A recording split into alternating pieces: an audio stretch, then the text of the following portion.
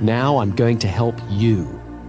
This side of the tape is directed to your conscious mind, the part of your mind where you make decisions and where you are aware of now. I will explain a number of techniques you must use to create patterns of confident behavior. Use these techniques deliberately until they become habits for you. They will provide a framework in which the energy released from your unconscious will be expressed. Your unconscious mind is all the memory, wisdom, and perception that you're unaware of at any one time. It contains all your hidden potential and inner power. On the other side of this tape is a powerful hypnotic induction, which releases the power of the unconscious mind to give you strength and confidence. It will program your mind for success. You should listen to it only when you can relax safely and comfortably and ignore the outside world completely. Each of us is different. We all want confidence, but we all have different lives to live. I would like you to think for a moment now about what you want confidence for. Take a moment or two to think about that. Where will you use it? What changes will it make for you as you are more confident? Let's take a specific example. Imagine a scene in your head now where you are totally confident. Imagine you are seeing a film right now of a time in the future when you're using your confidence to achieve something you really enjoy. Do whatever you would do if you knew you couldn't fail. Just sit back now and watch yourself achieving excellence. Notice how you look, the expression on your face, the light in your eyes. Notice the life, the grace, and the elegance in your movements.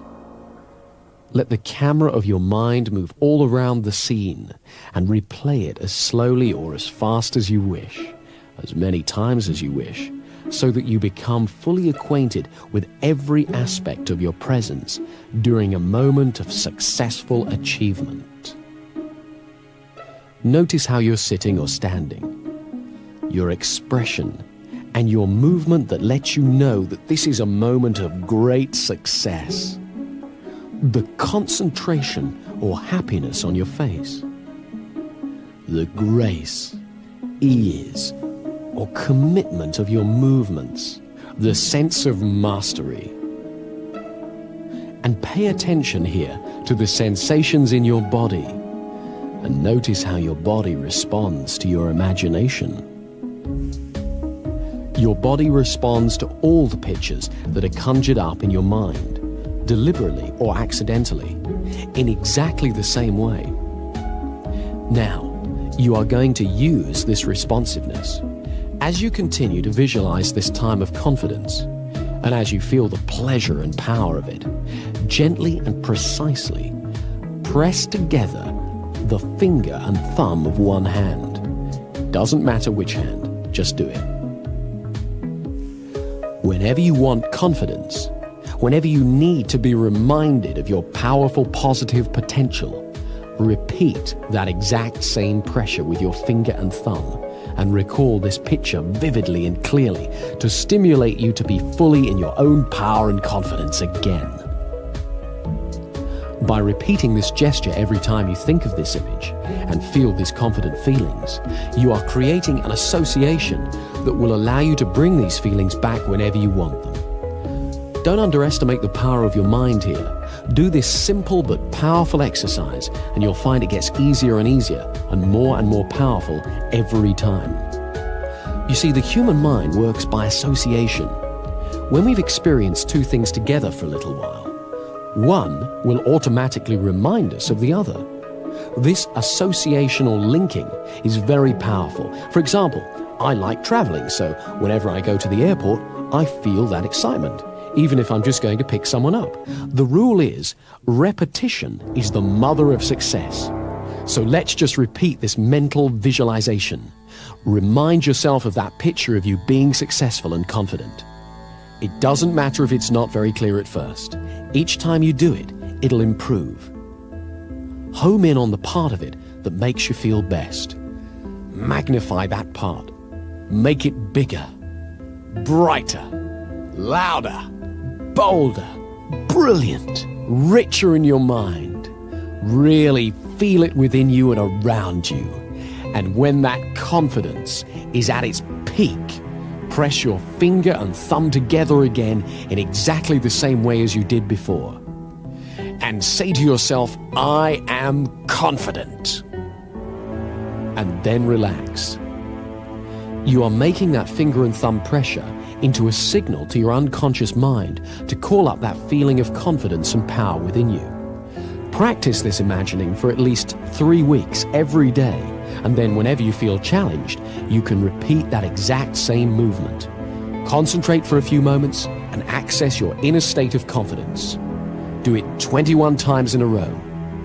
Olympic athletes the world over have used exactly this technique to prepare to win their competitions. Now you can use it. You see, we're all born with confidence. Babies are confident. They cry and they expect to be fed. They explore and they have no fear. We all have the ability to regain the confidence we are born with. And one of the main things we have to do, which is ridiculously simple, is just to make room for confidence. People who've lost confidence feel fear, and so they often hurry to get past things or hang back and avoid them. They speak too little or too fast. And when they feel awkward because they're doing these things, they have a tendency to do them even more. To let ourselves feel confident, we need 2 simple qualities: patience and flexible thinking. A few years ago, I was giving a presentation at a conference. I was on a panel with 2 other speakers, and while they spoke, I was really enjoying relaxing and being a member of the audience. And so it came as a bit of a shock to me when I was called to speak. I went to the rostrum and looked out and saw a huge room full of people looking at me. All of a sudden, I felt my stomach tighten and my hands went clammy and started to tremble. I was very surprised because I'm used to appearing in public, so I wasn't expecting to feel anything like that. So what I did was nothing. I just stood there and I noticed my feelings. First of all, I noticed my breathing, and I got used to standing where I was. I thought for a moment about what I was going to say and how much I believed in it, and I accepted that my body was excited. I was excited. I didn't have to call it stage fright or lack of confidence. I was excited. And that added a spark to my presentation. Then, when I felt ready to speak, I began. Now, this was a fairly simple little incident, but it shows 3 things. Firstly, you never know when you're going to be surprised, because I had no idea I was going to feel anything like that when I stood up. Secondly, it reminded me of the value of patience. I simply took my time to notice what I felt and got used to it. I didn't rush away from my feelings by diving straight into my presentation in a terrible rush. And when I acknowledged how I felt, it wasn't overwhelming. It helped to notice my breathing and to let that be calm as well. Thirdly, I reminded myself that the feeling I felt wasn't good or bad. It was just what I felt. And I could choose to call it fear or stage fright or eagerness or excitement. And I chose to call it excitement. I was reminded of this when I was sent a tape of my presentation, and I heard the pause before I started to speak. That was the pause I took to make room for my confidence. There are lots of ways you can make room for confidence in your life. In conversations, we can practice confident listening. Confident listening is allowing yourself to concentrate fully on the other person's speech. It means that rather than preparing what I'm going to say, I really listen to you. And so often when I listen well, what I need to say, and when it's okay to say nothing, becomes much clearer. When I hear the rhythm of the conversation, I discover that there are plenty of times when silence is appropriate. By listening with patience, I make room for confidence in my conversations. The same is true with actions and feelings. Patience makes room for confidence. Turn your attention outward to the world while acknowledging what you feel. But don't judge or compare or worry. Stay curious. Don't judge yourself or others. Often you don't have to do half as much as you were worried about when you lacked confidence.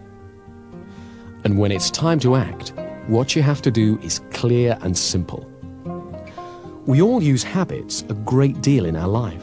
Some habits help our confidence, others don't. So to increase our confidence, we have to amplify the habits that assist us and eliminate those that don't. Much of our thinking is habitual. It happens all by itself and is just a string of associations. Mostly, we tend to be absorbed in a task or an interest, or afloat on the river of automatic thinking. However, we can affect it. With a little effort, we can redirect our attention. It turns out that associational thinking is very powerful, so this effort has to be made over and over again. At first, it's quite unnerving to discover how easily we can be distracted. But if we repeat the effort over and over again, we gradually find that we affect our patterns of association and also increase our powers of concentration. There's one very important way we need to make this effort. Nowadays, the atmosphere of ideas in which we live is very busy. Messages bombard us from all sides, and not all of them are very healthy. On television and radio, we're asked to buy far more than we can afford, and the news is always full of doom and disaster. To protect ourselves, we learn to ignore a great deal of it so that we're not overwhelmed. But unfortunately, we can also inadvertently ignore the beauty and blessings of life as well. So we must learn to be selective and to reinforce the positive, beautiful messages in our lives so that we nourish the positive and beautiful in ourselves. As we pay attention to the goodness in the outside world, we strengthen it within ourselves. It's also useful to phrase things positively, to use optimistic language whenever possible. I don't mean that we should ignore difficulties or problems, but that we should always look towards the solution, not the negativity. If we use positive words to ourselves and others, we're more likely to receive positive words and messages from them. Try to avoid putting people down or putting yourself down. If you want, you can make a game of cleaning up your language. Do it by yourself or with a friend. Watch out for negative phrases like I can't, or I shouldn't, or I'll never, or I'm just not very good, or starting sentences with but or no. Whenever you hear yourself or a friend use a phrase like that, stop and rephrase it in positive terms. For example, instead of I can't do such and such, use I can learn how to do such and such, or I haven't learned to do such and such yet. There's no fixed meaning in life except the meaning that we bring to it. So let's make your life brighter by looking at things that you've got going for you. Positive thinking becomes a self-fulfilling prophecy. Every time we pay attention to something, we energize its presence within us. If we pay attention to negative thoughts, we just make them stronger. So they crop up more and more often. But when we pay attention to positive thoughts, we strengthen them so that they return to our consciousness more and more often. Whatever you pay attention to returns to your awareness more and more frequently. So it's vitally important to acknowledge and concentrate on your successes, great and small, and what's really healthy and rewarding around you. Remember, you always get more of what you focus on in life. Here's a way of focusing that power. These questions direct your mind to what's positive in your life, so in order to answer them, you have to experience some of the good feelings that go with the answer. Every morning, ask yourself, what do I feel happiest about in my life? Who or what in my life makes me feel most loved? Who or what in my life makes me feel richest? And if you don't know the answers to these questions yet, ask yourself instead, what could I feel happiest about? Who or what in my life could make me feel richer, happier, or more confident? When you were a child, you may have seen a model railway in a shop window. The train would go round and round the window, across the front and into a tunnel, and then out of the tunnel on the other side, across the front of the window, back into the tunnel, and so on.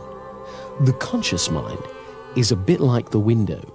We see the train of our thoughts when it crosses the front of the mind, but the train carries on out of sight and pulls whatever we've seen through the tunnel, the unconscious mind.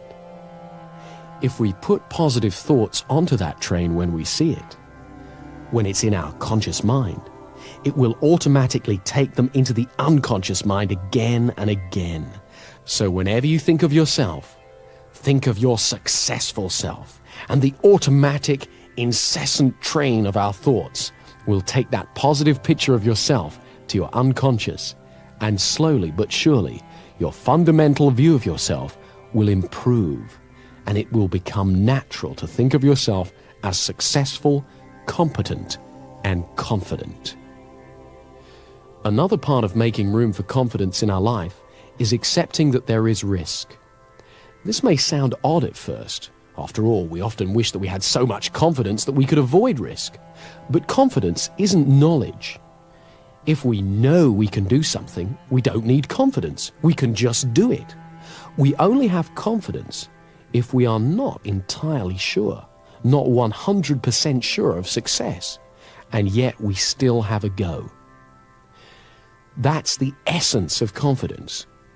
When there's no risk, there's only certainty. Confidence only comes when there's risk. So we must embrace the risk, recognize it, and realize that it has a place in your life. In fact, it is because of the risk that you can value your achievements, because you achieved them in the face of risk. This is why you can feel good about every step on your path to confidence. Each step is a risk, however small. And as you get used to having confidence, you will realize that you get used to having risks. Risks don't go away. We just learn that we can face it and deal with it. And as we do so, we become more powerful. We learn we can achieve our goals, and we become more confident. Let me show you one more thing that increases your confidence, and it's great fun as well. Think of somebody now with whom you don't feel confident. Imagine them walking in your front door. And imagine they've got a red clown's nose on their face and an orange wig on their head. Or shrink them so they're about 12 inches tall. And call to mind the way they talk. If, for example, it's an authoritarian sort of voice, "You stupid, useless person." Make them sound like Mickey Mouse. "You stupid, useless person." Or make them have a sexy voice. "You stupid, useless person."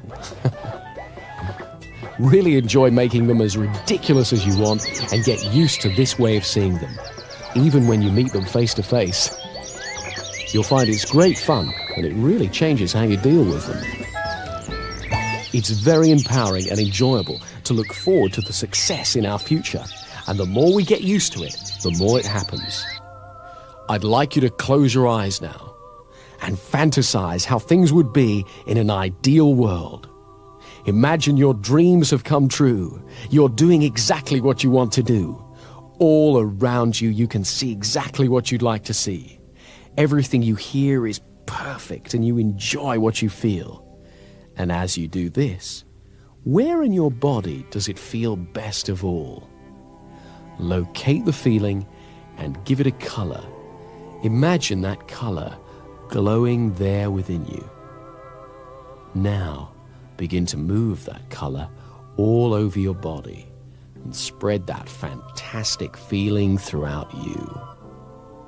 Let it permeate your body. Notice how wonderful you can feel just by using your mind like this. Make sure it's around your legs and feet, stomach, chest, shoulders, arms, hands and fingers, neck and face. Make it truly brilliant. Turn up the brightness, feeling joy and energy surging within you. Now double the intensity of that color again and keep that feeling within you. Wonderful, brilliant, bright, fantastic. When you feel good and happy, your non-verbal communications put you in tune with good and happy people. and help other people feel good too, so you create a warm, friendly atmosphere. With this simple exercise, you can actually affect all the world around you. Do this every day and you'll soon notice how it begins to bring out the optimism and enthusiasm in the people you mix with.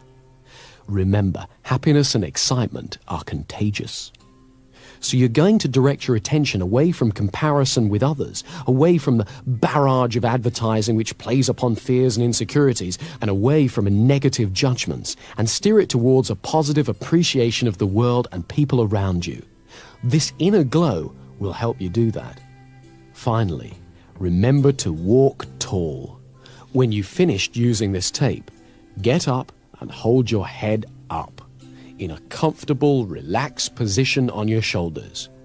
Let your spine support you. Imagine that a golden thread runs vertically up through your spine and straight up to the sky, and that thread supports you.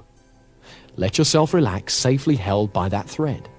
This relaxed, upright stance is the natural position of confidence, and it will soon be as natural to you as breathing. So enjoy it. And to give you a rock-solid foundation for your confidence and power, use the hypnotic induction on the other side of this tape every day for 3 weeks, and as often as you want thereafter. Side 2 is a powerful hypnotic induction that will reinforce all the work you've done on this side and will boost confidence at every level of your mind. Whenever you want to relax deeply and totally, go somewhere where you don't have to be aware of the outside world and use side 2 to go into as deep a trance as you need to. Each time you go into trance, the effect gets stronger. So use it every day for 3 weeks. Use it, enjoy it, and you'll find that as your confidence increases day after day, you'll find yourself doing things you used to dream of. Use both sides of the tape every day until you can really feel the improvement.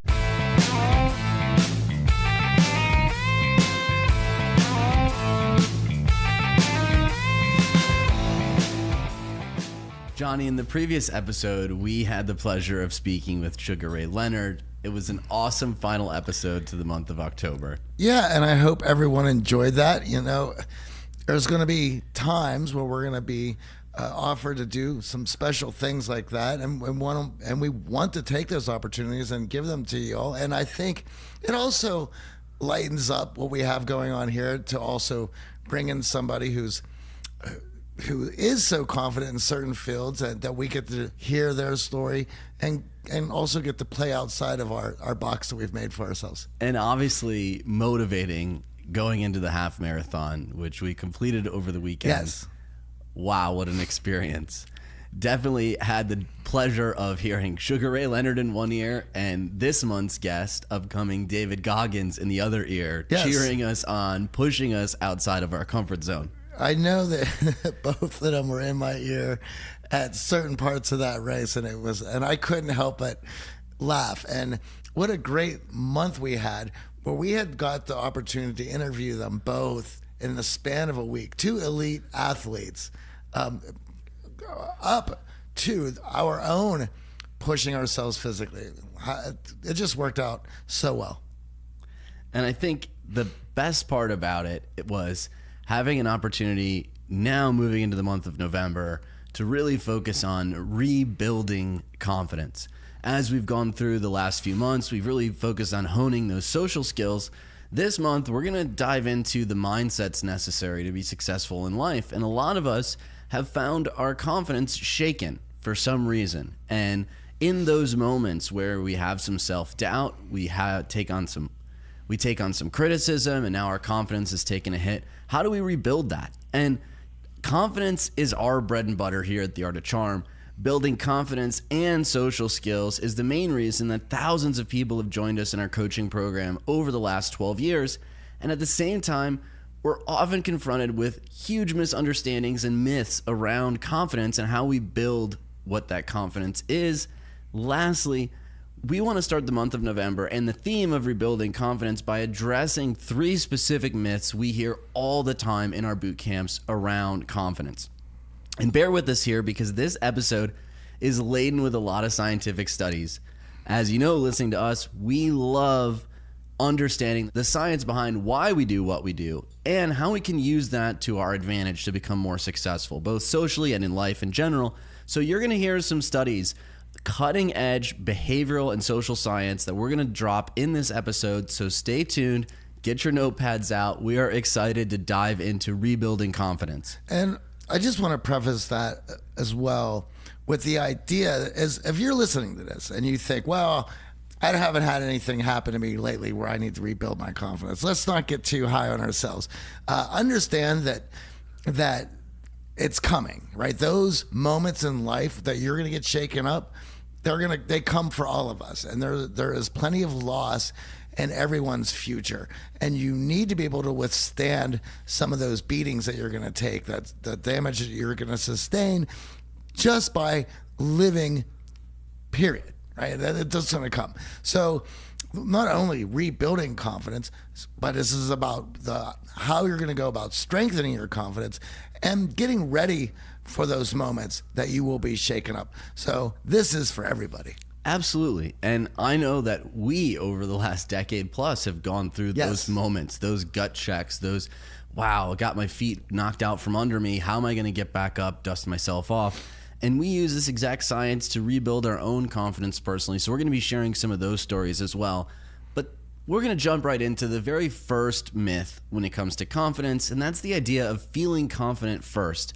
And when we talk about confidence, a word that hops to everyone's mind is self-esteem. The concept of having high self-esteem is so prevalent in the self-development field that many of us work on improving our self-esteem in the hope of creating all these other benefits in our lives.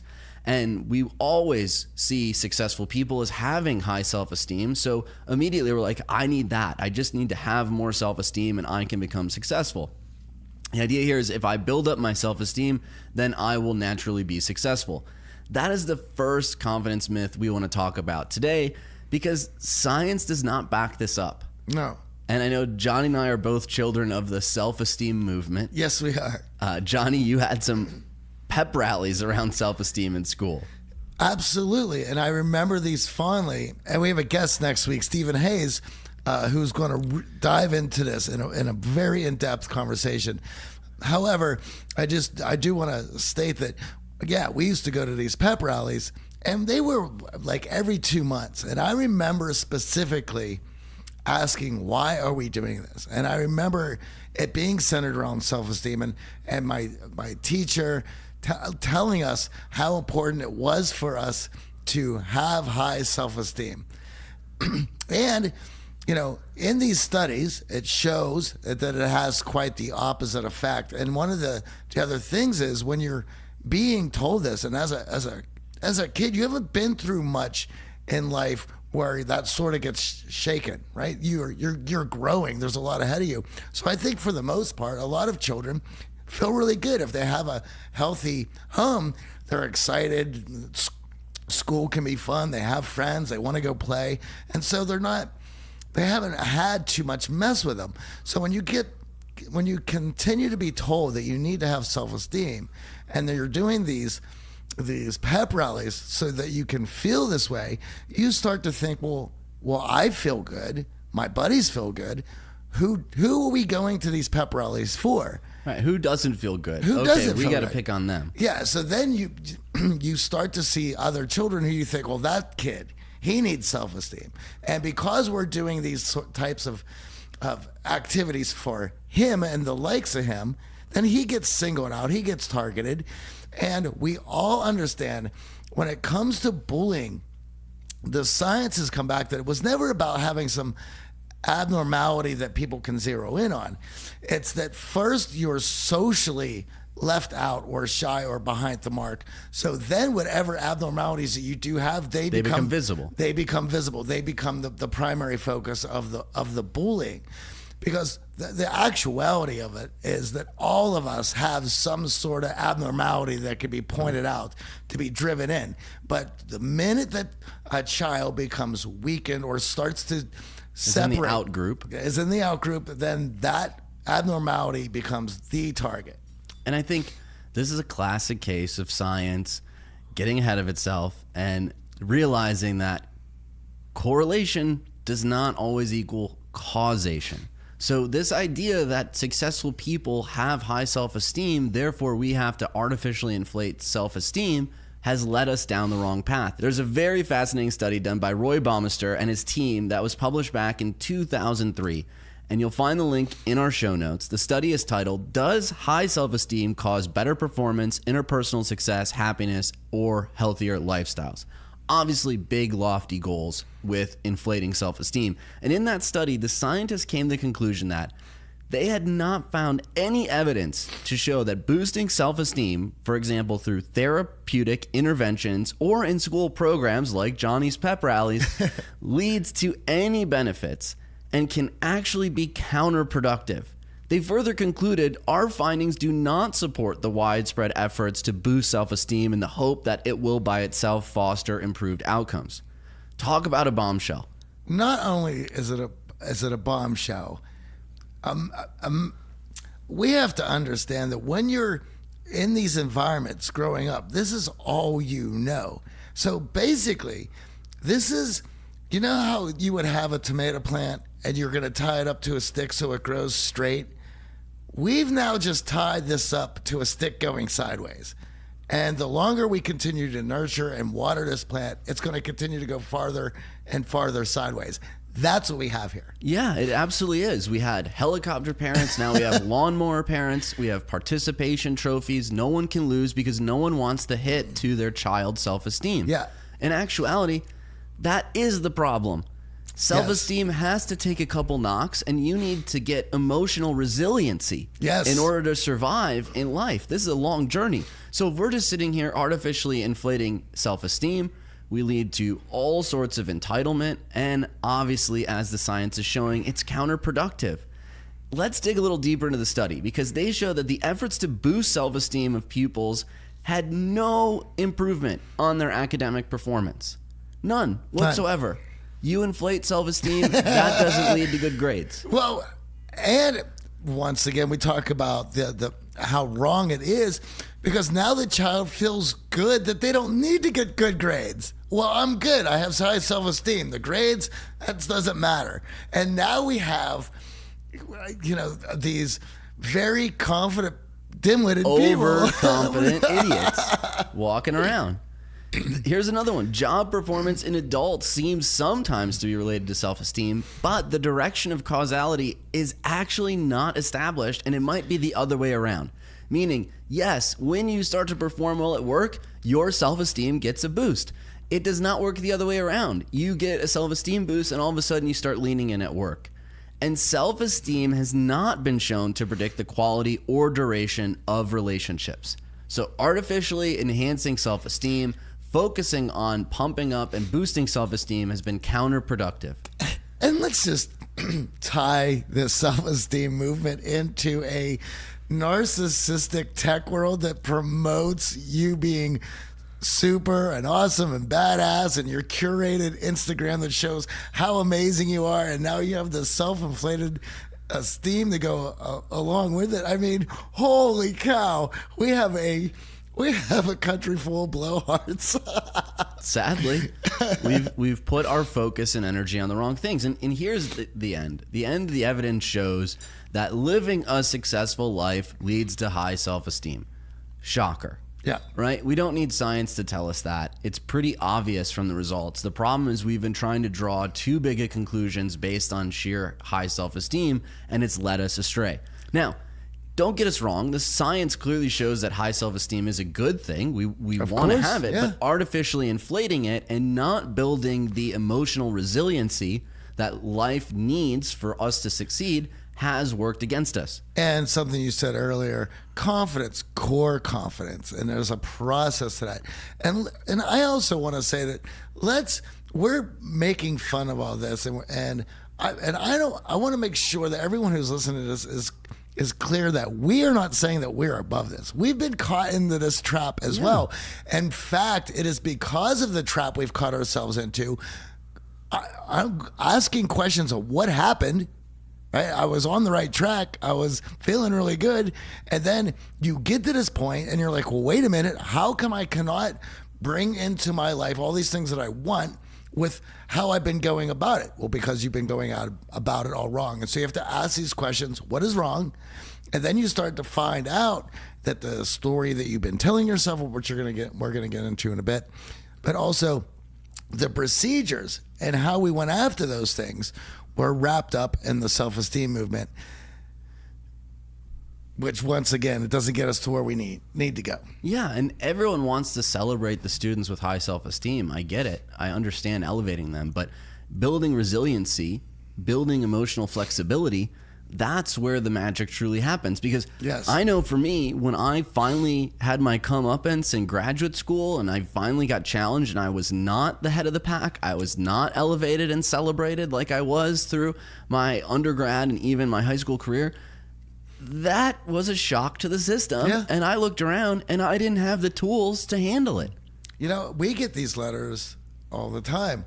In fact, there was one that just came in this week about a young man who had to do a lot of questioning himself and everything that was going around him when he realized that he wasn't going to be able to play pro ball.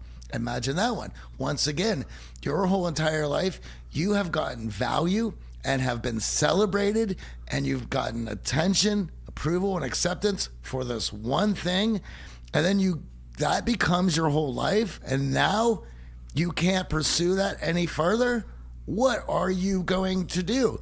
Yeah, And we've had professional baseball players, Yes. professional hockey players, professional basketball players, all sitting on the couch at boot camp, what's up? and their career is now in shambles, and they're no longer celebrated for the one skill set that they put all of their value in.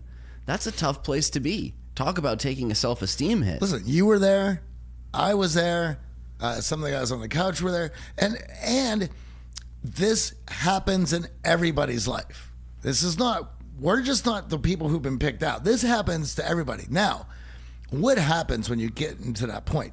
You can start drowning those feelings out and ignoring them through booze, drugs. Right, a lot of people, even Sugar Ray last Yes. week talked about that. You put yourself in a situation where people elevate you beyond where you even find value or think of yourself as valuable, and all of a sudden it leads you to some dark places. And some people just sweep these negative emotions under the rug. I can't listen to that. I got to block that person on social media. I don't want to hear that. And I will also say that, let's say that you curb taking it through, like numbing that feeling, medicating, right? So let's say you go to a different route. So shopping, video games, food.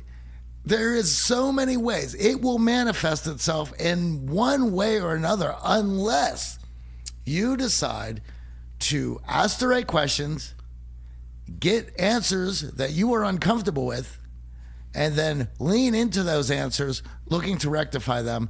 And of course, that's what we're talking about when we talk about rebuilding that confidence. And this is why our coaching programs all dig into this idea of the story action cycle. In fact, Core Confidence, our online group coaching program, talks a lot about this so that we can start to understand the stories that drive our lives. And we all have stories running in the back of our mind all day long, a narrative that we've built up. And sometimes these stories have been implanted and embedded from other people, strangers, teachers, coaches, and their behaviors around us. We've assimilated into this story, this narrative that drives our behaviors. And sometimes we're not even aware of this story. It's happening subconsciously.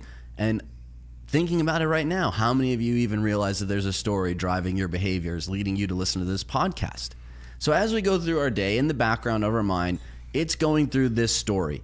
And it's basically our operating manual for living. Mm-hmm. It's how we run our day-to-day lives. And it is very effective because then we don't have to make constant decisions every single second of the day. Well, that's exactly why we have it. If everything is on a conscious level, you're going to be worn out. You're going to be beat up. You're going to have mass anxiety because you have too many options ahead of you.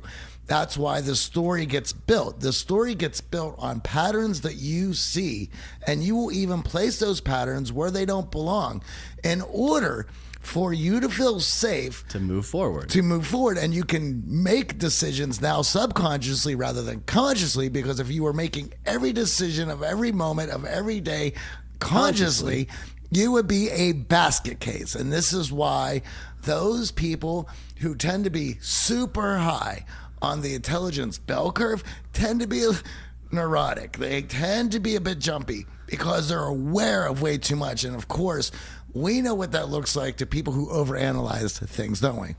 Just a little, yeah. We've had a little bit of experience in that arena. Yes, we have. The problems start to happen when we don't like part of that story. For example, we might be sitting in a business meeting and we need to voice some concerns. Yes. Our boss is now telling us something that we disagree with. So what happens?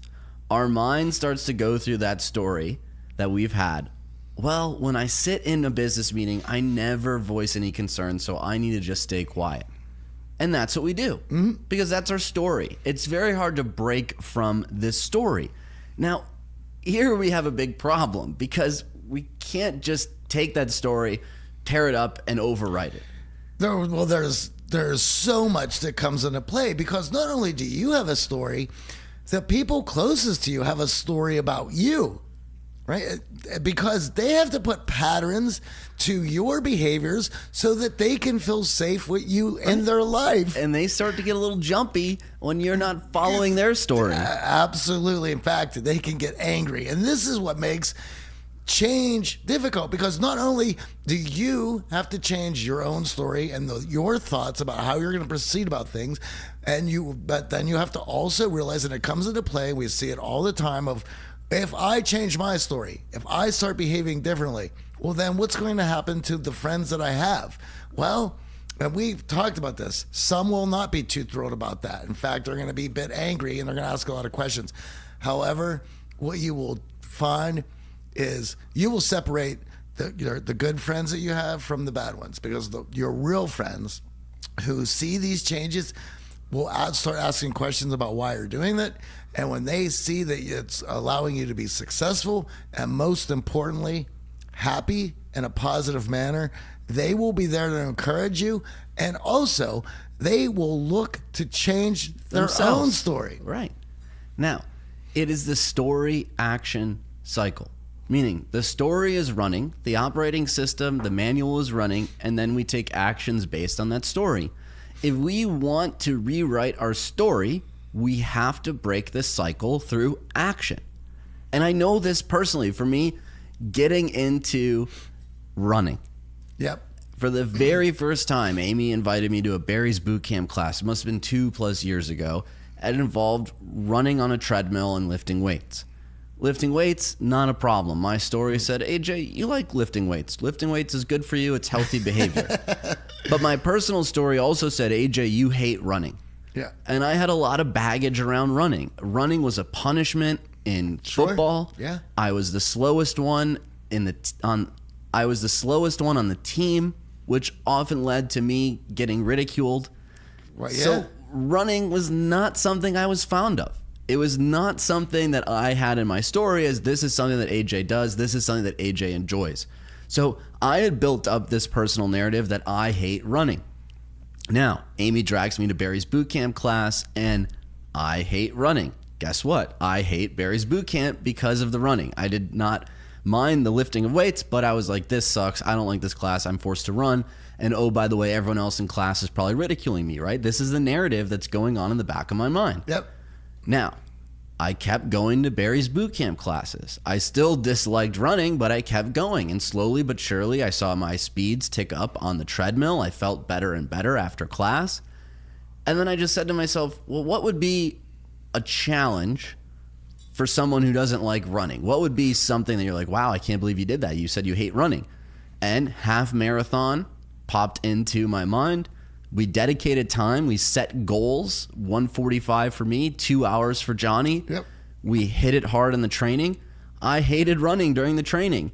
Finally, went on my long run, broke 10 miles, actually felt really good after it. Started to feel the runner's high, started to see my times creep down.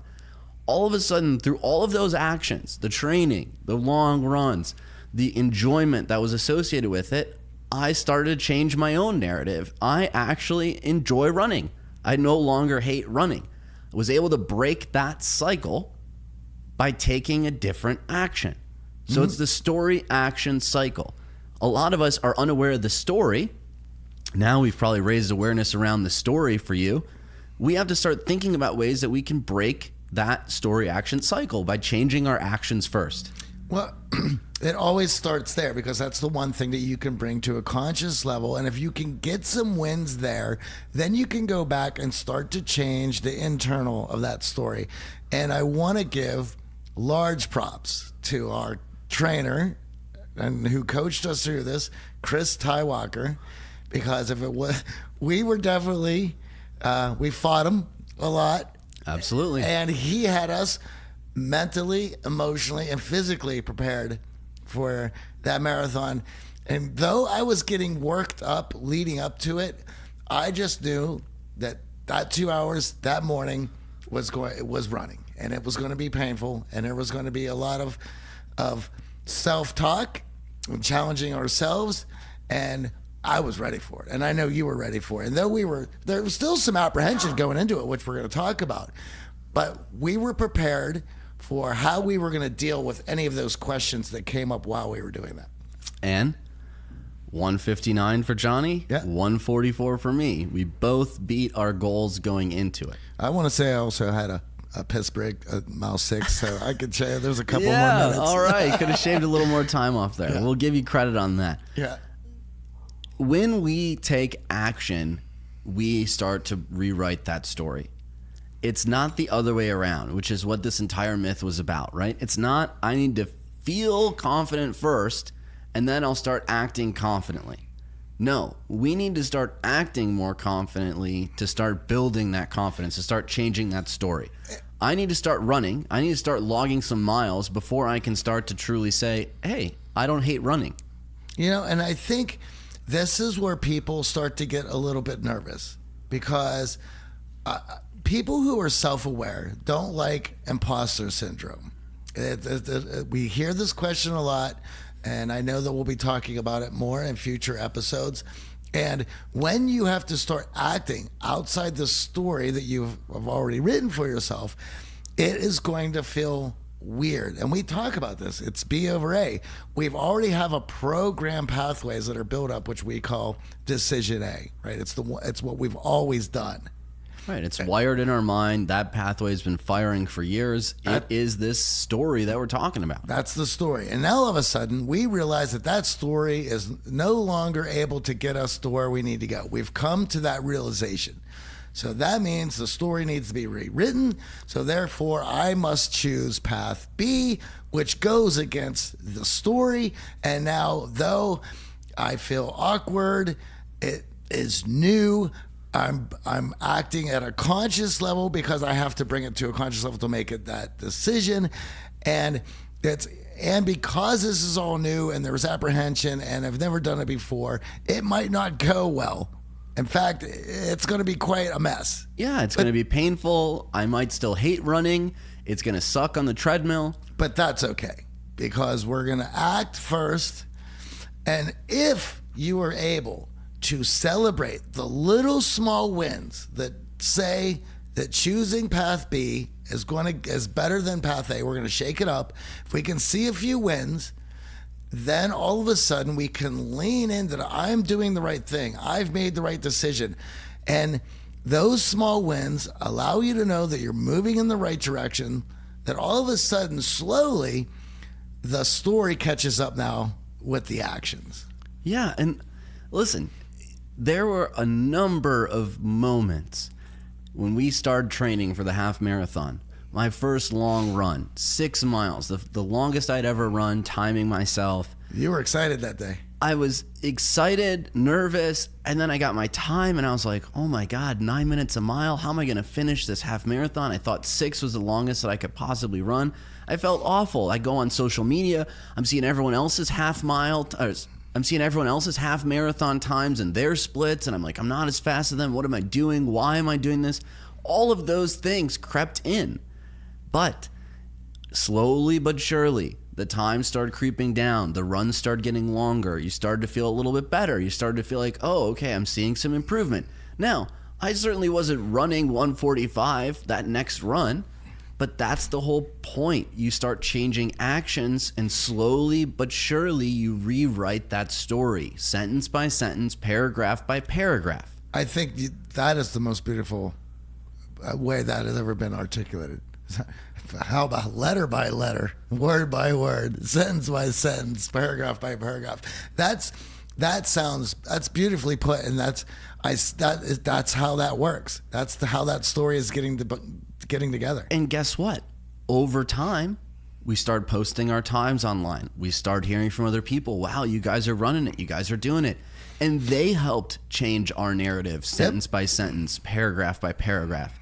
To now, I feel that I am a runner. If someone were to say you're not a runner, I would laugh. Sure. But 6 months ago, I'd agree with them. I'm not a runner. I hate running. That is how we start to build confidence. It is a complete myth to think that you have to feel confident in order to act confident. We got to act first, and then all of a sudden we're going to rewrite that story, break the story action cycle that's led us down a path of feeling less than, lacking in confidence. The next myth that we want to talk about is this idea that some people just never fail. But before we get deeper into this, we need to address the other notion that ties into this myth, the idea that some people are born more confident than others. Now, there is research on this, the influence of genes on confidence, and it turns out that yes, some people are born with more confidence than others. There was a very compelling study done by Robert Plomin, who's a behavioral geneticist at King's College in London. What Plomin did was he followed 15,000 sets of twins in the UK from birth to adulthood. What studying twins allowed him to do was look at the influence that our genes have on our personality. Plomin was studying both identical twins, those that have the same DNA, and fraternal twins who only share part of their DNA. And what he and his team concluded after following all of these twins is that about 50% of our confidence is predetermined by our genes. That's arguably a lot. Yep. Now, scientists are still in debate about this. Some say it's less than that. They put the number around 25%. But basically, science is saying that there is something to our genes influencing our confidence. So while scientists haven't settled the debate, we can conclude that confidence comes from both nature and nurture, not just a small part that's really in our genes. Well, I think that also goes with it being added to your parents. So if your parents understand, well, if it's genetically a long line of people in your history that understand how to walk into the unknown, ask questions, and slowly develop and learn skills, that fear is predetermined, right? Like, so if my great-grandfather and my grandfather and my dad, they understand this, and of course I'm being naturally taught this growing up, then I'm going to have a good understanding about it. So I will fling myself into things a lot easier than other kids were who this wasn't in part of their background, wasn't in their DNA, and they certainly were not exposed to it as children. Yeah, and I can definitely feel it from my own experience growing up, that there were some things that my family felt confident in doing, and there were some things that they weren't confident in doing. And guess what? I happen to pick up on those patterns too, right? Some families tend to have academic confidence. Some families tend to have athletic confidence. But here's the thing. We have to dispel this myth that you're either born with it or not, because that becomes a convenient excuse not to improve yourself. Well, I think you should look at it in the manner of confidence being a nebulous term. Right? It's you can't really grab onto it, and we're going to talk about this in a bit. But if it's a black box, and you going out and learning new skills allows you to venture out into the black box, be a little bit more aware, paint more of that black box in, well, that's slowly the confidence of that register that you get. But there's always going to be more unknown. It never ends. Right. So the only thing you can do is illuminate certain parts of this darkness at your in due time as you're going to go out and venture into it. Right. It's like those video games as a kid, right? You get the light, you get the flashlight, and then all of a sudden you're walking around the map and you're illuminating more of the map. And there becomes some areas of the map that are illuminated, and now you feel comfortable walking back through. I've killed those bosses. I've killed those ghosts. I know how to do this. I've been here before. But there's also going to be some other parts of the map where you got to walk in. You got to shine the flashlight on it. You got to figure some things out. So to wrap that up, it's no one is born with an illuminated black box. So there's going to be discovery for everybody. Some people will have a stronger flashlight. That's it. Their beam of light might illuminate more, but they're still discovering parts of the map just like you are. And it will be going on forever. There will always be parts that until they venture into those areas, they're going to be incredibly unconfident about. And now here's the thing, and this is why we want to dispel this myth, because social media has helped propagate it, that people don't fail. There are some people that are just successful at everything, whether it was the high school quarterback who now got the great job after school. It just seems like he keeps winning, and over again you see this, you feel this. Society propagates this idea, and then it becomes easy for you to assimilate into your story that, well, that's just not my lot in life. I'm not that lucky. I think we're getting to a part with this new technology where those things are starting to show a little bit better, where you can't hide you can't show only the good stuff. The bad stuff's going to come out as well because everybody has a camera. I mean, we can even see it with Elon Musk, right? He goes on Joe Rogan, and all of a sudden, everyone's screaming and hollering, and billions of dollars are being lost and gained, and we're getting to a place where it's gonna be incredibly difficult to hide any of the bad stuff that you don't want people to find out about. And the longer you try to hide that, the more difficult it's going to be. The more painful it is on you as well. Yeah, the more painful it's going to be. So understanding that, of course, if you never fail, it's easy to have a lot of self-confidence, but that assumption may sound logical, it's just not realistic. You will look at people that made a name for themselves, that have had a ton of success, and whether it's sports or business or even in history, and when you look at their story, all you see is that it also was full of failure. When you read most biographies and autobiographies, you are going to find chapters around failure. You are going to find chapters around things didn't go as planned. I pushed through. I love listening to the podcast, How I Built This.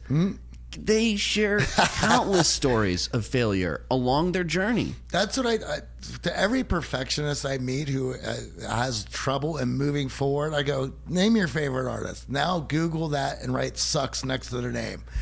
And you will see everything you need to go, oh, okay, I can feel better about this. It's okay to fail. In fact, it's going to be failure, which is going to get me closer to my goals. And listen, there's one proven way to never fail, to never take a dent in your self-confidence, and that's to live life in your comfort zone. Yeah, and that doesn't sound fun. No, staying on the couch, never trying anything new. Who here would actually do this? In fact, that's why most of our alumni end up working with us in the coaching programs online or in person. They're sick of this safe comfort zone where they're not getting what they truly want out of life. And what's difficult is, and I was thinking about this the other evening, was there are certain episodes in my life where I have put myself out there or did something new or was trying something where the backlash that I had gotten from it socially was it hurt internally in that moment so much that it's permanently burned into my brain. And it's not permanently burned into my brain as a positive or what was that person's problem or anything positive. It is burnt into my brain of this is why you never step out ever again. And And these moments, even if I look back at them, I can logically see my way around them and see the fault. But how at 45 years old, as of yesterday, how it's those moments are still burned in my brain. And any time that I'm doing something new, I have flashes of those moments, and I have to roll forward despite the emotional pull that they have when they pop up. Yeah. So that's an important point here. Those failures are still going to be there. Yes. We're not sweeping them under the rug. We're not turning ourselves into someone who is a shell of ourselves and who only looks at the positive and always dismisses the negative. But it's choosing to act even if you're feeling that discomfort. That's what we're talking about. Yeah, well, even at 45, if I see one of those people post something on Facebook, I still at this moment get angry. I go, what is this asshole saying now? And it has not, it is 20 years removed, but it is still burned in, and there's still a feeling and an emotion attached to that name, that person, that face. It's quite funny how those things are etched in permanently. And listen, when we're exiting our comfort zone, there are two things that are guaranteed to happen. Number one, you are going to feel some anxiety. There's no getting around it. Your mind is wired for comfort. And when you are putting it in a situation that it hasn't been before, it's going to express that discomfort in the form of anxiety. The second thing that's going to happen when we step outside of our comfort zone is we are going to fail. We are going to make mistakes.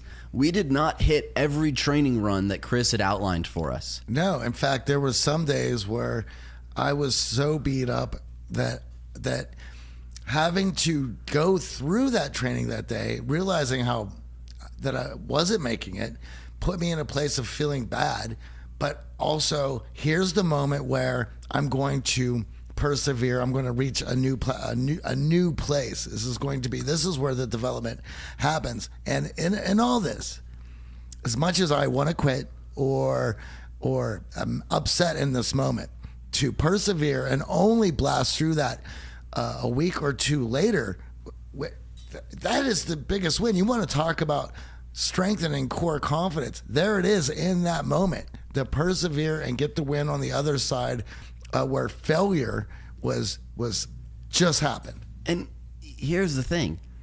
In those moments, you're going to have that voice saying, you said you hate running, AJ. Why are you doing this? You're going to have that voice of your high school football coach saying you're the slowest guy on the team. What's wrong with you? You're also going to have those moments where you're like, but wait a second, that training run I did yesterday, I was phenomenal on. And 2 weeks ago, I ran further than I ever did before. That's what we're talking about. Taking action allows you to drown out some of the negative voices with new experiences that show to you that you should feel confident in this area. And over time, those voices are going to drown out all of the negatives so that you feel even more comfortable moving forward. You know, we were laughing after the race. Man, I feel like I could have ran 15, 16, 17 miles. Why do we stop at 13.1? Yeah. Leading up to it, we were like, why does this thing have to be 13.1? So it's very easy for you to swing both ways if you are constantly pushing yourself outside of that comfort zone. Those training runs were outside of our comfort zone. They were the longest distances we'd ever run. They were some of the most terrifying terrain we'd ever run. Hills in Beverly Hills, going up and down side streets, dodging cars and traffic in Hollywood. Yeah, that was certainly the most difficult part for me in the training, is running on Sunset or Hollywood Boulevard at 7 a.m. It was quite scary, and there was no way of putting in my earpods and zoning out and just cruising outside. I would have been racked. Now, let's talk about dealing with failure, because if we're trying to build confidence, if we're trying to rebuild our confidence, then failure is going to be something that we have to surmount to start building things. Now, first off, we are not going to try to tell you to suppress the pain or pretend that failure doesn't happen. That you're not going to hear that here. And science doesn't approve of that message either. You need to feel the pain of failure. You need to build the emotional flexibility and resilience to push beyond that pain. The second thing is, if you just took a blow to your confidence, well, yeah, there's going to be a healing process. You don't just bounce back. I'd love to run 10 miles today. My body's telling me, no, dude, not a good idea. You are going to have to heal up a bit. And lastly, you may feel a very strong urge to black out, block that out of your mind, not focus on that. Go to the other extreme, overindulge in self-pity. Yeah. I can't believe I'm such a failure at everything, and trying to turn that into your whole narrative and story. It may make sense in the moment, but it actually does not improve where you need to be. Putting your head in the sand and pretending that it didn't happen is not going to improve what happened after that failure. Yeah, and one of the things I want to talk about this is several different ways of looking at failure and diving into failure. For one, now that I understand the process and how it works, and I know that failure is part of the learning process, when I have the choice to walk into the unknown wanting and willingly, I can commit to the process, and I know what is going to happen.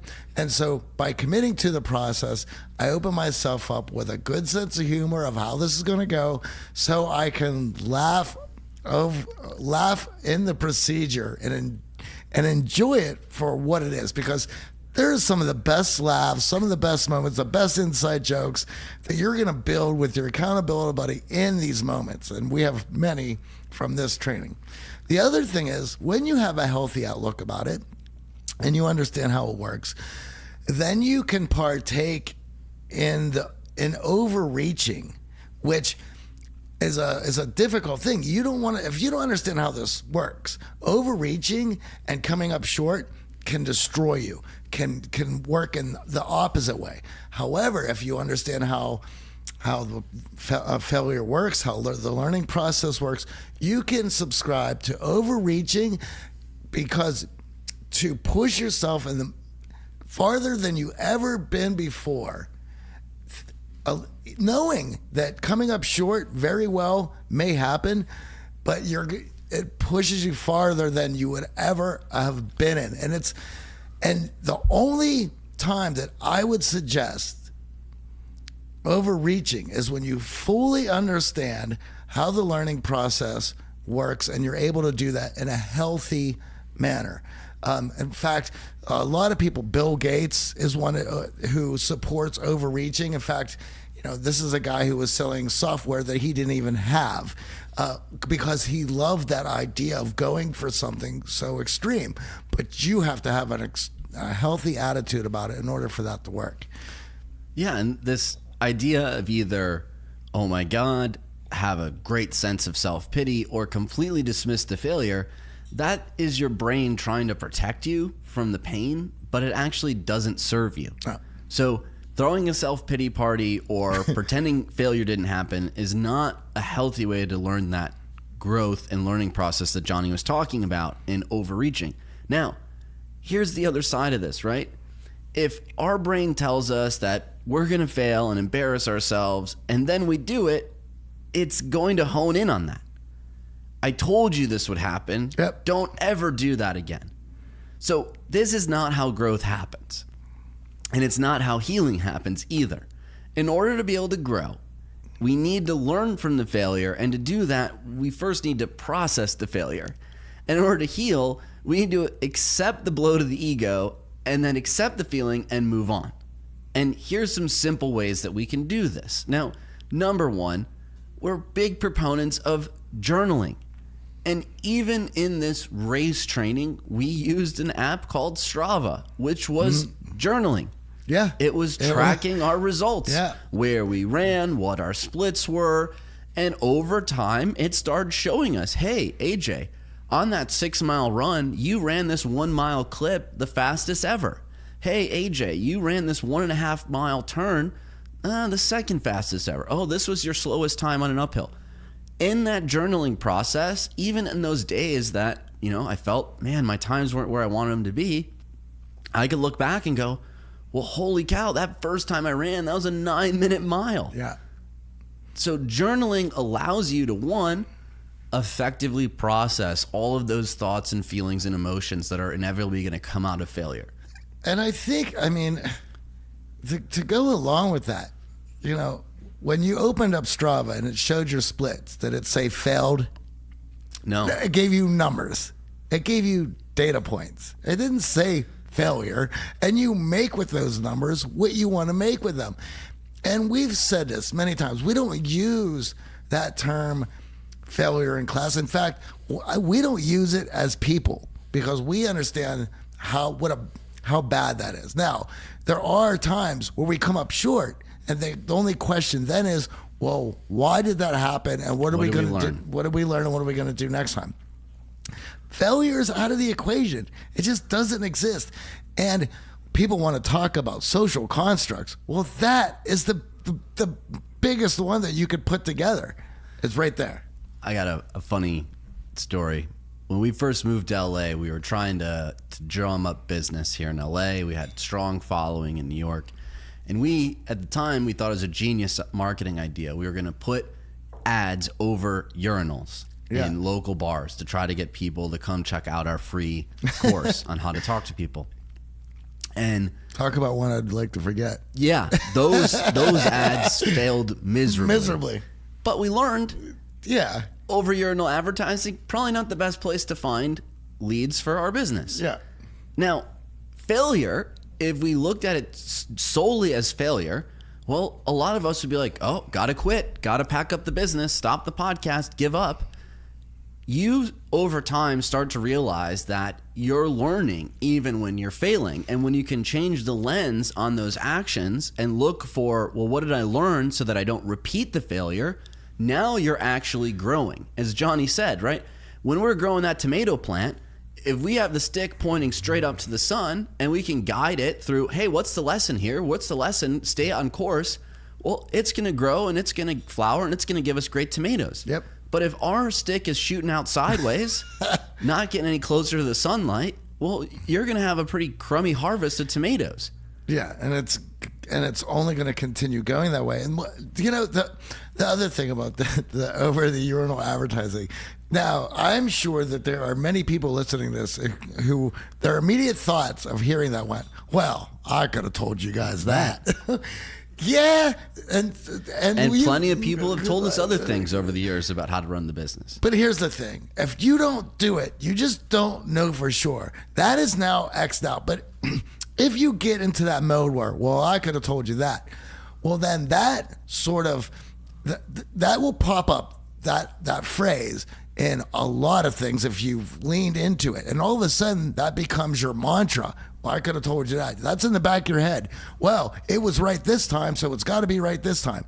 No, it's not at all. It's not how it works. And until it has been tested, it is in the air.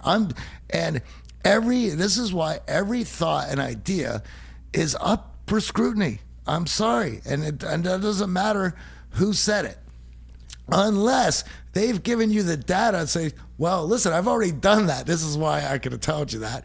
And here's the data. Okay, now you got me. Right, now I'm listening. Now I'm listening. And that's what we're talking about. Journaling is capturing that data. Yep. Journaling is an opportunity for you to take an account. How did I think and feel in this moment? Well, that run sucked. I still think running sucks. Okay, what are the positives I can take out of that? Well, AJ, you ran 6 miles. That's the farthest you've ever run. Okay, where do I need to work? Well, those were 9-minute splits. That's not going to get us to our 145 marathon. That's not going to get us to our 145 half marathon. Okay, now I can work to improve. That's the power of journaling. You have an outlet for your emotions and feelings. You have an opportunity to look at the data in a meaningful way, take the lesson, process the loss, and move on. Now, the second thing we can do here is spending time with our loved ones, right? Yeah. In those moments of failure, find your support group, find your wolf pack, find your teammates, find the people who are going to be happy to bring you up. And listen, we know it's difficult to showcase failure. I know for ourselves here, as the business has had its lumps over the years, it's been difficult to say, hey, things aren't working. Yeah, things aren't going the way we want. Hey, we aren't getting the results we're after. It can be very tough. Your ego's definitely bruised. But guess what? When you're surrounded by people who care about you, they can allow you to see some things that maybe you weren't looking at. Maybe you weren't shining your flashlight on. I know Right. in those moments where we've had some pretty colossal failures, it's been my friends and loved ones who've said, yeah, but you've been doing this for so long. Yeah, but this other thing you tried, it did work. So keep going. Those have been crucial moments for us to power through that failure. And what's funny about all of this, and the last tip that we're going to share actually comes from Dr. Sean Stevenson, a good buddy of ours.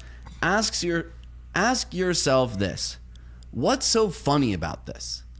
Right? When you look at failure through the lens of humor, when you look back at failure through the lens of comedy, yes, maybe it's not going to be easy, but what you're doing here is you're going to take that same experience and shift your focus from the negative into a more positive emotion. And who knows, you might actually get a good laugh out of it. I think this is also why so many movies that showcase dark humor are so funny to a lot of us, because though it's cringy to watch, we're able to laugh at it because we've been in those situations, and it puts us to a place where we don't want to have to go back to. But however, being able to laugh at it from that lens is the first step of you gaining from it. Now, the third myth that we want to debunk today is the idea that confidence is just a feeling. Yes, I know what you're thinking. What do you mean? Of course confidence is a feeling. Well, we all want to feel confident, and we think that once we feel confident, everything's going to be easy. And of course, we as coaches get this every time, people asking us how they can finally feel more confident. But let's delve into the etymology of confidence. The idea that confidence is a feeling is rooted in pop culture. Man, how poisonous is pop culture? It's utterly destructive. It really does. It poisons the mind. In fact, Russ Harris talks about the fact that this notion of confidence as a feeling has come into our Western culture only a few decades ago. And Dr. Stephen Hayes is going to talk about this next week as well. The original meaning of confidence, however, is quite different. 100 years ago, if you had asked people what confidence means, they'd have said, well, trusting yourself to do what matters. And we just have to look at the roots of the word confidence to see this. Confidence comes from the Latin confidere, and this translates to with trust. Now, when we look at the roots of words, we can now start to see that if we trust ourselves to do what matters, well, of course, that's coming from a place of confidence. The most confident people on the planet, they do the actions of confidence. Yes. They do something with trust and with knowledge, knowing that doing so is important. Well, what other word do we know that has con in the middle and the beginning of it, right? Con man, what is he doing, right? Gaining your trust.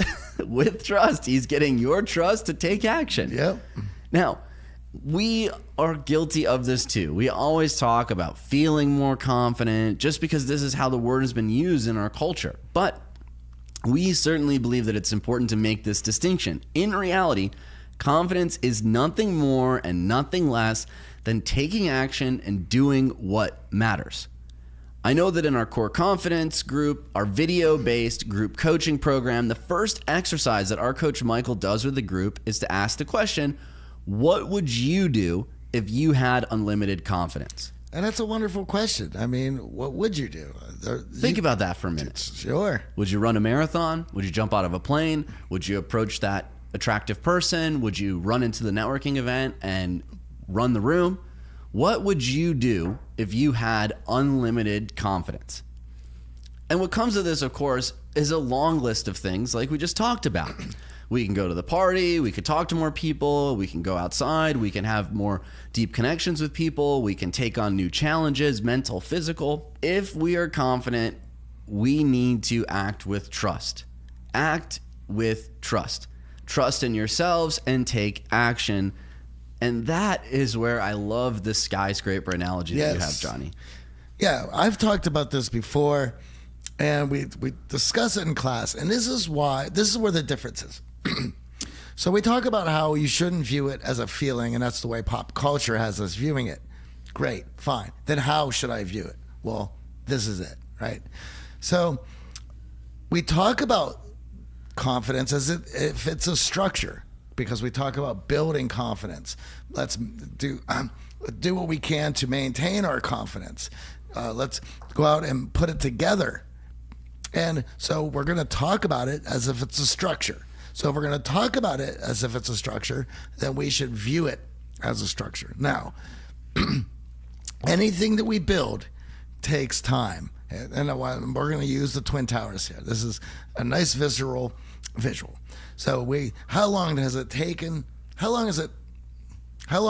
to build those towers? Obviously, that took years to put those things together. And your confidence is no different. It takes years and building it. Everything that you do is going to help maintain it and build it. But we also understand how easily we can bring those towers down. I mean, we've seen that happen. And in fact, your confidence, much like those towers, can be brought down very easily. And here's the thing. When we think about these structures, right? We don't just build a structure and go, oh, that structure is going to be around for 1,000 years. Exactly. We have a team of staff members who are replacing the windows, changing the floors, keeping that structure upright. Well, yeah, let's look at that. What if we were to build those towers and never ever touch them again? What is going to happen? Nature in and itself destroys, and it's going to, those towers are going to deteriorate. They're going to be overgrown. They're going to start to slowly collapse. So you already have nature in it itself looking to take out those towers. And I can tell you that your confidence, if you just do something here and there to build it and then don't touch it again, it will slowly start to deteriorate. So you have that working against you, right? Now, what would be metaphorical planes into the side of your structural confidence? How about losing your job? You think that will mess with you? How about a relationship collapsing on itself and a trusting partner taking advantage of you? Taking advantage of you. That would be a metaphorical plane into the side of that confidence. And these are things, much like nature in itself, that at some point in time is going to happen. You are going to have this loss, these things that are going to happen. Now, if you remember the towers, those planes hitting them wasn't the very first time that they've ever been attacked. Right. There's been other times. There was a bombing beneath in the basement. Yeah, there was a van rolling fertilizer being parked into the basement in the parking garage, and that didn't take those towers out. Why didn't it take those towers out? Because those towers were built to withstand that. And your confidence, much in the same manner, is going to need to be able to be built to withstand attacks like that, to withstand the loss that is inevitably coming your way just in life in and itself. So the way I see it, and the way we look at it here at the Art of Charm, is you have two choices every day that you wake up. You can either contribute to the forces that are looking to tear down your confidence, or you can actively participate in forces that are looking to strengthen and build your confidence. And when you look at it in that manner, that is a very easy choice. And so what am I going to do? And not only that, I can plan my day, my week, my month, and my year, and actively looking for opportunities to strengthen my confidence, to strengthen that structural confidence. And that's very important. And what are those things that we're going to be doing? Well, that is going to be taking more opportunities to walk in the unknown with the flashlight and illuminating places that I've never been. And that is going to unlock that. And that's going to strengthen it up. So when inevitably that loss comes your way, you will be able to withstand it. Your towers won't come down. Yes, you've taken a hit. Yes, you've sustained some damage, but it's not going to destroy you. Right. And if we think about confidence in three factors, and this is our cake equation. Love using acronyms. This is taken directly from our boot camp course. On day one, we talk about how to actually break down confidence into something that is not a feeling. Yes. And it's something that we can actively work on, as Johnny said, day in and day out. And when we think about this cake equation, the C in cake is confidence. It breaks into three factors: attitude, knowledge, and experience. And if you focus diligently on improving your attitude, gaining knowledge, and gaining experience in life, you are actively building that tower of confidence. Now, there are going to be many opportunities where your confidence is going to be shaken. Yes. And in those moments, you can look through this same lens and say, okay, was my attitude in the right place?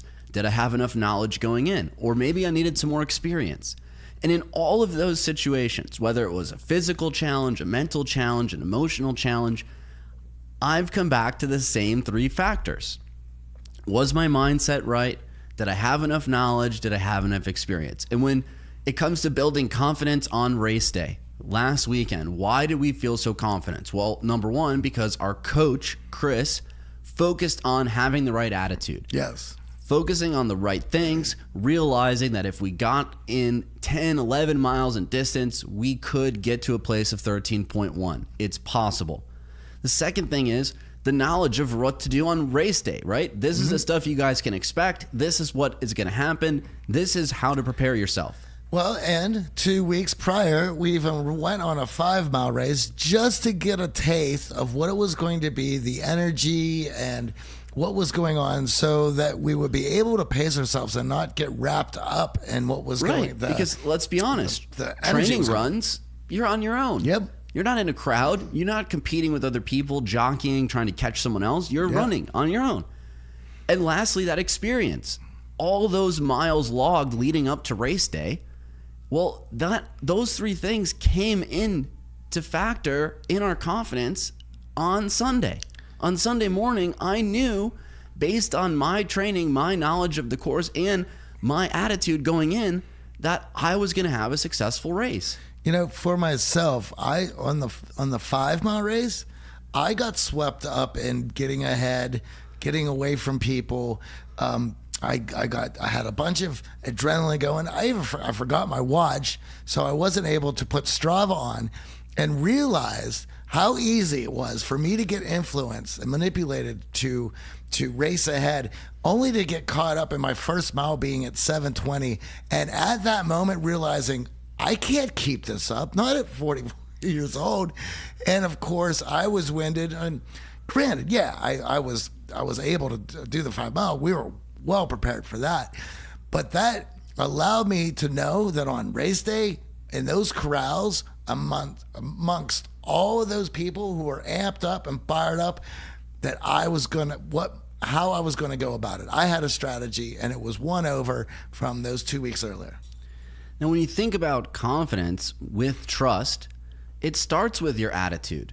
Do you trust that you're going to be able to accomplish your goals? Do you trust in yourself? That attitude is the ability to stay positive even in the face of temporary setbacks or adversity. Positivity is going to open you up. Negativity obviously is going to shut you down.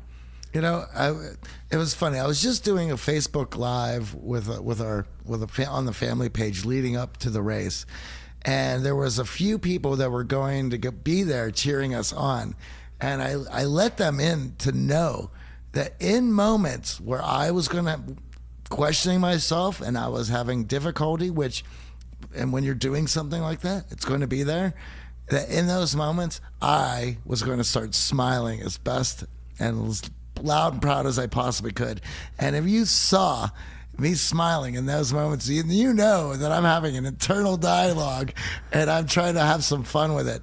And that was my plan. And of course, you know, in those moments, knowing what I was going to do when I had those moments and I did put on that big smile, then the only thing I could do was laugh about the process that I was going in, which made that funny. Absolutely. And when we look at the three factors, attitude, knowledge, experience, attitude is often the hardest for us to improve. I agree. Especially when we're lacking in confidence. So let's talk about the other two factors. Knowledge, I feel at this day and age right now, you're listening to us on a podcast. Yep. You have access to more knowledge than ever in history. Well, everything's out there. You have it. So when it comes to lacking confidence, knowledge tends not to be as big of a factor for most people. They've spent some time and energy there. Well, but it definitely helps to go in over prepared, understanding what's ahead of you. I know for myself on race day, if I had no idea what to anticipate, I would have lacked a lot of confidence lacing it up and taking off. Well, there is a small part of that, of not being so prepared, that I think that if you are a little bit arrogant, well, a little bit ignorant about things and you don't know any better, it can help. I can certainly say that as an entrepreneur, that I was able to accomplish some of those things because I just didn't know any better, and that helped. I definitely think that sometimes I feel that overanalyzing the situation or getting this knowledge can definitely hurt at times. Well, that's the thing. Because it's the easiest of the three components for us to get, we tend to spend the most time there, right? Yes. It's easy. It's easy for me to go online and watch YouTube videos and read books and listen to podcasts. I mean, there are countless clients who've come through the boot camp, sat on the couch, and told us, what, Johnny? I read all the books. I read all the books. I watched all the videos. I've listened to every single one of your podcasts. I still can't approach that person. I still don't know what to say. I run out of things to say. My mind goes blank. And that is going to bring us to experience. But before we get to that point, the other one is, what happens if I get here? What happens if I get to this point? This is where everyone that I've read about has trouble. Well, why don't you worry about that when you get there rather than not even trying, right? Because you're worried about this point where a lot of other people had trouble. You haven't even got off the couch. Why are we worrying about that? So that brings us to experience. Right. And experience is the one that is difficult to get, but actually can help you change your attitude, can help you take this knowledge and make it actionable. When we actually go out and run, not just watch running videos on YouTube and get all pumped up for the race, but when we actually log the miles, we're doing the hard stuff that builds confidence come race day. Yeah. Now, when you think of all of those areas of your life where you feel really confident, and most of us listening to this, it's probably in our career, well, we have these three factors firing on all cylinders. You went to school, you studied your balls off, you worked really hard, you got all the experience in the apprenticeship and the residency when you were making peanuts, and you worked under someone and you gained all of that valuable experience. And through those two things, you started to change your attitude. You started to believe that this is possible. I can do this. You know, to go back to something you were saying about watching all the videos, the day before the race, you watched a couple race documentaries to get amped up, to motivate you, to pump it up. Now, that was the day before the race. That wasn't before you decided to train for this race, to learn all about running and what you need to do. No, you dove into it to get the experience so that when you are able when it does become the day before race day, you can watch these videos to amp yourself up, to motivate, rather than to give you too much knowledge to where now you're going to have anxiety over things that you don't know about. And I understand that knowledge around race day and watching the documentaries, that helps with mindset. There was some interesting mindset stuff there. It also showed me other people's experience. Yeah. But it certainly did not simulate what was actually going to happen on race day. No. And I think that's where a lot of us get hung up. We get hung up on the easiest step of gaining knowledge, watching other people do it, reading everything we can, doing that Google deep dive and clicking around and going on subreddits. But we tend not to put focus on getting the real world experience and really focusing on changing that attitude. And when we hire a coach, well, what does a coach do? A coach articulates for you an action plan to get the experience, and then a good coach will hone in on your attitude and mindset through that experience. There were some weeks where we got overconfident and Chris was like, you guys ain't seen nothing yet. Yep. And then there were other weeks where we're like, I don't know how we're going to finish this race, dude. This sucks. And he's like, you guys got it. You have more in the tank. And that's what a coach can bring out. A coach is going to do a reality check on your attitude. A coach is going to focus in on the crucial knowledge that you need to have, right? When we are in a situation like we are today where we can just consume knowledge from any source, trusted or not trusted, well, it can become analysis paralysis. Yeah. We can have too much information for our own good. We can be pointed in the wrong direction because we took all of that knowledge into consideration. You know, how many movies, and there's one that comes up specifically, which is Heartbreak Ridge. It's a Clint Eastwood movie where he was, I can't remember the fight that they were going into, but here was this older, grizzled veteran who was going into the boot camp and training his cadets. If I use the wrong terminology, my apologies. And there was the movie was about his fight with the learned scholars of military and all the red tape. And basically it was this fight of, if you weren't there, you can't tell me what to do. And I think there was a lot more of this bureaucracy that came in as now as this knowledge comes out, where making these decisions from 20,000 miles away is not going to help when you're in it. Absolutely, right? Every movie we've talked about over the years comes back to that. You can have as good of a plan as you want, and everything goes out the window when you get punched in the face. I could just imagine, right? So here I am, I'm on mile 10, right? And previously, that was as far as both of us had run. So here I am walking into the unknown. I'm nervous. I'm going to get on my iWatch here, my Apple Watch. I'm going to call my mom and see what she's got to say, right? Mom, listen, I'm just past mile 10, and I'm not quite sure how I'm going to make this happen. And my mom could tell me, well, listen, I know you, and you're going to get it done. Great, thanks, Mom. And I'm off to finish the other 3. It doesn't right. work. I wish it worked that way. Absolutely. So knowledge is easy for us to accumulate, but often we overlook those other 2 factors in building confidence. Changing our mindset, starting to believe that things are possible, is a step in the right direction towards feeling confident, towards acting with trust in ourselves. But ultimately, experience is where that rubber hits the road. And that's why in the boot camp setting, we focus on these 3 areas. We distill down the best knowledge around socializing, but also shifting those attitudes.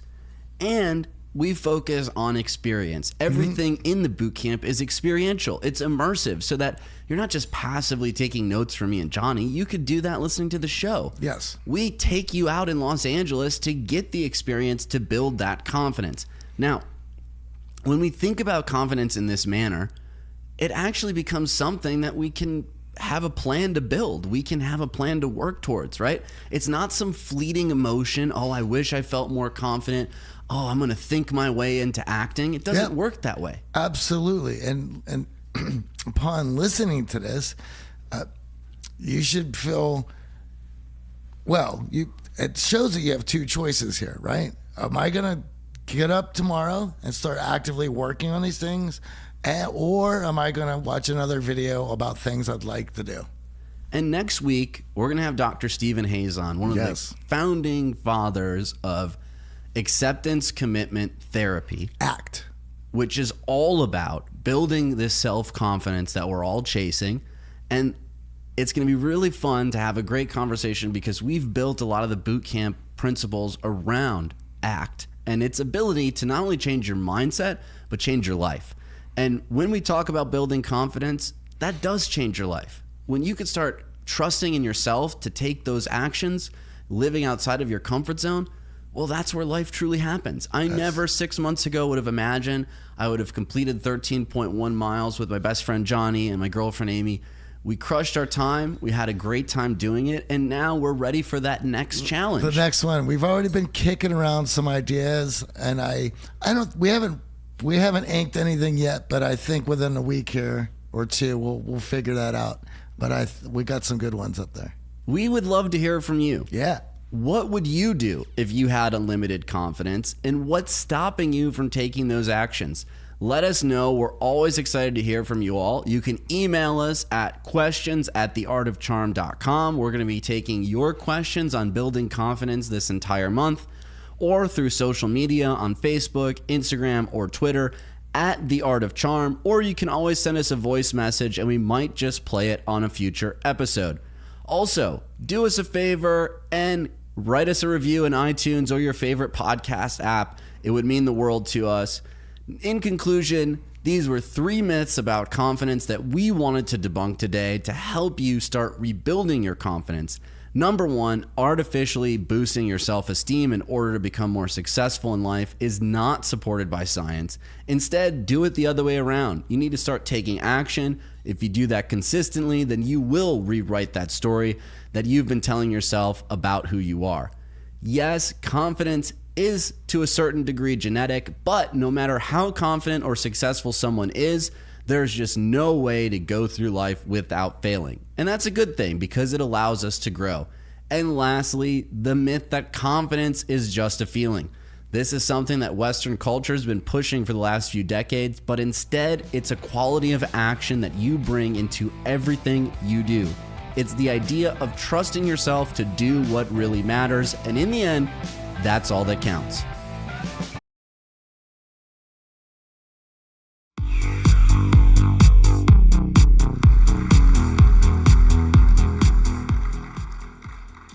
Good morning. Good morning. So the topic here this morning is outcome engineering. And it's interesting, when I talk to companies about this topic, the conversation usually starts out great. And people are shaking their head up and down, and I get a few amens and some hallelujahs. And then at some point in that conversation, the train goes off the track. The wheels come off the bus. Let me show you what I'm talking about. Outcome engineering. Why are we even in this conversation? Why are you, as technology providers, being asked to deliver business outcomes? And we've been writing about this for several years now, but we're not the only ones. There are other people saying, hey, technology has to connect to a business outcome. I didn't realize Cisco actually now has a certification program for selling business outcomes. So there's a drumbeat there. It's not just us. Why? Well, like most things in business, if you want to understand why, just follow the money or the lack thereof. This is a chart we've been using for years to describe what is happening to our industry. Two major trends: the commoditization of technology, feature functionality. People don't want to pay a premium price just for technical features. And these new consumption models. People not purchasing technology as an asset, right? They want to subscribe. They want you to run it as a managed service. And what's happening, a lot of companies in this room find yourselves in the lower left-hand corner of that diagram. What does that mean? You have product revenues that are flat or declining, margins declining, and you have not yet stood up new compelling offers that bring in revenue and margin. Now, how do I know that? I just look at the data. Our Technology and Service 50 Index, largest providers. What is this graph telling you? This is looking at revenue growth year over year for these companies. And we draw this horizontal line, and we test, and we say how many companies have product revenues growing greater than 10%. As you can see, not too many companies above that line. And then we test for all your service and subscription revenues. Are those growing greater than 10% year over year? Not too many companies over that line. And if the dot is red, that means operating income is getting worse. So there's a lot of pain there. But for the pure technology as a service providers, there's no bed of roses here. So this is Rackspace data. And what you see on the top there are their revenues. And it's great. They're growing, growing, growing. People love the offer, fanatical customer support. It's great. But the bottom graph are their profit dollars. And they're flat. And what that tells you is over time, if revenues keep going up, but profits staying basically the same, the business model is becoming less profitable. So if you think about computing as a service, how profitable will that be in the long term? Amazon has started to break out AWS numbers, growing, growing, growing. Operating profits about 5% for them. They're ecstatic with that number. Why? Because retail is about a 1% business. So when the dust settles, how profitable will it be to do computing as a service? It's not going to be a 15, 20, 25-point business. And most of us in this room, and your boards and your investors, we hate that answer. We don't want that answer. What we want to do is be able to sell value. Talk to customer. We want to talk about value so we can bring revenue and margin back into the business models and change our pricing models. Most of us, we benchmark this, most of us in the industry, when you price your offers, it's cost plus. What do? You look at the cost of your technology offer. You put on top of that a nice, healthy margin, right? And that's the price you want to charge. But once again, with these new consumption models, commoditization, customers don't want to pay these premium prices. So you say, okay, fine, customer, what do you want to pay? You do market-based pricing. What's the market going to bear? And then you say, I still want some margin, but now I've got to get my costs into a certain footprint. And this is hard for many of you. We have one software member about a year ago started a new technology as a service offer. They looked at the market, said, hey, what are people charging for this offer right now? Went with that pricing. A year later, they can't make money. They can't get their costs into that footprint. So we want to move off of this. So what's left? Value-based pricing. We want to be able to draw an outcome line, a value line, figure out how much it's going to cost us to deliver that, and then now we have flexibility in what we price. So this is, in a sense, the Holy Grail. And it's funny, 5 years ago, I used this graph here in a keynote that I delivered. And this is a little framework that JB and I scribbled in a bar late at night at a conference. It's amazing how much of our best work gets done in that scenario. But even 5 years ago, we saw this.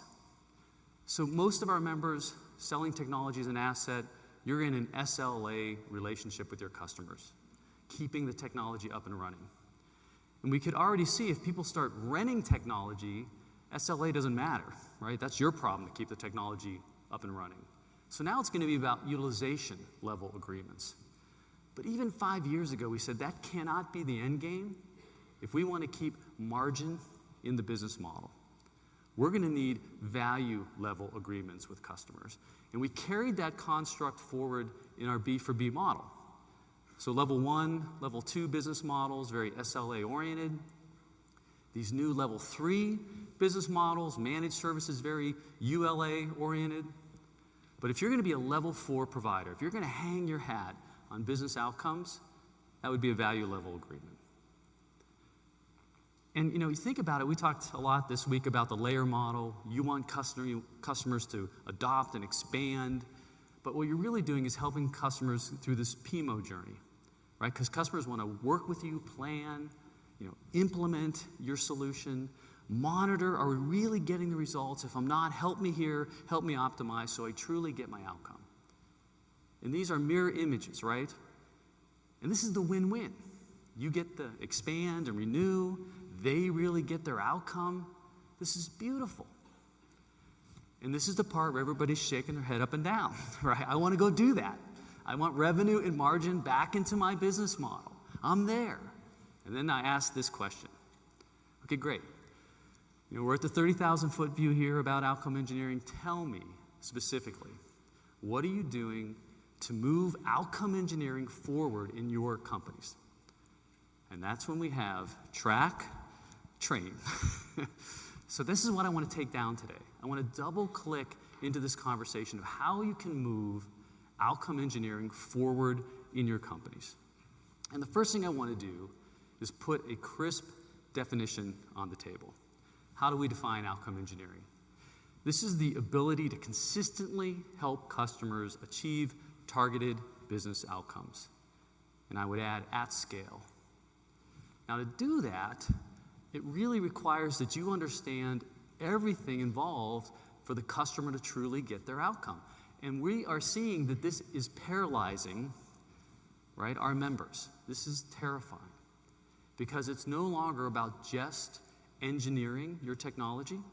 Now you've got to worry about the processes, other technologies. Does the customer have the right skills? This is a lot to manage. So what I want to do is decompose this.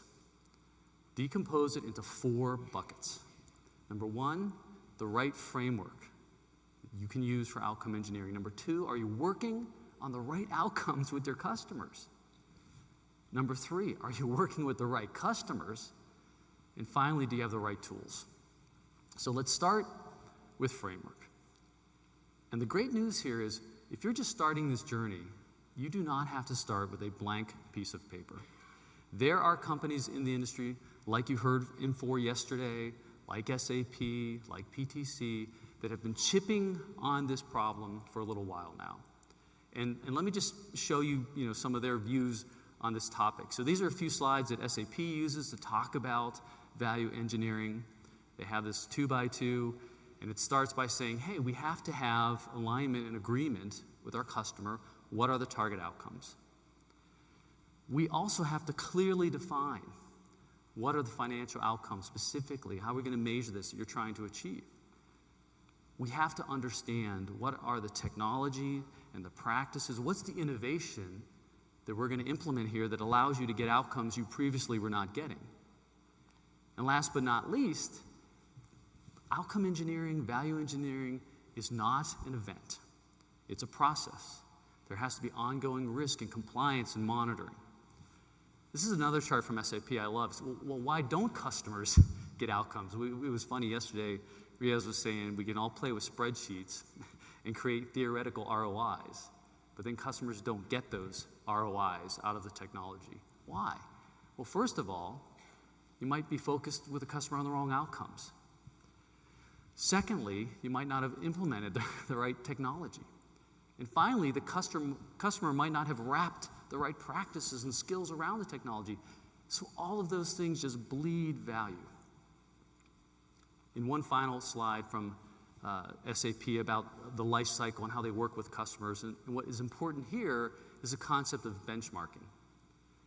If we're going to start on an outcome journey with a customer, you have to benchmark where they're starting from. So just 3 slides on how SAP talks about this. PTC has their own 2x2, and we can see the pattern recognition. Once again, what are the target outcomes? Okay, what technology are we going to use here? And oh, by the way, off the shelf is better. If it's proven, we've implemented it before, that's great, as opposed to everything being custom.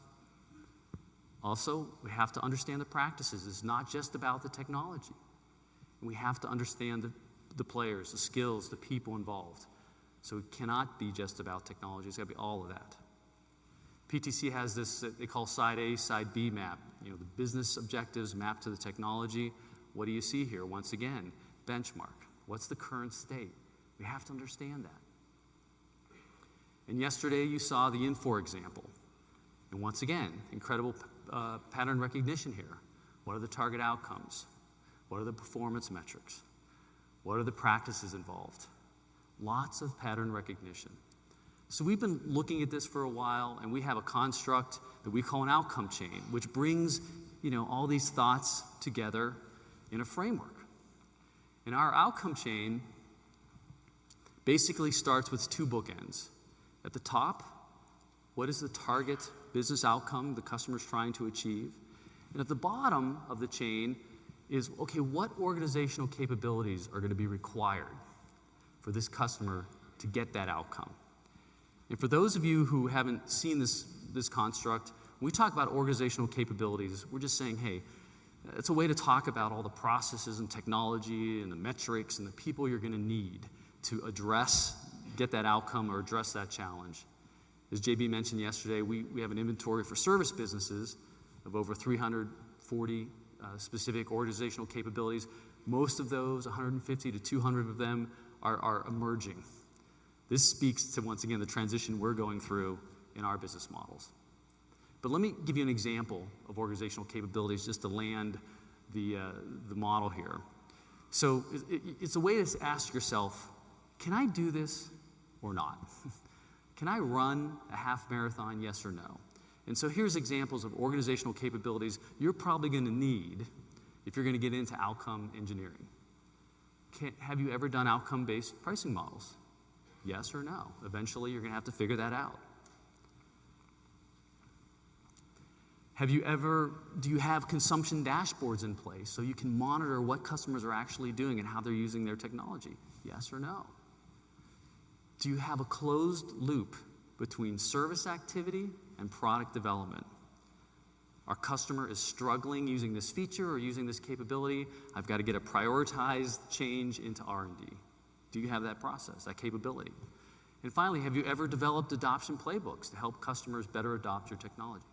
These are just 4 examples of the types of capabilities you're going to need to drive outcome engineering. Does this make sense, the model? Good?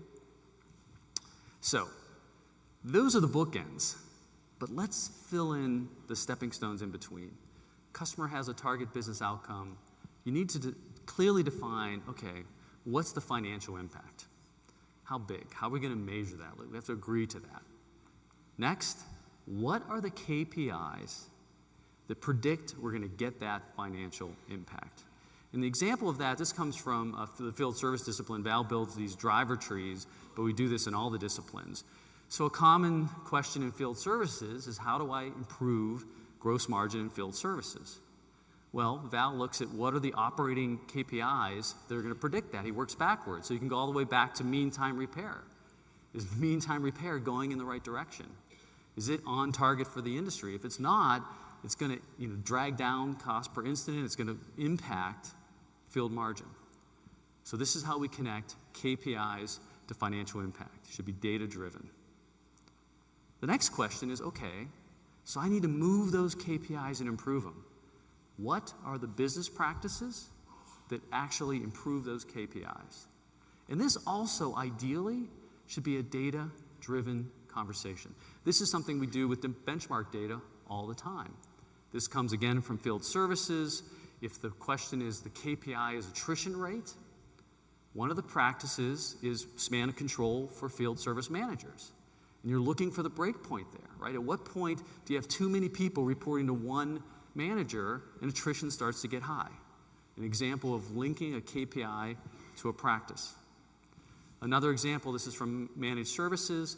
If what you're trying to do is drive bookings or revenue, the practice of having a dedicated salesperson who understands managed services in place, there's high correlation there, right? It drives, you get that KPI to move. But the point is, this should be a data-driven linkage wherever possible. So now you're understanding what practices really improve those KPIs. The next step, and this should really be in your sweet spot, what technology really improves those practices, right? Why did we create our technology in the first place, right? And finally, what roles are going to be required to run these practices and run this technology to improve the KPIs, to get the financial outcome? So that's the framework, right? It builds the stepping stones of how my customer wants to achieve this. Here's all the things I need to understand. Everybody good with that? Make sense? Now, the next question. Am I working on the right outcomes? I have this framework, but am I working on the right outcomes? And what we're seeing in the industry is that technology companies have a tendency to want to start at the top here. And I think we've all probably sat in the meeting with our salesperson, with the customer, and it goes something like this. Hey, customer, I want to be your trusted advisor. What keeps you up at night? Help me help you, right? We've all been there, right? That's the natural place that you want to start. But our observation is this is risky. This is risky. Why? Well, you may not have the deep vertical expertise to kind of go wherever that conversation goes. Your customer may start talking about outcomes that you're like, I have nothing to do with that, right? Or maybe you think, I kind of think I can help, but I'm not sure. So if you go in there, blank piece of paper, and you start talking about business outcomes, you don't know what your customer is going to ask you to build. You might walk out of that meeting going, oh man, what are we going to do with this? So what's the tactic? Our recommendation is start with your strength. Start asking yourself, what technology features are key? What capabilities do we have technically that we think really is a game changer for helping people save time, save money, etc.? Let's start there. And ideally, you're focusing on features where you do have differentiation. Then connect your technology to the operating KPIs. When people use our technology effectively, these KPIs get better. And then ask yourself, what practices do my customer have to have in place to really move those KPIs? And so start in the middle, if you will. Start with a truncated outcome chain. Starting with your strength, going from there to the KPIs, and going then to the practices. And start to test those. From there, you can build out. And by the way, this motion of attaching technology to practices is something that we've been doing for quite a while in ITIL. What is ITIL? It's an inventory of practices that we tell customers, you need to have this in place if you want this technology to stay up and running, right? So I think we understand how to link technology to specific practices. So once you've done that, you can start to build out. So you do these first 3 steps, then you might start asking, well, what roles should my customer have in place, right, to run these practices? Maybe I can start summarizing that in terms of capabilities for my customer. Hey, when I see customers improve these KPIs, I can start measuring the financial impact that they're getting. So you build the chain from the center out. Now, I think you're in a position to go into the customer and say, I want to talk about outcomes. And I want to talk about outcomes that I have some confidence that I can actually achieve with you. So that's the approach we would recommend to make sure you're working on the right outcomes with customers. But what about the right customers? And this also is something that is paralyzing many companies in this conversation. Why? Because you're afraid the customer doesn't do what they need to do. I've been in this conversation 100 times with members, and they say, yeah, you guys keep talking about outcomes, but you realize it's not just about my technology. There's all this other stuff people have to do, and if they don't do it, then we're never going to get the outcome, and that's not my fault. So how do we solve this? When I talk to people, our intuition is to solve this in a contract, right? I want to write a contract that makes sure that my customer does everything they need to do and I minimize my risk. That's how we're going to solve this problem. So I've been looking at this, and if you look in the industry, there are 2 types of contracts in our industry we're very familiar with when it comes to implementing running technology. The first type of contract, most OEMs, you have contracts with your customers around SLAs, right? Uptime, throughput, all that type of stuff about how the technology is performing. And the other type of contract we have out there is a type of contract that large system integrators do when they're doing these large, complex integration projects. And when you look at those contracts, there's lots of detail. Lots of things explaining what the customer has to do, the environment, the types of people that have to be available, on and on and on, right? You've seen those contracts. But when you look at the spirit of those contracts, right, the SLA contracts are really about saying, hey, if that technology falls down, it wasn't my fault, right? I did what I was supposed to do. And the SI contracts are really about, hey, man, if this project goes off the tracks here, not my fault. And they say what, 50% of all IT projects fail, right? Isn't that the stat? But it is not very often that you see the name of somebody like Accenture in the paper getting sued. Why? Because they are very good at basically having all this documentation to say, look, it's in the contract, you didn't do this, I did my part, this is your fault. But is that really, either one of those, is that really going to solve what we're trying to partner with a customer over time to make sure they get outcomes. So I don't think either one of these contracts solve that problem. And I've been talking to people like Riaz and others who have been doing value engineering for a while, and I have come to this conclusion. And that is that we are not going to solve this problem through contracts. So this is another law's law. If you think you're going to work with legal, we're going to come up with a 100-page contract that makes sure our customer behaves, I think that is a fool's errand. So what do we do? How are we going to solve this problem? This is an article from Forbes. I debated leaving that image in. 6 reasons to fire a client from this Forbes article. Number one, they make unreasonable demands. Number two, they want everything for nothing. Number three, they're slow to pay. Number four, they don't listen to you. Number five, they don't respond. You're asking them to do something, they don't respond. And number six, in general, they show lack of respect for you. And so the Forbes article argues, if this is your customer, your client, you probably need to walk away from that relationship. It's not going to be profitable for you. And this brings to the table a tactic of really customer profile. Instead of trying to write a 100-page contract, to make sure you get outcomes with the customer, I think the right tactic is making sure you're working with the right customer. And so I'm going to give you 4 attributes that I would submit should be in place before you ever try to work on outcomes with a specific customer. First attribute, they need to view you as a strategic supplier. If you think you're going to be in an business outcome conversation and you're selling to mid-level IT and procurement, I don't think so. Wrong customer. Number 2, they need historically to have shown that they will listen to what you have to say. Hey, your technology keeps falling down because you're not doing this. Oh, okay, great. They've demonstrated that. 3, they have reasonable project management and governance in place. If that's not there, no way you're going to get business outcomes. And last but not least, you have to be able to work with them and have the ability to benchmark their current performance. If you're talking to a customer and you say, well, I need to understand certain KPIs and how you're doing, and they say, no, I can't show you that data. No way.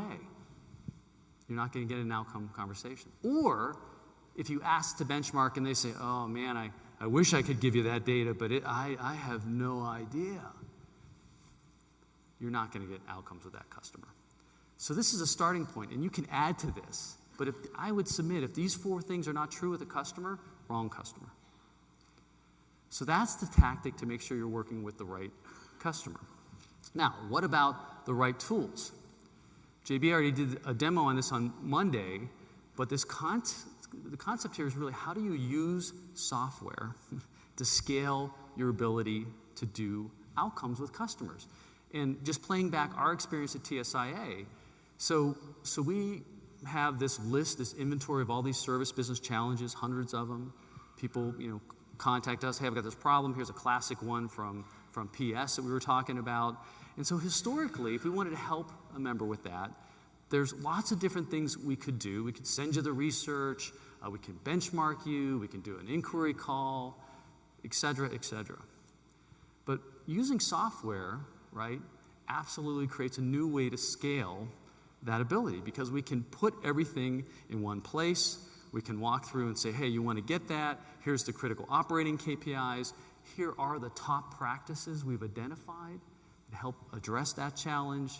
Here's the roles you have to have in place. Here's the technology stack that needs to be there. If you don't have some of these technology tools, you're not going to get that outcome, right? And here's these organizational capabilities. And hang it all together and then put our content in context. Oh, you want to understand revenue per head? Here's that data. You want to understand project margins? This is what good looks like. We can go down to KPIs like discounts. We can jump down to the roles and say, well, this is what we mean when we talk about a delivery manager. You may call it something different. But it's all right there in one place. Now, why is this so important, from day one when you're thinking about outcome engineering, to think about the tools you're going to use? Because, and these are, just a comment, we have some experience with this, and I'll tell you some lessons learned here in a minute, of building these different chains and starting to use them in inquiry and use them in outcome sprints. But why? Why is software so important? Because the concept here is software eats services. As much as I love hiring smart, really personable, well-dressed researchers, that's great. But if we're really going to scale this capability across all these members, we can't do it with labor. If we want to help you get your outcomes, we've got to start applying software. So that's the concept of right tools. So let me comment on some of the industry lessons learned. There's two companies you're hearing from this week, Infor yesterday, SAP today, and I just want to play to you some of the lessons that I've seen them learn as they've been on this journey with sort of the TSIA lens on it. And we're going to start with SAP. So SAP has been doing value engineering for many years in a consultative motion.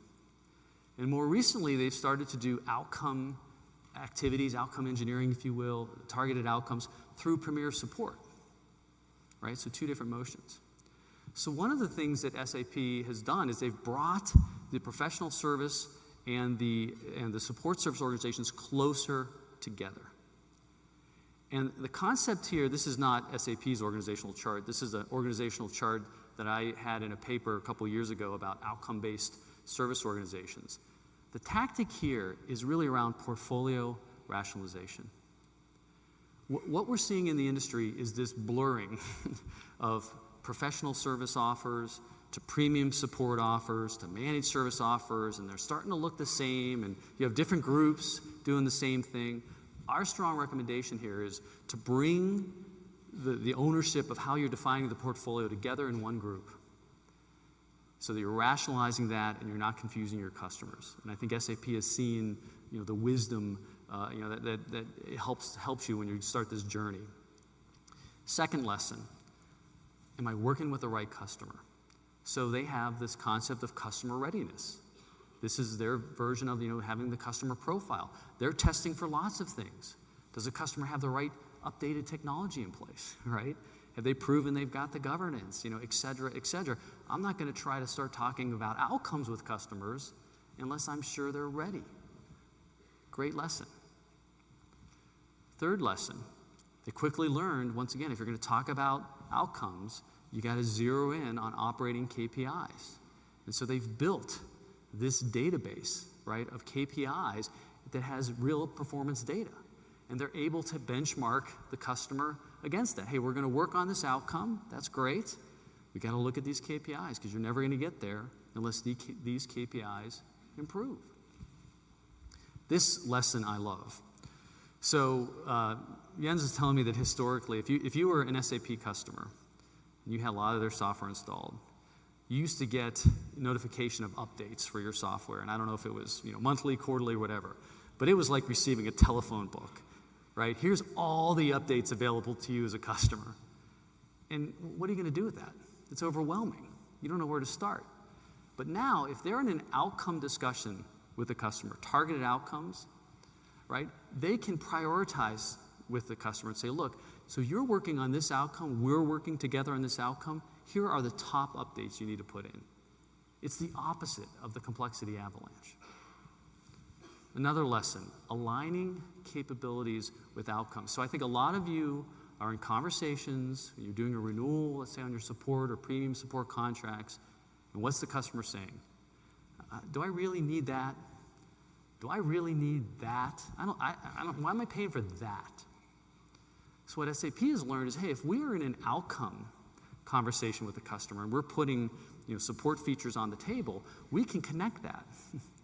We say, customer, you don't want to take that feature away in this support contract. Why? Because it enables this outcome. So connecting outcomes to your capabilities, incredibly powerful. And the final lesson here from SAP, which I love, is enabling the CIO. So as we've talked about at the conference here, a lot of IT decisions and spending is starting to move away from IT and into these business units. But for a lot of us, let's face it, the CIO is still our most strategic buyer for us. That's where our key relationship is. And so if you can start an outcome relationship or discussion with the CIO can take that to the C-suite and be a more strategic player in that discussion. Say, hey, I'm working with SAP over here. We've identified some business outcomes we think we can go after. Let's invest here. But it's a different conversation instead of the CIO, focused on cost. So I think 6 great lessons from SAP as they've been on this journey. Now let's look at Infor, who you heard from yesterday. And some of this, I just want to highlight some of the things that were put on the table. So they started value engineering, incubated that as a separate capability, separate from services, separate from the product group. And they started it as an investment, right, for their largest customers where they felt that they could get a big bang for the buck. And then as they got a little bit better at it, they started to charge. They had a consulting capability. But as Riaz said yesterday, both of those capabilities very hard to scale. But the 6 lessons along their journey. Number one, and he talked about this yesterday, you have to be vertical. You cannot be a blunt instrument when you're talking about outcomes. So if you're talking about sales per hour, that's different for an auto dealer or a retail shop. You have to understand that, or you can't be in the conversation. Number 2, working with the right customer. So what's their tactic there? Riaz is telling me, he says, look, if we want to get into, especially if we're investing resources to get outcomes, if we're only talking to IT before we really invest in a big way, we need to see the business owner. Who's going to get fired if the revenues don't increase, if the costs don't? I mean, who owns that from a GM perspective? They've got to be at the table, or we don't invest. That's their tactic. Connecting the KPIs. So they did a lot of work connecting KPIs to financial impact. And the most interesting part of that story that Riaz told me is he said, look, we go into these customers and they say, well, we want to get these financial improvements. Okay, great. So we're working on these KPIs. And Infor would say, oh, that's interesting because you should be working on these KPIs. This is where the correlation is. How powerful is that conversation? So they had to actually break the myths that existed within some companies. Be focused. Once again, this is the opposite of the, help me help you, I'm your trusted partner, what do you want to achieve, blank piece of paper. Infor is not going in with a blank piece of paper. They're going in, they're listening to the customer, what they're trying to achieve, but they already know where they can connect their technology and where they can move the needle. If they can't, that's not the right opportunity. Software eats services. Riaz talked about this yesterday, building value engineering apps so people can self-serve, so partners can self-serve. That's got to be a key component of the strategy if you're going to scale outcome engineering. And finally, let's talk about pricing. I said I'd say something about outcome-based pricing, and I love this lesson. So what happens, Riaz was telling me that we go in, this outcome relationship, and we tell the customer, here's the project cost, but the technology and the services, but we believe here is the outcome. We're pretty confident that we can achieve this financial outcome. And what's the customer say? Hey, that's great. I don't know if you really get me there, but I don't want to pay that price. That price is too high for your services and your technology. So Infor says, okay, hey, that's fine. I'm okay with that. We're going to have a startup fee here, much lower, just to get us going. I want to make sure you're committed, some skin in the game. And then when we get the outcome, I'll take a percentage of that. 30, 40, maybe you split it 50-50, whatever. And that's fine with me. Now the customer looks at that and they go, well, wait a minute, right? That first box and that last box. If they really help me get this outcome, I'm going to be paying a lot more for this project. So what does the customer do? They go back to the original pricing and they don't push on discounting. I've heard that story again and again and again. So I know a lot of us are twisted around outcome-based pricing and how we're actually going to do this and how do you measure it and do we really get paid. But I'm telling you, just having the ability to put the conversation on the table, draw the value line, fundamentally changes the pricing conversation. And we have been learning lessons as we have been working, to build outcome chains. And I just wanted, this is more rubber meets the road as you start to work, on the actual outcomes and the actual outcome chains. There's no doubt when you go down this path, your subject matter experts become the bottleneck. In our case, it's our researchers. In your case, it's the people in your company that know, oh yeah, I know how our technology connects to certain KPIs. I know what practices are required. You look at any company and you really try to get those experts, it's usually a small group. So it's all about how you make it easy for them to get what's in their head and get it into documented outcome chains. So how do you do that? We developed a 3-step process. And the first step is to simply ask the subject matter expert to just write the boxes on the chain the first time. Just let's work on it. Just put the boxes there. What's the key technology? What are the key practices? What KPIs do you think we're moving? And sometimes you can do this really almost in an interview process. Just have somebody talk to them and help tease it out. That's step one. Then once you have the scaffolding of the chain, then you ask the subject matter expert, hey, where's the best content that helps describe these KPIs or that technology, and you have them attach the relevant content. And then you take that chain and you give it to somebody else. You give it to a group of people that are focused on productizing the chain, right? All the grunt work that's going to be required to make sure you got the right connections and you could really use it with a customer.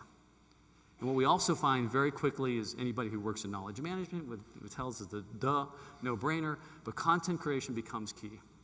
Because when you start building these chains, man, assets start getting attached, there's all kind of information stuff. But the key lesson here is, how do I scale the time of the subject matter experts? Because if you think you're just going to have people build outcome chains in their spare time, all on their own, with no support, we found that that is a pretty difficult path. You got to think about how you're going to maximize, leverage your SMEs. Another observation here, we get this question a lot. Where should outcome engineering live? Who's supposed to be working on this? Is this a PS thing? Is this, it's SAP? They've got premium support people doing it. I mean, is it just a sales thing? JB talked about this a little bit yesterday, but we have this concept, or yesterday, the day before, time flies in Vegas, on the outcome engineering COE. And what we would recommend, if you're just starting this journey, instead of having some salespeople start to do it for free on their own, and just I would think in terms of the long term. What are we really trying to accomplish here? Establish an outcome engineering COE. I don't care if it lives in sales or services, I really don't. But here's the charter. They are responsible for, if we're going to talk to customers and sell outcomes, we do it with resources from the COE. When we get ready to deliver outcomes, right, whether we're investing for free or we're billing for this, comes from the COE. But last and most importantly, this COE is chartered on how you're going to scale outcome engineering. From day one, they are thinking about software and how they're going to really be able to do outcomes, smaller customers, through partners, et cetera. That's their charter.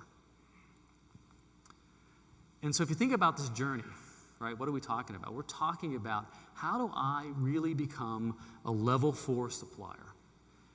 I can hang my hat on outcome discussions with my customers, right? That's the end game that we talked about in B4B. And really now we can double click into that, and I think that it's a journey. There's a maturity model here. And so let's walk through that. So if you're just starting this journey, you're probably going to be doing outcome engineering activities for free with customers, strategic customers. And what's important there? Do you have a framework for talking about outcomes? And most importantly, are you working with the right customers, right? Your best customers, the ones that really want to partner with you. And so this is what 4.1 looks like as a level 4 supplier. 4.2, you're probably now starting to charge with customers, monetizing the activity, and you're getting an inventory of outcomes. In our world, an inventory of outcome chains that you have a lot of confidence in. I would argue that Infor demonstrated yesterday they hit 4.2, right? They had clear outcomes and inventory that they knew they could go after. The next step in the journey, a 4.3 supplier, you're building the right tools. And I would submit that this is where Infor demonstrated that they're, now, 4.3. They're starting to build tools, getting them out there. People can self-serve. Partners can be enabled. And 4.4, sort of the end of the game, is you're doing this at scale. Now, we're starting to put some meat on the bone here in terms of how you can test where you are in that journey. Right? So I know some of you are negative 4.1 right now. That's okay. But when you start the journey, hey, can I get from 4.1 to 4.2? What practices have to be in place? What are key KPIs I could be measuring? What technology has to be there? And I know this is an eye chart, but don't worry, because I put this content in a paper. But this is what I want you to do. I want you to read the paper yourself. But I would encourage you, if you're serious about outcome engineering in this journey, take this paper, and I want you to go over, and I want you to walk it over to your engineering team and say, look, how can we work better to deliver outcomes? So take this paper to engineering. Then take the paper and go over to sales and say, how are we as a company going to collaborate between sales and services to sell outcomes? And then take it into your executive staff and say, how are we going to get on this journey? Because I've had this conversation this week. There is going to be a bifurcation here in terms of the business models in this room.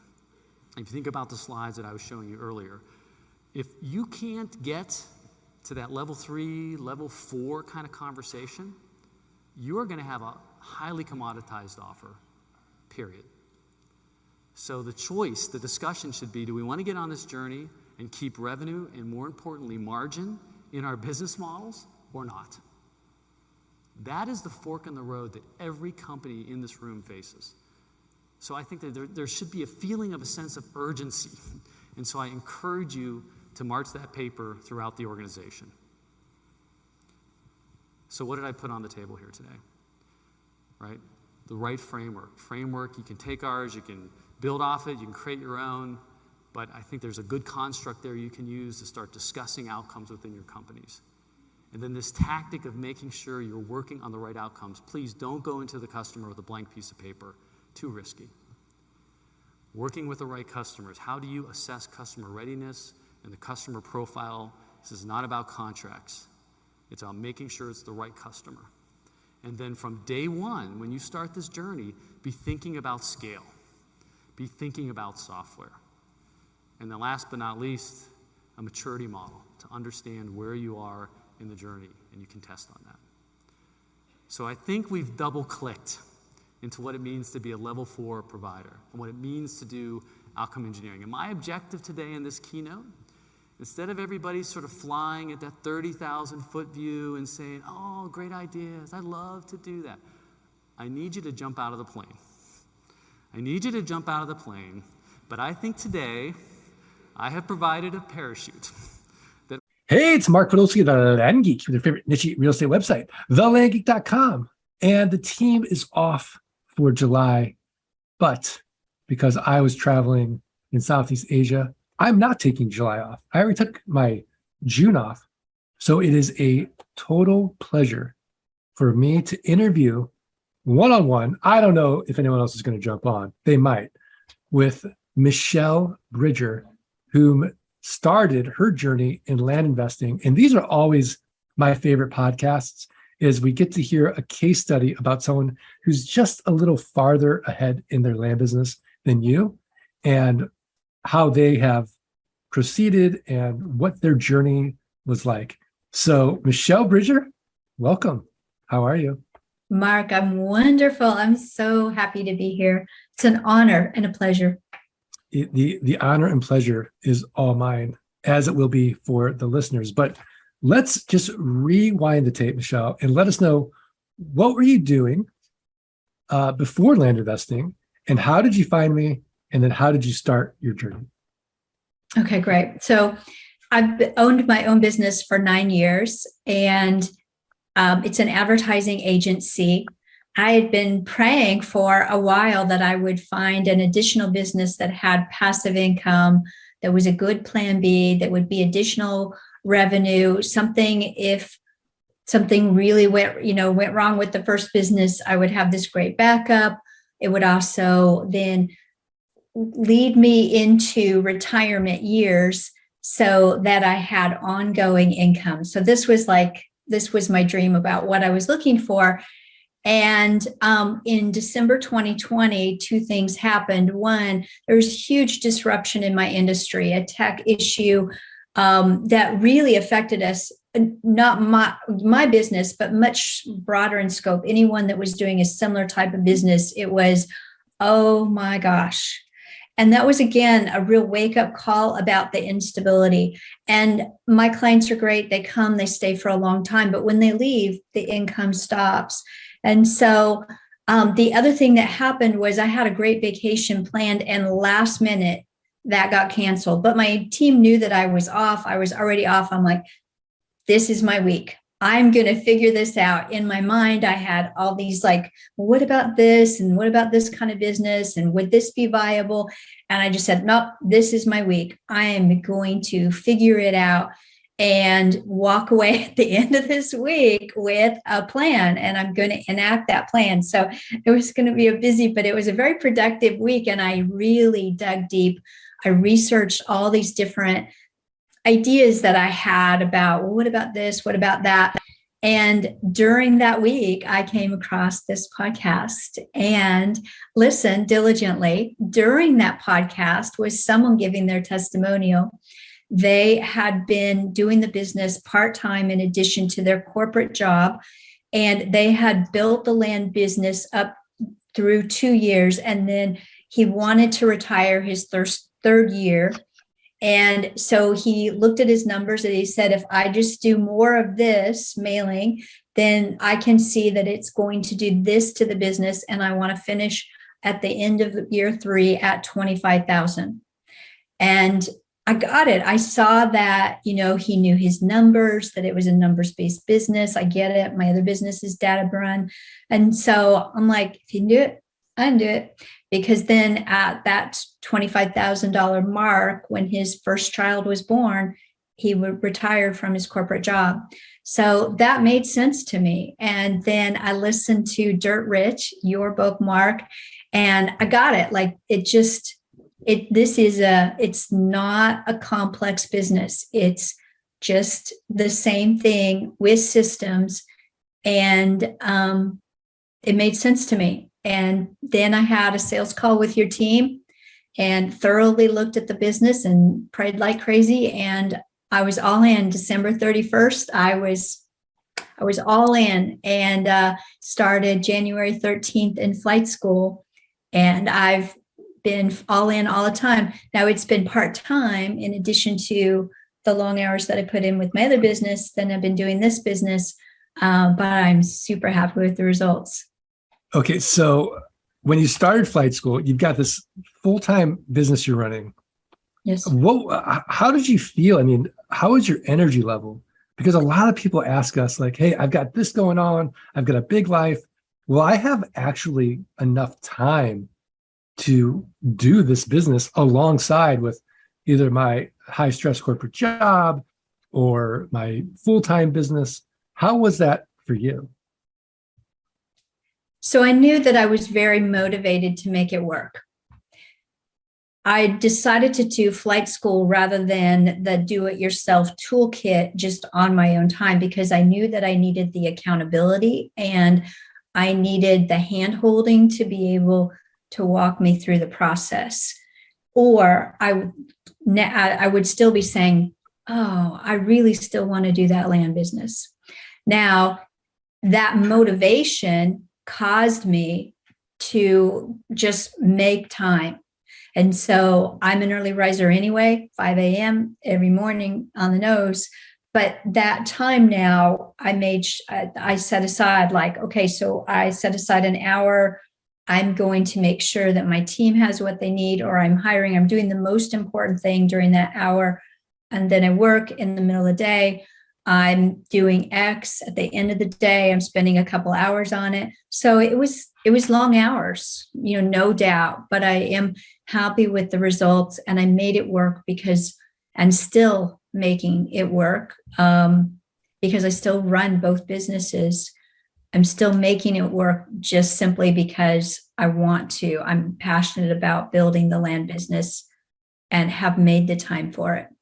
Now, what were your results in flight school? In flight school itself, I kind of think I wasn't ready for that question, Mark. Like in terms of, I was buying property. I was selling property. So by February, we'd already been, I don't know, maybe 3 weeks, but we're required to buy a property. So I bought a property and I sold that one. I also, during those 16 weeks, I also was buying and selling other properties. So as to how much, I don't remember how many I bought and sold, but I was actively buying and I was actively selling. I had property on terms. I don't think I sold any for cash during that time, but I was on the move. I was doing it. You're executing. And so why Yes. did you join the one-on-one coaching program? What convinced you, do you think? So the one-on-one coaching program, again, I don't want to stagnate in the business. The business is too good that I don't want to stagnate. And I also, there's so much that I still don't know. Flight school to me was amazing, and there's so much more to learn. So there was flight school, and then I took about 3 months off so that I could, I just took about 3 months, not off of the business, but off of the training so that I could get certain pieces in place and then be ready for one-on-one coaching. But I wanted that accountability. I wanted the personal look at my business. I wanted the community. I wanted to know what I don't even know what I don't know, being so new in real estate. I'd never done real estate before, never done this. So I'm, been really, really happy with all the coaching, all the training. It's been just what I needed. So what do you love most about the business? And what was the first thing you wanted to outsource? You're like, I can't wait to get this off my plate. Okay, good question. So I already know to delegate. So before I ever started flight school, I had hired virtual assistants. So because I knew I would need them, and I knew that I absolutely could not do this business on my own. You really can't. Like, there's just so many steps that you have to outsource it. So what did I knew right away, like the list, the pulling the list, scrubbing the list, looking at comps. So I oversee that, but then the detailed work, like especially the scrubbing the list and things like that, that I outsourced right away, creating the agreements, the contracts, the deeds, the using LG Pass, that was outsourced right away. Then it was probably 9 months in that I had brought on an intake manager to manage when we buy property. So again, I still oversee that process. I know what's going on, but she's handling the details of that, of reaching out to the sellers, etc. I actually love working with the people who are buying. I think that's really fun. But it's also getting tiresome. So soon that will be off my plate as well. I hate the very detailed work. I love working with the people who are buying the land, but I also know that it's time to let that go. Okay. And then as far as from the very beginning of flight school to now, which you're almost at the end of coaching, how many hours a week are you working in your business?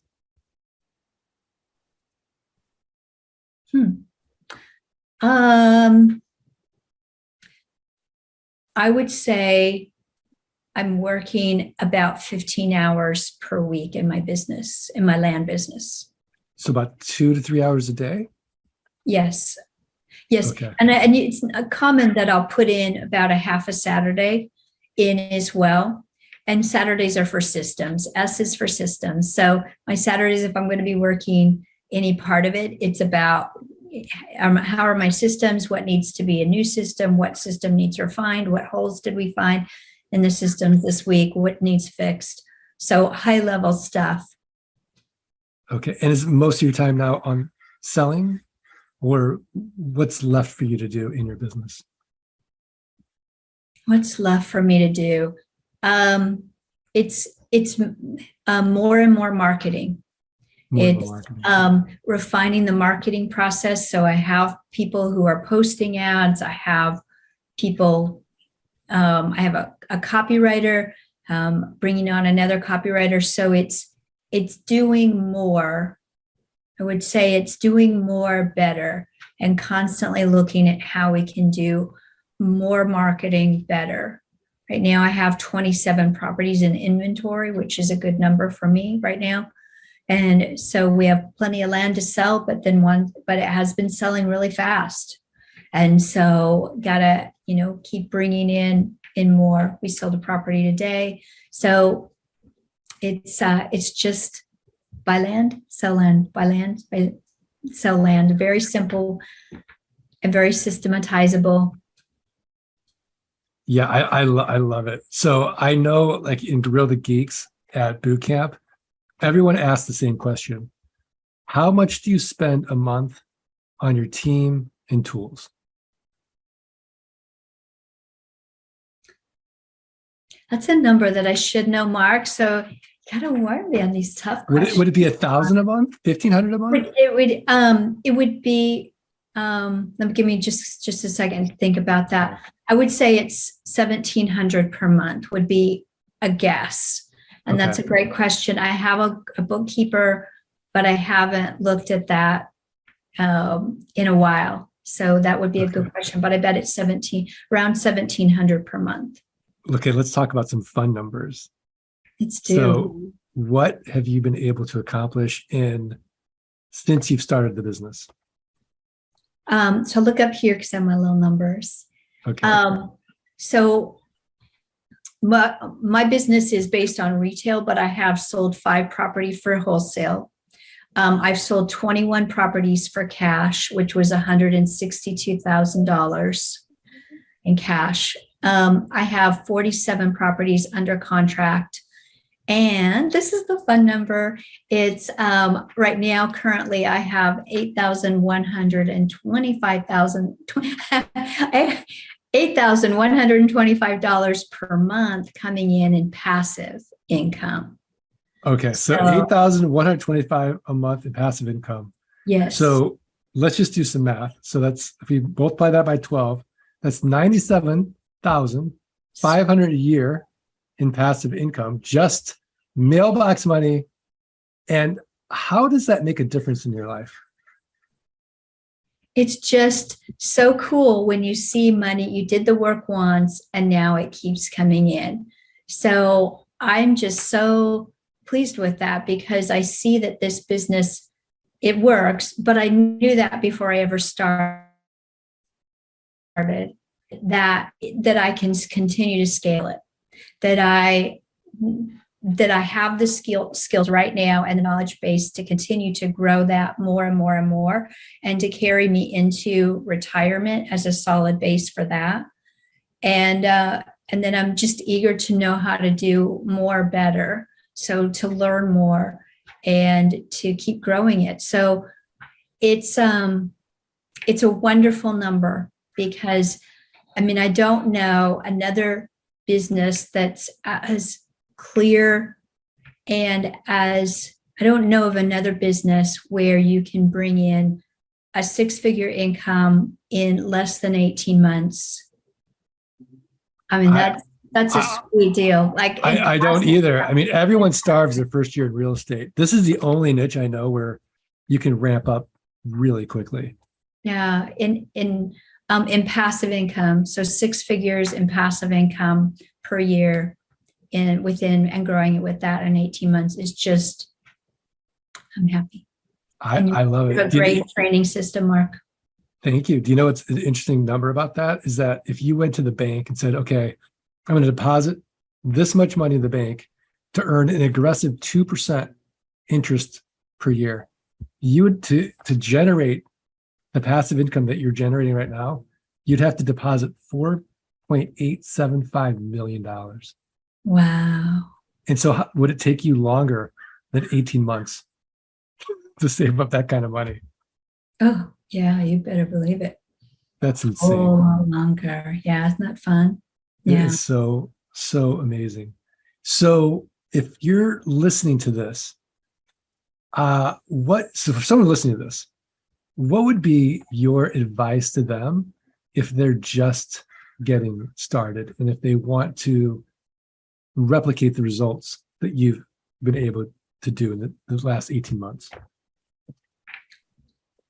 I think the reason why I've been successful at this is because I've been all in. So having been in business, or I don't know that that's the key, but I could see that this was a simple business and that it's what you were doing was you had a business that model that was simple, and it was you taught the systems, like that's so big in what you guys do, and the product happens to be land. That all made sense to me. And so it's what I could see was that all of this made sense, that it worked for you, it worked for so many others, that it's a great product, which I love land anyway. And so I've just been all in. Like, I haven't done it perfectly. I still have some systems to put in place and more people to plug in, but I get it. And I've just been all in from the start to make this work. And I would just say, if you're considering it, just do it. Just be all in. The training is amazing. Do flight school. Don't just dip your toe in the water. It's not a business to me that if you just dip your toe in the water and just see, well, can I buy one property? Can I make it work? Well, I don't know. It really is best because of the cost of the software, because of the cost of having a team, because of seeing your results and getting traction and going. It really, to me, has made all the difference to be all in. I think that's almost the blueprint for success in life, in any aspect of life.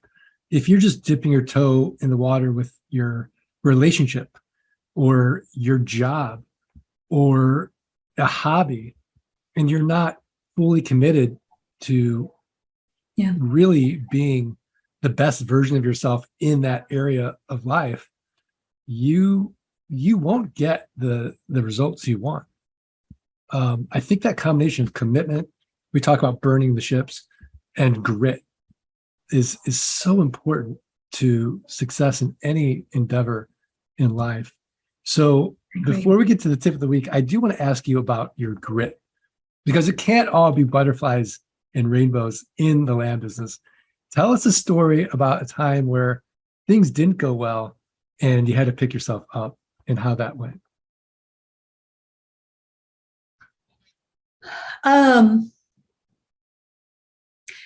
Grit. So in hiring, I don't know if this is a great story, Mark, but I would say that I've just grit, just do it. But I spent time to create a job description for someone who was going to be the marketing manager. She sounded really good. I thought that I had the systems in place to train her and explain it to her. But she, like, apparently either she wasn't a fit and she didn't get the systems, but she felt like she didn't have enough training. And so she just quit on me. And I was like, she had sounded really good. So I don't know whether it was truly, my systems could have been better. They really could have. I expected her to know more coming in than I should have. My system should have been better. But I was so busy, and I was really sorry to lose her. And I cried, and then I moved on. It was a Friday afternoon. I met with her. She said goodbye. And she had only been with me for like 10 days, but her communication was poor, but my systems were poor. And so it just simply wasn't a match, but it just was like, oh, darn. And but after a good cry, I picked myself back up, and Monday I was back at it again. And now I have two great people in my marketing team, and they're well trained. They're just singing along. I'm super happy with them. One of them gets a bonus every time we sell a property, and that's super motivating for her. And so I'm happy with how things are in marketing right now, but that just took grit. Just create better systems, move on, put the right people in place, and next. Wow, it's so inspiring. Okay, last question before tip of the week, because I forgot to ask this. What's your favorite deal that you've done? Favorite deal. It's just like how fast land can move. So property was just closing. I had bought it for $2,700. It was 5 acres for $2,700. And just before, like, he just closed it, and then I just like within that same day I had it sold. So it wasn't like I resold it for cash for 7,500, but that was sweet. Like, that's a lot of money. That's to make instantaneously, like, sells it same day. But the fact that you can just move things so fast, and the pace of this business, I just love that. I just love, it's just fun. I just have a lot of fun with it. Like, let's see how fast we can sell this puppy. So it's fun. Yeah. And we don't talk about the joy of it enough, because, so many people want to solve a money problem and their time problem. And in that process, they're only looking out at the horizon of like accomplishing their goal. But there's so much joy in between during that journey. As you get more confident, as you start putting your systems in place, there's all these little wins, and the business can be so joyful if you just look at, where you started and how far you've come. Don't you think? Oh, absolutely. I do. And the people will ask me, like, are you holding him for an investment? Nope. I don't have any property right now that I would not sell. And so we're moving them really fast. Like, we're selling a lot. It's just been a great quarter, and it's not slowing down. And so just buy property. How quickly can we sell it? That is just fun. It's a lot of fun. I love it. All right. Well, Michelle Bridger, we're at that point now in the podcast where I'm going to put you on the spot one more time and ask you for your tip of the week, a website, a resource, a book, something else actionable for the Art of Passive Income listeners to go improve their businesses, improve their lives. But before you do that, I have to give a shout out to our sponsor, which is Flight School. All I'm going to say is, if you want to replicate the results of Michelle Bridger, go into Flight School. Schedule a call with the team. Just go to thelandgeek.com/training. Oh, and by the way, that Flight School tuition ain't going to cost you nothing. Guaranteed you're going to make it back 180 days or less. So you got nothing to lose. Just show us your work. thelandgeek.com/training. Michelle Bridger, what is your tip of the week? So my resource is a book called Tapping into Wealth. This is by Margaret M. Lynch. It teaches a technique called emotional freedom technique. It's also called tapping. So many people teach this technique, but this is a great book. I recommend the technique, and I recommend this book, Tapping into Wealth. So it's how emotional freedom techniques can help you clear the path to making more money. So it's a simple, scientifically validated process that clears inner blocks and limiting beliefs that keep you stuck. So give it a try. I remember reading this book about the tapping technique years ago, and for whatever reason, I didn't have the self-discipline to keep up with it. But I do remember, just for my own experiment, doing it, and I do remember feeling better. And Yes. for whatever reason, because I have like self-development ADD, I went into something else, probably like meditation. I don't even know. But now that you have that book, I am going to buy the book, and then I'm going to see you in San Antonio at boot camp. You bet. I'll be there. August 12th through the 14th. Yep. So for those of you listening, come to boot camp, August 12th to 14th. Go to thelandgeek.com/boot camp, and let's start our own tapping group and see what the results are. So after you listen to this podcast, get the book. Let's all tap together and just compare notes at boot camp and see what amazing stories we can just compare notes and see. My tip of the week is learn more about Michelle Bridger and her land business. All you have to do is go to bridgerlandcompany.com, bridgerlandcompany.com. Michelle Bridger, this has been so inspirational, so motivating, and what a treat for myself, the team, the listeners. You are just a land gem and such a valuable member of our community. I cannot thank you enough. I hope you feel the gratitude. Thank you. Such an honor, Mark. I really appreciate all your training and all that you do. And it was just wonderful to be here. Well, thank you. If you're listening and you got value out of this podcast and hearing Michelle's journey, do us 3 little favors. Follow, rate, review the podcast. Send us a screenshot of your review. support@thelandgeek.com. I'm going to send you for free a signed copy of Dirt Rich. So please do it. Michelle, are you ready to do this? Yes. 1, 2, 3. Let's freedom ring. Ring. All right. Thanks, Michelle. Thanks, everybody. Thanks for listening to the Art of Passive Income podcast. Are you ready to learn how you can start building a passive income without renters, rehabs, renovations, or rodents? Schedule a free consultation at thelandgeek.com/training. Let freedom ring.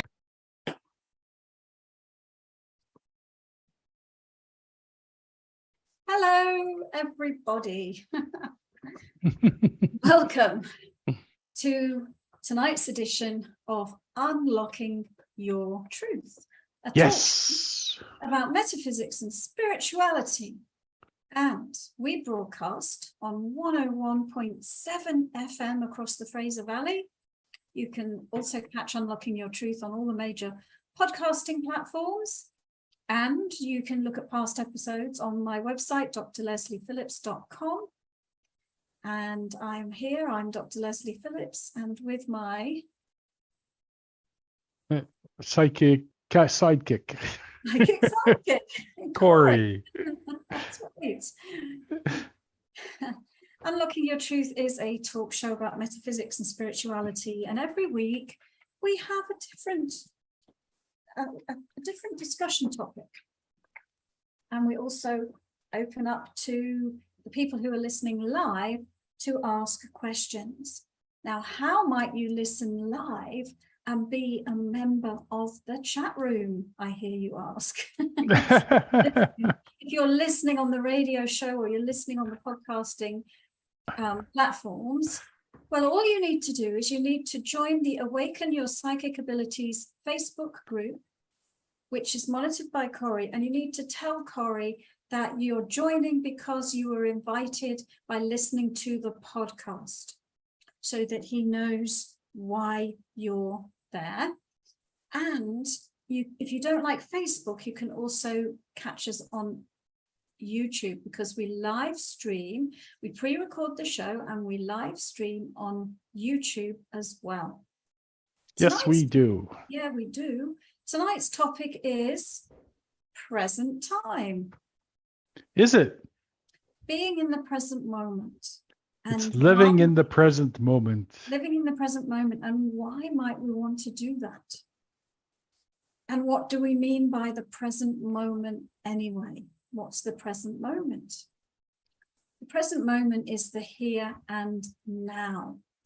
And I don't know if you've ever noticed, but however many years you have lived on this planet in this lifetime, have you ever experienced a time when your body was in the past or in the future? Have you, Corey? Has your body ever been in the past or the future? No. No, it can't. I had to think for a minute there. Has it? No. Yeah. I don't think there's a single one of us who can say, oh yeah, my body was in the past. Because if your body was in the past, for your body at that point, it would still be in the present moment. Yes, definitely. So your body, your physical body, can only be right here, right now, in this time-space reality. Your body exists in time and space. You are the spiritual consciousness that animates the body. The body is your vesicle. Vessel. It's not a vesicle. Well, you can be anytime, any place, anywhere. So often, and I'm sure you've all had this experience, where While your body is in the present moment, you are not. And I'll give you a couple of examples of that. Did you ever get into your car and go on a journey from A to B? And you got in the car and off you went, and you arrived at your destination. And you were conscious when you got in the car, and you were conscious when you arrived at your destination, but you have very minimal, if any, recollection of the time that has elapsed in between. And this is really, really common, especially on a trip that we do every day, like driving to work, or even if you're on public transport. It's very, very common that we phase out of this reality. We go somewhere else. So where do we go? All manner of places. We might be in the future because we're thinking about the meeting that we're going to have with our boss when we finally do get to work, or all the to-do lists that we have. We might be in the past because we're thinking about the argument we had with our husband last night, or, oh, I do hope my child will do well in his math test. Or maybe we are, we're in the past, when maybe we're in another place. Like, oh, I have a relative that's unwell and they live abroad and I'm very concerned about them. So your consciousness can be past, future, present, but in another place than your body is. But your body can only ever be here and now. So that's what we need by the present moment, right? It's right here, right now, where your body resides. You, the spirit, you are not limited by time and space as your body is. You are an eternal, multidimensional being, and you exist beyond this time-space reality. I think that's my favorite saying, that we live beyond time and space as a spirit being. Yeah, you are multidimensional. So how can we be in the present moment with our body, and why would we want to be doing that anyway? Why would we want to be doing that? Think about your body as a focal point. It is a focal point. It is your focal point for focusing your energy through in this lifetime. And everything happens from this vehicle, from this vessel. You manifest your reality from here, right? This is the piece of you that's in the here and now, that's radiating energy, that's determining what you end up creating.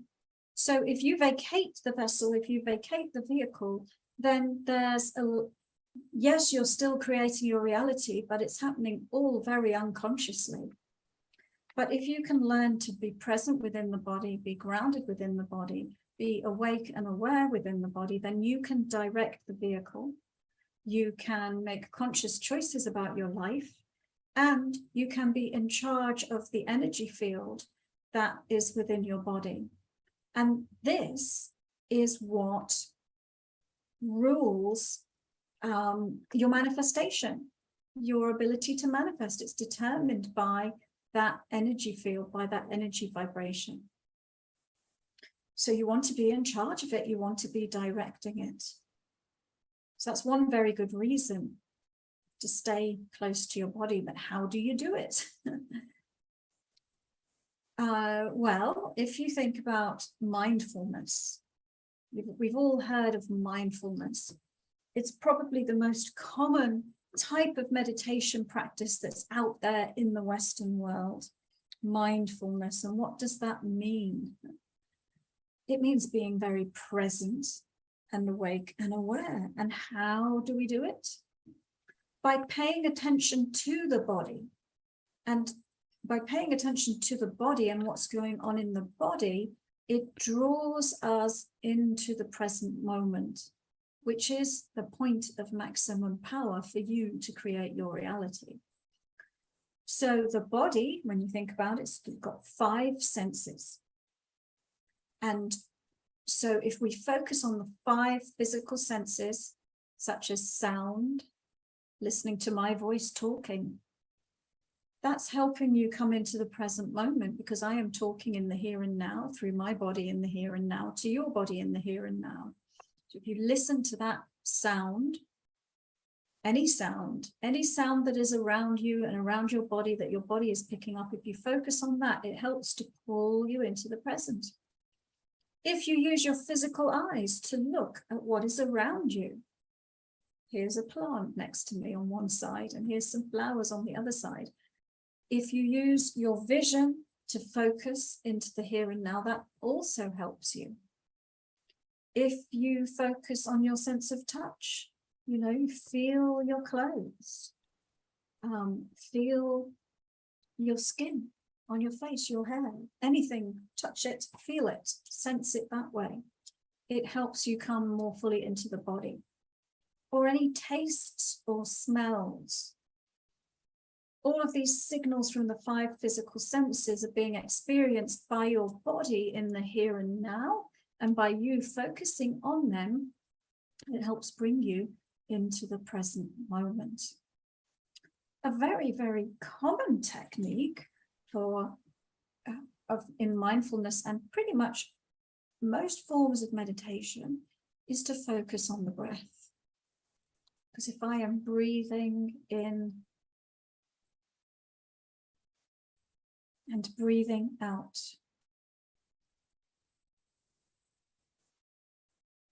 and breathing in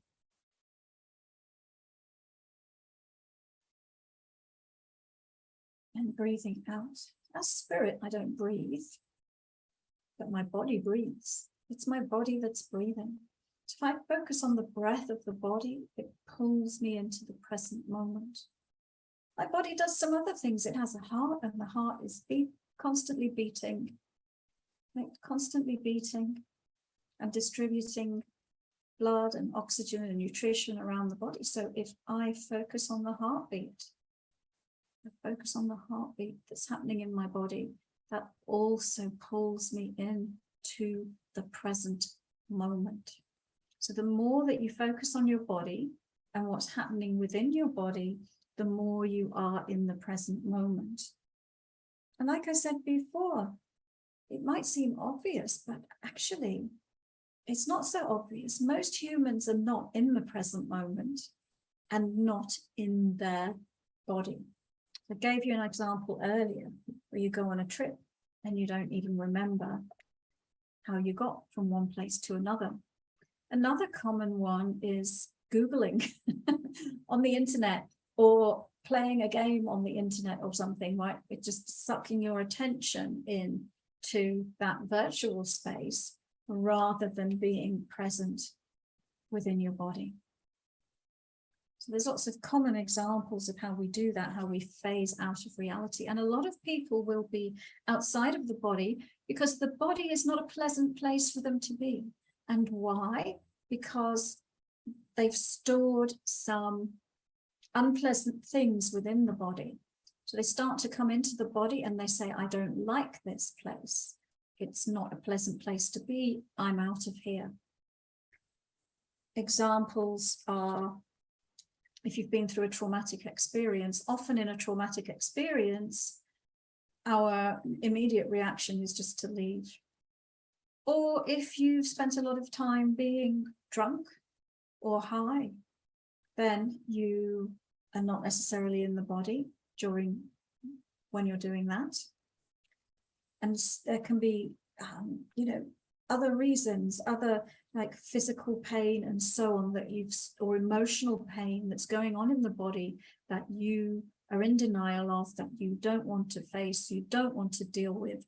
And so you tend to float around in spiritual space rather than time space. And it's a common thing as well, I think, in many New Age spiritual practices, to have a focus on heaven rather than earth, and to open up to up there and out there, and forget about down here and in here. But the larger part of you is always up there and out there. Meanwhile, you've created this body. And why have you created this body? You've created this body for a special purpose, to have the experience of being in time, space, reality. And then you forgot to drive the car.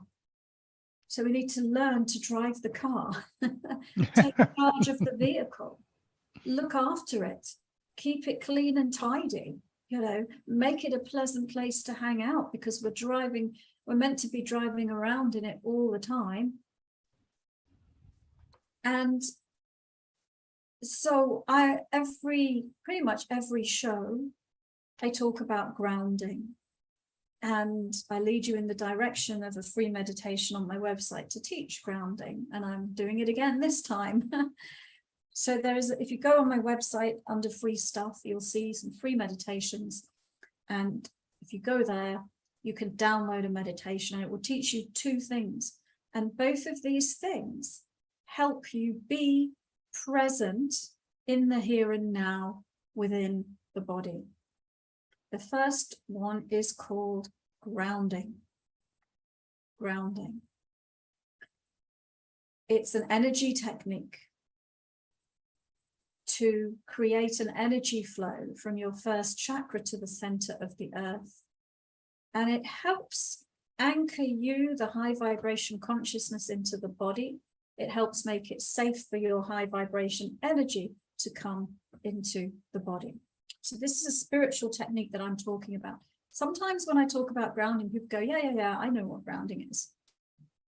And there's lots of different ideas out there about what grounding is. And for some people, it is go and stand outside in the grass barefoot, connect with nature in that way. And that can be a good way to focus in the here and now and into your body, because you're paying attention to your feet on the grass and all of that. But the spiritual technique of grounding is extremely powerful and is also a way of helping you heal whatever reasons have caused you not to be in the body in the first place. So if you have pain and trauma, and when you come into the body, you say, well, I can't meditate because my back hurts, because somehow you've stored some painful situations and memories in there. Grounding helps you now to release that, to make the vessel, the vehicle, the body a more pleasant place for you to hang out. The second technique is called centering, and it teaches you to place your conscious awareness in the center of your head. Center of your head's in your body. And so, of course, that also helps you to bring you into the present moment. I have to take a break now, folks. Yeah. So we'll take a short break, and after we come back, you can talk about centering some more. Sure. And then we'll start doing readings for people. Yay. That's in the future, though, isn't it? Yeah. Yeah.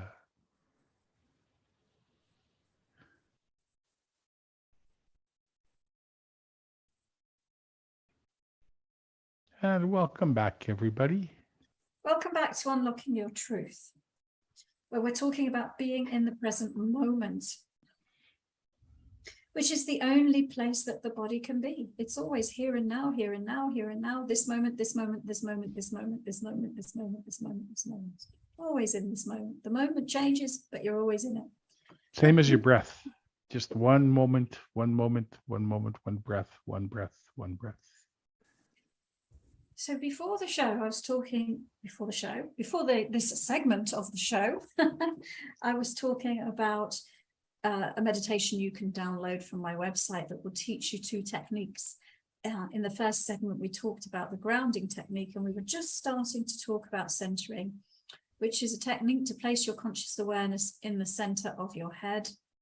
And it's another way that you can bring your focus here into present time where the body is, because you're sitting within the seat of consciousness within the body. It also has many powers, and one of them is the power of neutrality, which is brilliant, because if for some reason you've stored some things in your body that you don't like and you don't like being there, if you're grounded and you're centered, then it's easy to be present and be neutral about what you find, and to be in a state of acceptance rather than judgment and resistance against what you find. Because if you are in judgment and resistance, then it's much harder to change that thing. So if you're in the center of your head, you can be neutral and accepting, and then it's easier to release and let go. All right, so there's a well-known author called Eckhart Tolle who wrote a book called The Power of Now, and that's all about what we're talking about tonight, being in the present moment. That's a great read. I'm sure pretty much most people in the spiritual realm have read it, but if you haven't, read it. It's excellent. So I'm just going to open up the floor to questions already, I think. If there are. If there aren't, we'll keep talking. But Yeah, I think the gurus in India have a lot of wisdom when it comes around to being in the present. And as I alluded to before about breathing, we can, each breath that we take, we're here, right now. You can't take a breath in the future, and you can't take a breath in the past. And when you look at your breath or focus on your breath a little bit, you're very much so in the present, because each breath is life-giving. You can't skip a breath. You can never skip a breath. Heartbeats can skip.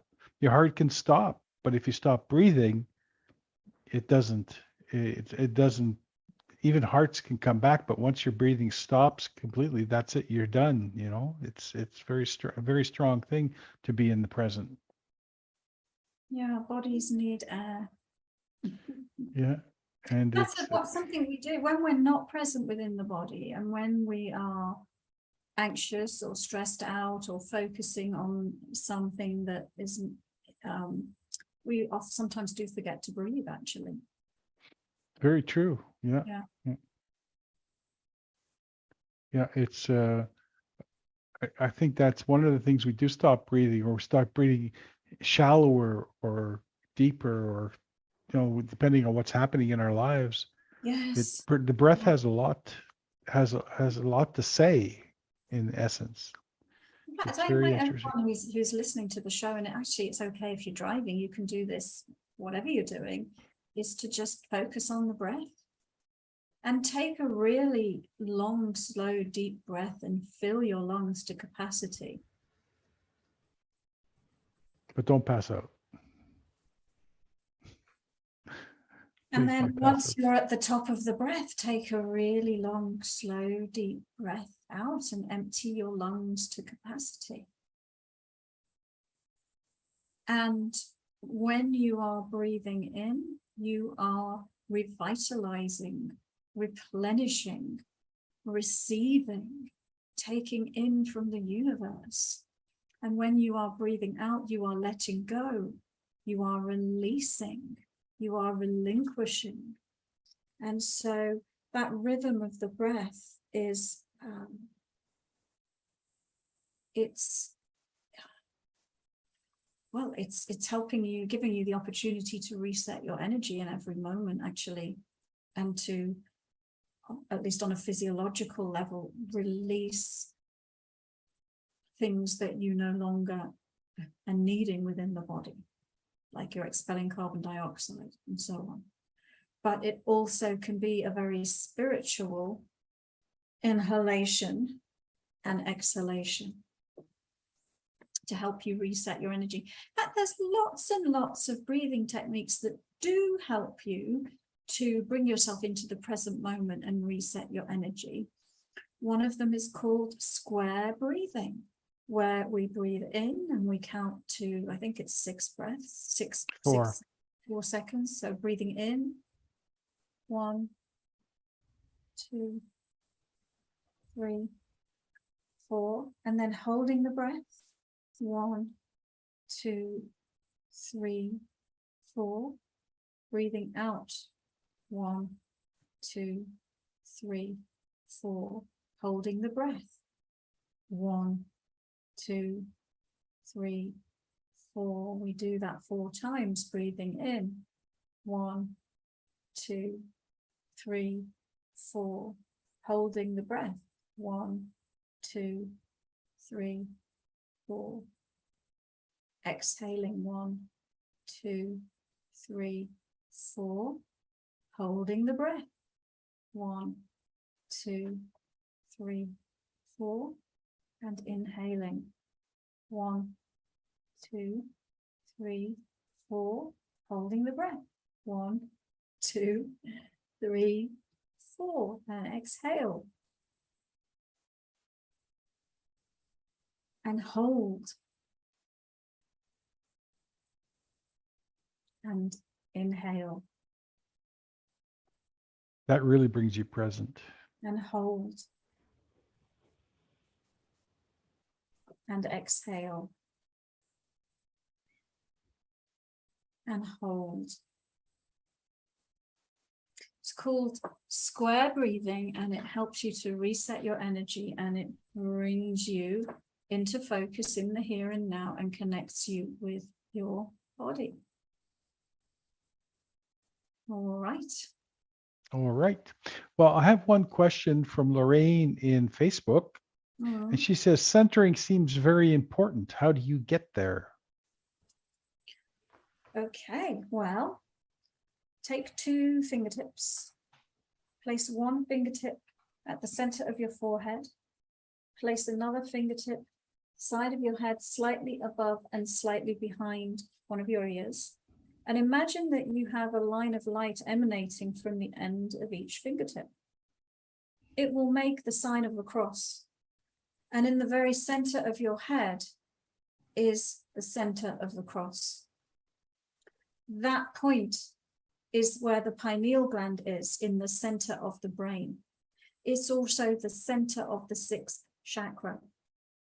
And what you do is you focus your conscious awareness right there at that point where the pineal gland is. So you need to sort of, first of all, where am I?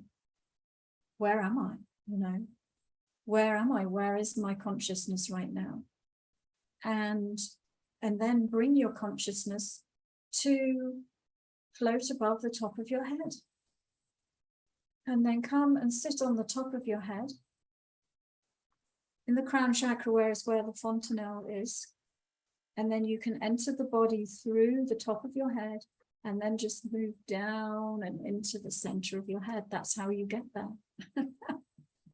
That's how you get to the center of your head. And you must be grounded to do that, because the grounding helps your energy come into the body. You're very high vibration, very high energy, and the body is a much lower vibration. So we can make that connection and we can come into the body when we're being grounded. So those 2 techniques go together. Thank you for the question, Lorraine.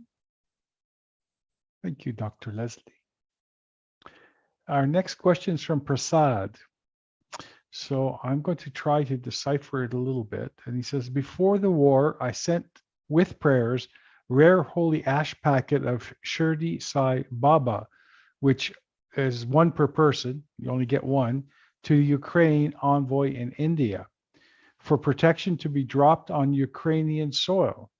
But he is sacked now for being with Russia. Now this is where it falls apart. And it says, what it makes out, Dr. Leslie, can you tell us more? That's the question in the Q&A session. Can you please respond? What it makes out? Yeah, I think he says, can you tell a little bit more, talk a little bit more about the issue with trying to get that package to Russia. He sent it to an envoy in India to take to Ukraine and drop it in Ukrainian soil, sort of to try and bless the Ukraine, but it didn't seem to make it there, that as far as he knows. Okay, and so he wants Was you he to in? Was he in? Was he in one of your Q&A sessions, Prasad? Oh, I think he went to one of the free Third Thursday sessions. I'm doing these free Third Thursday sessions, which is an hour on a Thursday at 1 p.m. And it's usually every third Thursday, except for July and August, where it's going to be the fourth Thursday. Maybe I should just change it to the fourth Thursday. So there's one tomorrow, and it's from 1 o'clock Pacific time to 2 o'clock Pacific time. And people who are interested in developing their psychic abilities and want to ask questions about developing their psychic abilities can show up to that Zoom call. You can sign up to it on my website, and also find out more about my psychic development courses. And if you can't find it on my website, just email info@drlesliephillips.com and I'll send you an invitation. Because I actually think I was doing it as an invitation only to people who have done the psychic quiz, get invited to that. So if you haven't done the psychic quiz on the website, go do it, and then it will send you the link to that live session. I'm not sure what Prasad is asking, Corey, so maybe we can get him to type a bit more and we can just Okay. on to another question. Okay, Prasad, please just a little bit more. Explain just a little bit more what you would like. Thank you. This is from Najiri. Hello, Najiri. Nice to hear from you again. I'm not sure why every time I'm about to manifest something I really desire, when I'm 98% of the way there, is always a last minute delay. This is happening right now. What do I need to release? I would like to break this cycle once and for all. That's interesting, isn't it? I'll have a look.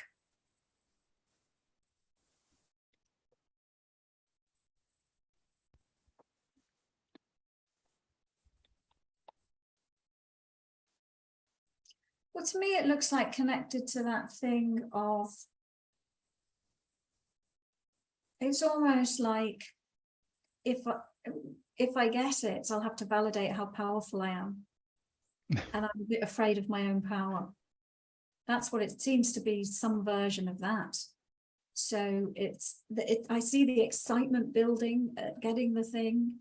And then as the excitement builds, you sense your own power, and then you go, oh, I'm really powerful, and I might have to acknowledge how powerful I am. So that's what it looks like to me. I don't think that's solely a Najiri issue. I think we all get there. I remember somebody telling me, I guess you could call it a joke around this. He says, yeah, so he says, I went out to get to a job interview. I felt really good about this job interview, and I felt certain. It was really amazing. I prepared for it. I researched the company. I went to the interview, and it was amazing. It was like I was at home, and everybody loved me, and it was phenomenal. I know this is my job, and this was on a Monday, and the fellow who did the interview said, "I'll give you a call on Friday," and with the answers. And so he waited and he waited and he waited, and there, Wednesday, Thursday, I'm going to get this job. I know it. And he said and meditated on, I'm going to get this job. I know it. I'm going to get this job. And Friday came along and the telephone rang, and it was this company, and it was the gentleman that did the interview. And he said, I'm sorry to say, but you didn't get the job. And the fellow said, okay, no problem. Thank you very much. He hung up. He said, I knew I wouldn't get it. We do that. We think we're being completely involved in our intention setting, but like she says, there's that she's 98%. You can't be 98%. You got to go all the way. Just let it go. Right, Dr. Leslie? Yeah, I mean, it's vibrational. So the more in alignment and the more you're believing in your manifestation, the more likely it is to manifest. And the more that you're doubting and disbelieving, the less likely it is to manifest. Definitely. Okay, this is from Brian. Brian says, is yawning, coughing, sneezing, are those signs of moving energy that seems to be happening a lot lately, and it seems to be connected to energy shifts I'm aware of? The short answer is yes. Give us a long answer, Dr. Leslie. Well, yeah, yawning, coughing, and sneezing, they are all what crying, tears coming out your eyes. They're all ways of releasing energy. And it's funny, I had a breakthrough session with one of my students today, and she said, Dr. Leslie, I keep yawning when I meditate. Is that normal? And I said, yeah, it's absolutely is normal. And it's quite common for people who are even doing psychic readings. Actually, it looks like you're bored, but you're yawning because it's a natural way of releasing energy. Because often when we're meditating, doing a psychic reading, there's a lot happening, there's a lot shifting, there's a lot changing. And it's just one of the ways that the body just naturally gets involved to help release energy. So yeah, Brian, that's exactly what it is. Okay, thank you, Dr. Leslie. Very good. Najiri says, wow, this is quite profound. I received this. Thank you. You're welcome, Jerry. Yeah, thank you. This is from Carol. Carol says, I remember you mentioned to stay in the center of your head throughout the day. I find myself sitting back to front of my head. Any tips? So I've got a number of different Carols actually in my courses. I think it's It is Carol Mann. Yes. So I would never have said to stay in the center of your head for the whole of the day. What I would have said is be in the center of your head depending on what you're engaged in. If you do an intellectual job, or if you're doing your accounting, then or something administrative like that, or operating machinery, then you be in the frontal lobes of your brain, because now you're doing a function that is very much in the physical, and your brain is geared to help you do those physical tasks like thinking and working things out in a logical, linear way. So be in the center of your head when you want to access your neutrality, when you want to access your clairvoyance, when you want to access your intuition. Be in the center when you want to be non-judgmental. When a challenging situation arises and you're finding it difficult to be neutral because you feel like somebody's picking on you or something like that, then be in the center of your head. Or if you want to look at a choice that you're going to make and you want to access your intuition, then be in the center of your head. So be in the center of your head depending on what you're doing and what you're wanting to tap into. Is it your intellect? Is it your intuition? And then she said she has a tendency to be back to front. I'm not exactly sure what that meant, but probably what might be happening is, as you're naturally needing to do tasks that involve your brain, you're moving forward because that's the place you need to be to do that task. So that's not a problem. The problem arises is that most people stay in their intellect all the time and then they can't access their intuition. And most people, when they're trying to access their intuition, get in their intellect and that interferes. So they're both great places to be. It just depends on what you're doing. All right, then we have to go to another break.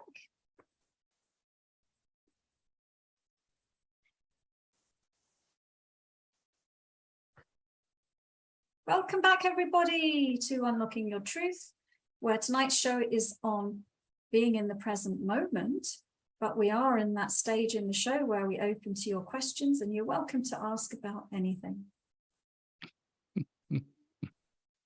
By the way, Lorraine says, Dr. Leslie, you look lovely tonight. Thank you, Lorraine. I don't Right. have my that I put in my hair on tonight, do I? Yeah. And Brian says, thank you. And Carol says, oh, thank you, Dr. Leslie. I must have got it mixed up. Yeah, maybe.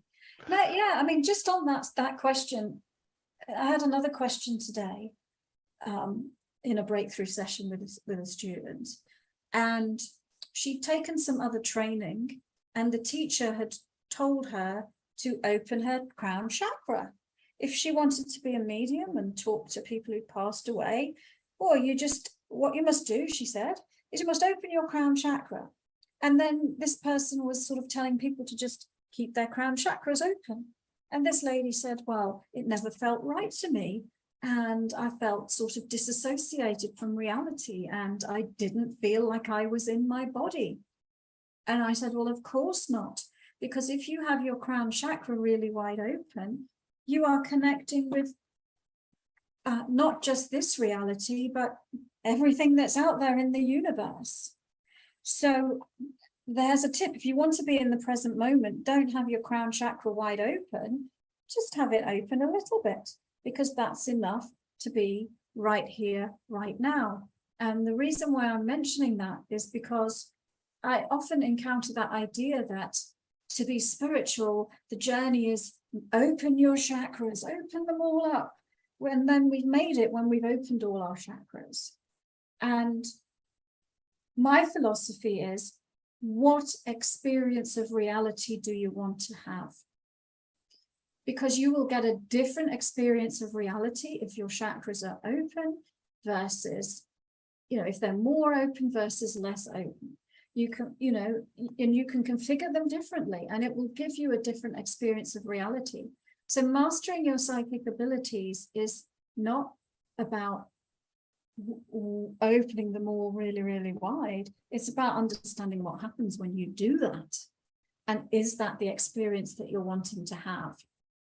So having your crown chakra open really wide, that creates a need for a massive amount of grounding to counterbalance that level of opening. And most people float away into hyperspace when they do that. And it's often also related to, or a cause for, the idea of some mental illnesses, because now you're in touch with all these alternate realities that have nothing to do with this time-space reality, which is what we're talking about today, being in this time-space reality.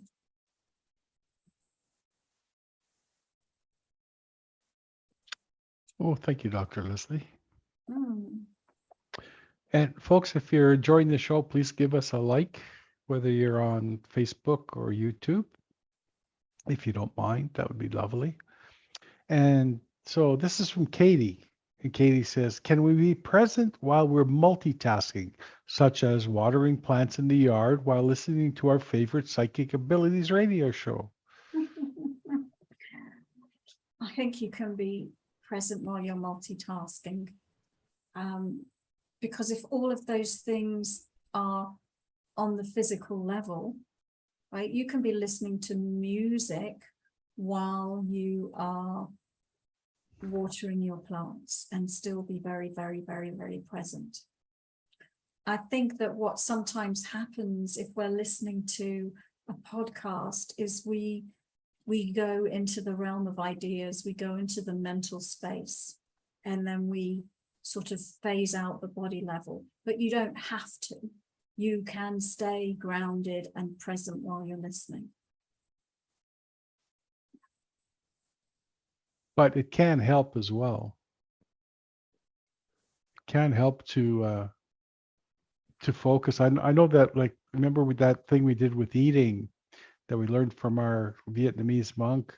When you're eating, if you take a bite of your food, put down your fork, and then concentrate on eating, and you'll see that the food tastes completely different. So if you're doing something, you can do both, but you might get more out of it if you're just doing the one thing at a time and focusing on the one thing, as opposed to trying to get it over with as well. Oh, I got to get to because what you're doing by watering and listening to the show is you're saying, well, the watering isn't important. but the show is. But can you give importance to both equally? What do you think, Dr. Leslie? Yeah, I think it depends. It's an interesting one. I mean, one thing I've always found interesting is some people listen to music to help them study. Now, I was never able to do that. I had to have complete silence so I could study, because if there was music on at the same time, I would drift away and I would not be able to be in that point of focus. That was before I knew how to ground, but I wonder if I still would be like that now. I think probably, actually. So I think that there are some differences between people as well. Yeah. Roy likes to listen to music, don't you? And you don't drift away, but I do. Sometimes I do. Sometimes I do. It all depends on what I'm doing. When I studied, I used to like to listen to music. And I think the music sort of, depending on the type of music you listen to, can keep you present as well. I've never found any music that helps me stay more present than if I don't have any noise. Yeah. Apparently Baroque music opens the channel between the two sides of the brain, the left and the right brain. And so there's there's more learning and more logical learning, but also more heartfelt learning, more don't know the word, what you call it, that type of learning, but more spiritually centered learning. Anyway, We digress. Thank you Well, not really. It still was about the present moment, no, wasn't it? I'm not digressing. No. Okay, this one's from Katie. Katie says, can we be present? Oh, that was Katie. Well, this is Erica. Erica says, according to your quiz, my primary clair is clairaudience. Wonderful. Congratulations. I've been trying to connect with my spirit guides for some time now without much luck and haven't been able to really decipher any messages that make sense or resonate. I'm hoping you could help me figure out their name and or a message from them. Okay, sure. And I'll just also, and by the way, Erica, in that quiz, clairaudience tends to be more of a rare one in terms of what most people find. Most people, I think, clairsentience is the top one, then claircognizance, then I think it's clairvoyance, then clairaudience. So I might have that the wrong way around. So yeah. So all right. And so I'm going to look at this and give you an answer, but I just want to also mention that it's developing your psychic abilities is a bit like going to the gym. You have to practice. You have to learn how to use the machinery, how to use the equipment. So I have created many psychic development courses to help you learn the equipment and learn how to operate it and practice it so that you know what you're doing with your psychic abilities and you know how to consciously access them. And that journey begins with the Unlock Your Intuition course that gives you a grounding of spiritual techniques and also helps you to overcome the most common blocks to intuition while simultaneously teaching you some psychic development tools. Then after that, I have a clairaudience course, where you spend 10 weeks focusing on that ability called clairaudience, where you learn now how to interpret what you're getting, and you learn how to tune in to different frequencies. That all of your guides have got different frequencies. So how can you consciously tune into this frequency and that frequency and listen to that guide and listen to the other guide? You learn all of that in that course. Because it's not, I spent myself 6 years in a modern mystery school from 1998 to about 2004. And I lived and breathed this stuff. And that's why I'm so good at what I do, because I've devoted my life to it. And I think sometimes people think, well, you know, I'll read a book, or I'll take a weekend course, and that'll be me, and I'll tick the box, and I'm, you know, and it's like anything. The more you focus, the better you become. So anyway, that said, Erica, let's have a look at your idea of your spirit guides.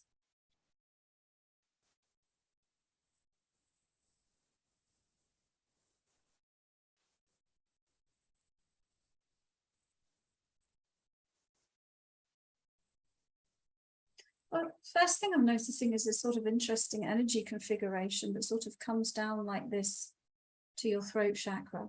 And your throat chakra is the one that's responsible for clairaudience. And this sort of strange triangle energy configuration, the energy here is pink. It's almost like you're wearing this pink collar of energy. And I feel that that is relating to your spirit guides. So I'm just going to look at that a little bit longer.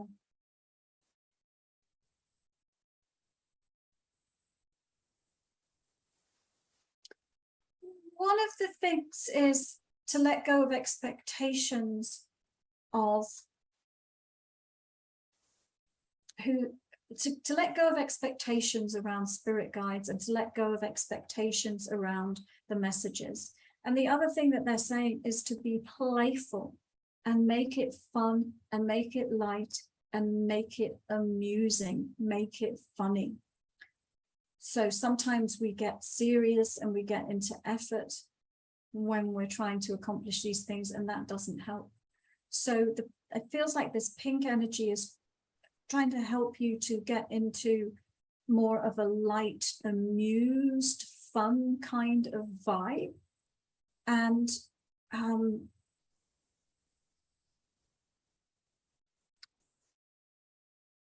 I'm seeing one of your guides, and I'm just taking a moment to talk to them before I say anything.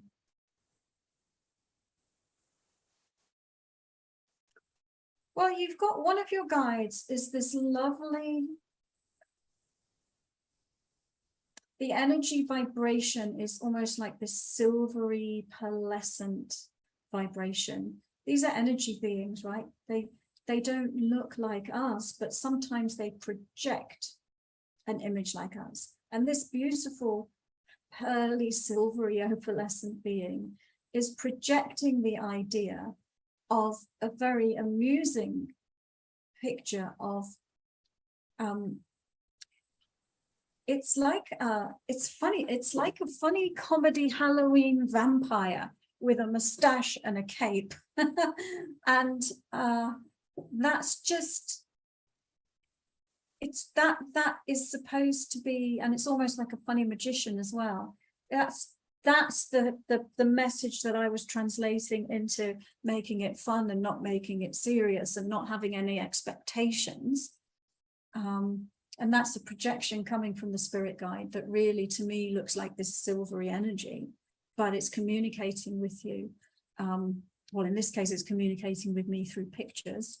But let's have a look at the clairaudience again. Give us a second.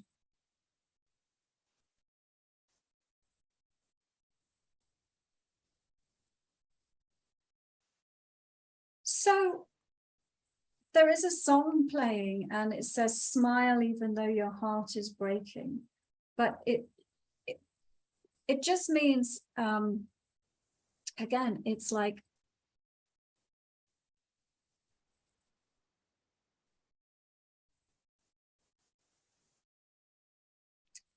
it's always advocating this inner smile, this state of having an inner smile, cultivating this inner happiness, this high vibrational, amused state as being helpful for your development of your psychic abilities. Because when we're amused or when we're smiling, then our vibration is high. So that is counterbalancing things that arise in the system that are a lower vibration, like feeling sad. But if I smile, it will uplift me.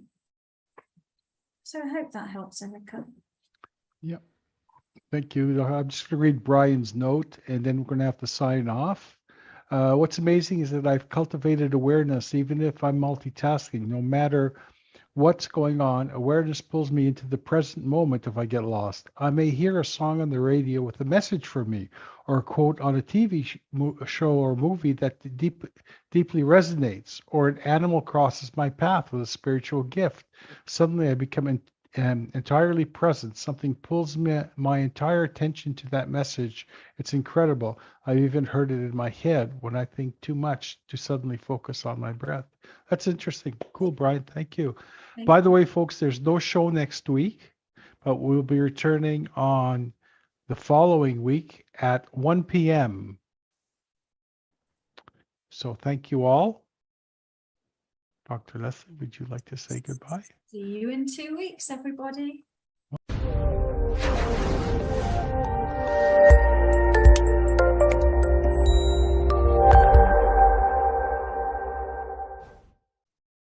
Hi, everybody, and welcome to Mindfulness for Happiness and Relapse Prevention. In this presentation, we're going to define mindfulness and mindlessness.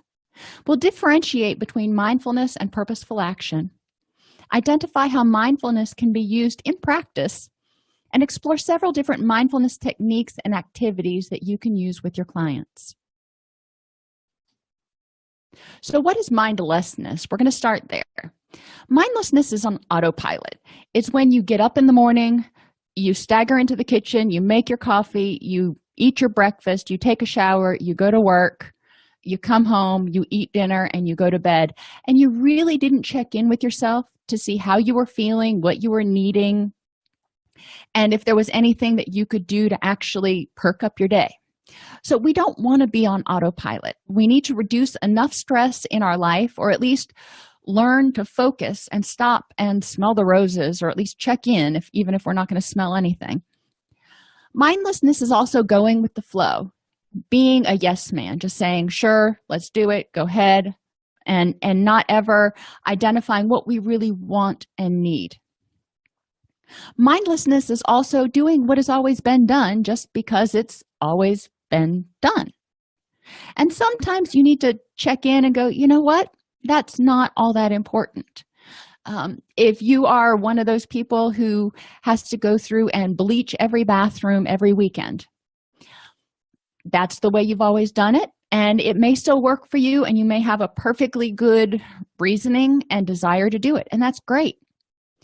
But maybe you're going through and bleaching the bathroom every weekend, and you realize you're the only one living in the house anymore. Your kids have moved out, and 3 out of the 4 bathrooms don't ever get used anymore.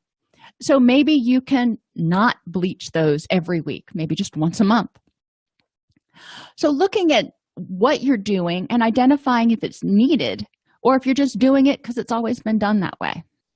Another example of it's always been done that way, from my personal experience, when I come home, and this is total autopilot mindlessness, I come home, I put my purse on the foyer table, I walk into the kitchen, I open up the refrigerator, and I find something to eat. Now, I've never stopped to check in to go, am I really hungry? Am I thirsty? Or is it just because I'm home? It's just what I do. So it's important in mindfulness to identify what you're doing and choose your behaviors. Choose how you use your energy purposefully. Other examples of mindlessness, getting home and not remembering the drive. I think all of us have done it. We get in the car and we're kind of on autopilot going home, and we're totally thinking about something else. Eating without realizing it, or when you're not hungry. Sometimes people will just kind of meander into the kitchen and get something to eat and sit down and start eating, and they're like, wait a minute, I'm not really even hungry. And having intense feelings or relapses come from, quote, out of the blue. These usually don't come from out of the blue unless there's been some sort of a trauma in your life. Most of the time, relapses, whether it's mental health or substance abuse, started a long time ago, and you weren't paying attention to the fact that you were getting run down, that you were getting stressed out, that you were getting overwhelmed. So you get to this breaking point, and all of a sudden the dam breaks, and you're like, oh, where did that come from? Well, if you were paying attention, it started about 6 weeks ago. Mindfulness is having an awareness in the present. We stop, look, listen, feel, and interpret what's going inside us and what's going on around us. I encourage my clients to do mindfulness check-ins at every meal because we usually eat at least 2 to 3 times a day.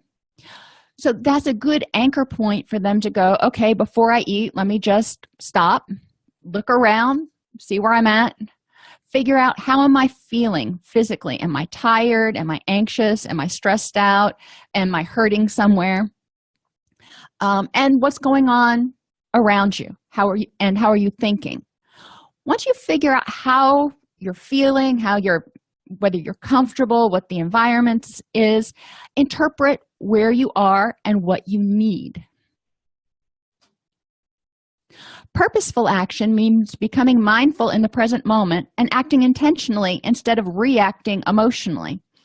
If you are stressed out and you're exhausted and you're in the cafeteria of your office and people keep coming in and talking to you and just bothering you and you just really want some peace and quiet, mindlessly acting people would likely just continue to sit there until somebody comes up and you bite their head off.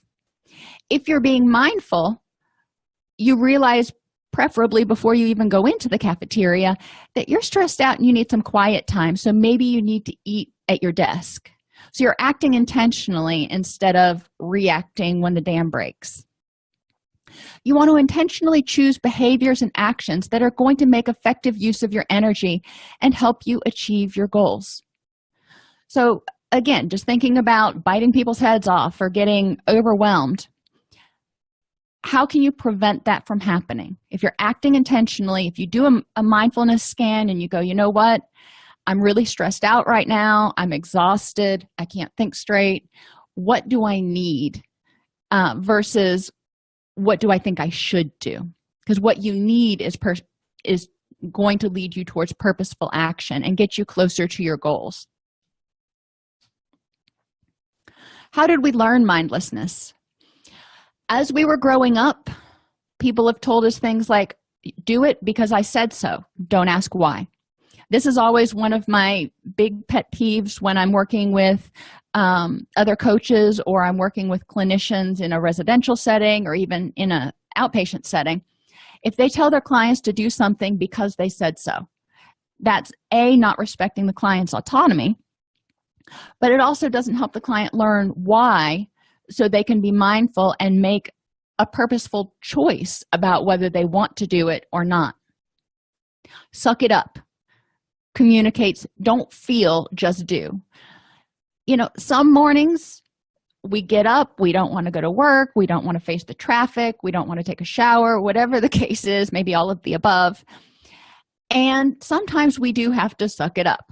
But if you do a mindfulness scan and I go, all of those things are true, I'm not motivated to do anything. I've got to decide in the big scheme of things what works best to help me achieve my goals. Sometimes it means suck it up. But it's important to check in with yourself and feel first, identify what you need, and then make decisions about what's going to get you closer to your goals. Nobody cares, just ignore it. Means don't trust your own instincts and don't trust other people. We don't want to learn this. Again, when you go and tell your boss, I'm overwhelmed, I've got 16 things to do that are due on Friday, and I need to know which is of more of a priority to you. And he says, just go figure it out. He's not giving you any direction for being mindful. Or if he says, I don't want to hear about how stressed you are, that means how you feel doesn't matter. And you need to just go ahead and do it regardless of what's in your best interest. Now, sometimes that's going to happen in the workplace. I'm not saying that we live in a utopia. It is, however, important for people to be aware of their own limits and boundaries to prevent burnout. And finally, that's what everyone does. So don't question it. Everyone else does this, so you need to do it too. And in reality, this is one of the biggest mindfulness trip-ups ever. Always always, always ask yourself, is whatever I'm getting ready to do getting me closer to or further away from my ultimate goals and where I want to be? Mindfulness can help us transition from reacting to acting. It can help us be proactive and prevent reacting, prevent blowing up, prevent burning out. It makes more efficient and effective use of energy by making the right decisions the first time. So beginning with the end in mind, so to speak. What are my ultimate goals? Let's make the right decision about how to handle this situation to get me closer to my goals. And mindfulness encourages self-awareness and compassion. So we want to seek first to understand ourselves and then to understand others. And when I say understand ourselves, it means, what are we good at? What are our strengths? What are our weaknesses? What do we need? What do we want? And what are our ultimate goals? Mindfulness can help reduce inefficiency through planning and prioritizing. Instead of just kind of flying by the seat of your pants, deciding, hey, I want to build a doghouse, driving down to Home Depot, buying a bunch of lumber and a bunch of nails and going, okay, now let's figure out how to put this together. That's kind of inefficient. Whereas you could save time by going online, getting a plan, which will have a list of all the supplies that you need, and then you can follow the plan, put up the doghouse, and bada bing, Fido has a new home. Mindfulness helps balance and renew your resources, energy, and health to create a sustainable, long-term, effective lifestyle, because it encourages you to ask yourself regularly, what do I need right now? And what options do I have to meet those needs in the present while still moving toward future goals? If you can even just ask yourself those two questions at breakfast, lunch, and dinner, and actually act on the results, not just go, okay, well, that was a fun exercise.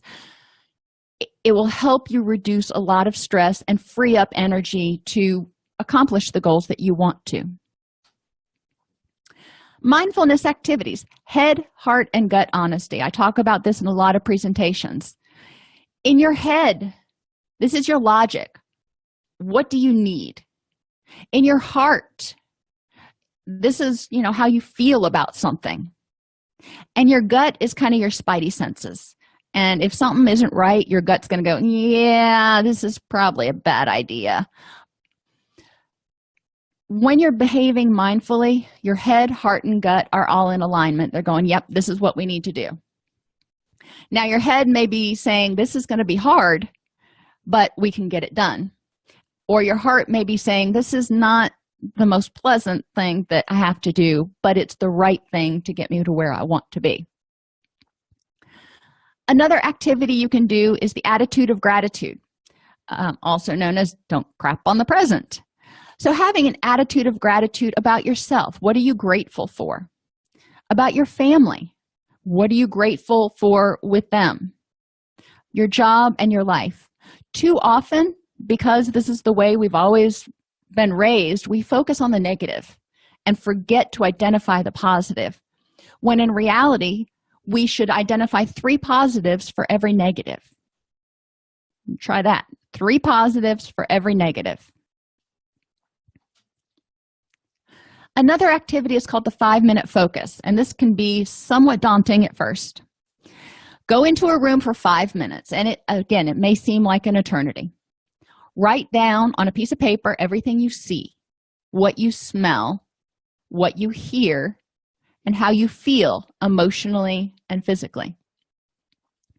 This gets you into the habit or practice of being more attuned to your surroundings and being more aware of not only what's going on inside, but also what's going on around you. Smells are the strongest trigger for memories. So if you walk into a room and, every time you walk in there, you just kind of feel chills go up your spine, think to yourself, what does this smell like that is reminding me of something in my past? Or is the paint on the walls a color that reminds me of something? Am I triggering a memory? Being aware of what's going on around and inside is important because they work together. Vulnerability checklist. This is something I encourage people do every single morning. Vulnerabilities are things that, when unchecked, can cause low-grade stress, making you more vulnerable to stronger reactions. So if you're under stress, if you're not getting proper nutrition, if you're not getting enough sleep, if you're in pain, if you're not sleeping well, when something happens, your emotional reaction, which would normally maybe be a 2, may be an 8, because you're just you're over it. Your physical reactions can also be a lot stronger. Instead of just being a mild annoyance where you have a brief little adrenaline rush, you may get completely flushed and go into a full-grade panic attack. Socially, your reactions can be a lot stronger, and you can be either a lot more needy and a lot more seeking of external validation, or on the contrary, you might be a lot more withdrawing. When stress starts to build up, it affects your relationships. And when stress starts to build up and you start to become vulnerable, environmental things can also be a lot more powerful in triggering relapses and negative mood states. Yet another activity is called 3-minute thoughts. Take 3 minutes and write down or record on a voice recorder all of the thoughts that you have. Then review what you wrote down. How many of those thoughts were negative? How many were about the past, the future, and the present? And how many were just totally irrelevant? This will help you identify what your sort of automatic thoughts are that are constantly buzzing around in your head. We want these thoughts to be positive and about the present and hopeful about the future. Irrelevant thoughts happen. You may be driving down the road and you're like, ooh, bunny rabbit. Totally irrelevant, but it's a thought. So it's something that you would want to record. Colors of emotion. Most colors evoke emotion in people. Most of the emotions are learned because color reminds you of a memory. So get a big crayon box and identify how different colors make you feel. Now, certain colors, they've done research. Yellows, reds, and browns tend to make people hungry. So when you go into restaurants, you'll see a lot more yellow, red, and brown. Certain blues can be calming, but certain blues can also feel institutional, like a blue-gray or kind of a pea soup green. That may not be true for every single person, though. So look at colors, look at swatches, and just see, how does that make you feel? Does it make you feel calm, indifferent, or sad? Increase the colors in your environment that make you happy. I like purple and blues and, some of the bright, cheery colors. But I love just about every shade of purple and blue. So that's what I would use for accessories in whatever environment that I'm in. But I also like white because it's blank. And that gives me a place, something that I can look at that's not overstimulating or understimulating. It's just blank. Smells are one of the strongest memory triggers, so know your nose. What smells to you are calming and maybe nostalgic at the same time? It's getting to be fall right now where I'm at, and the fall smells and the fall air fresheners are coming out. And I love the smell of cinnamon and cloves and all of those things that you associate with campfires and apple cider and all that kind of stuff. It makes me nostalgic, and it's also calming. There's not really a whole lot of smells that make me angry, except for maybe the smell of dog poop, because then I know I've got to clean it up. But some smells may trigger a memory of something, maybe a bad situation in your past, and it will make you angry. So be aware of those smells.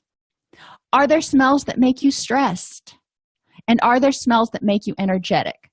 Now, you can do all kinds of research on aromatherapy and see what scents are typically associated with certain feelings. That doesn't mean it's necessarily going to be associated with that feeling for you. So you still want to test it out personally.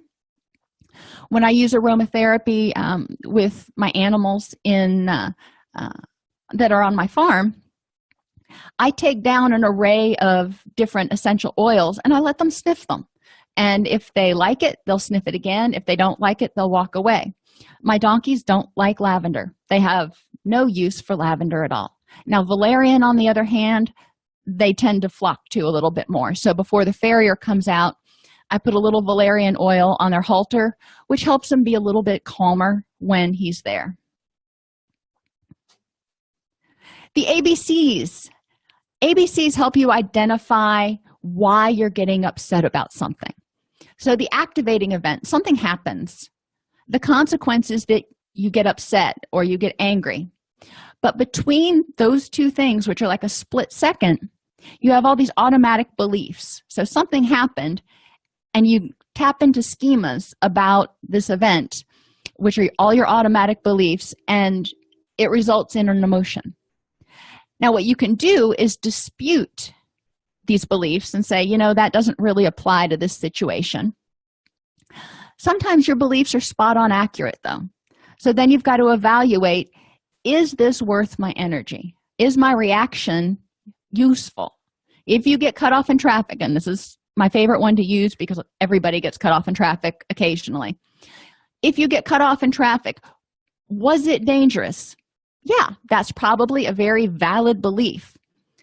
But when I evaluate the consequence, is my getting angry about it and, trying to convince the other person how wrong they were, is that useful? My answer is no.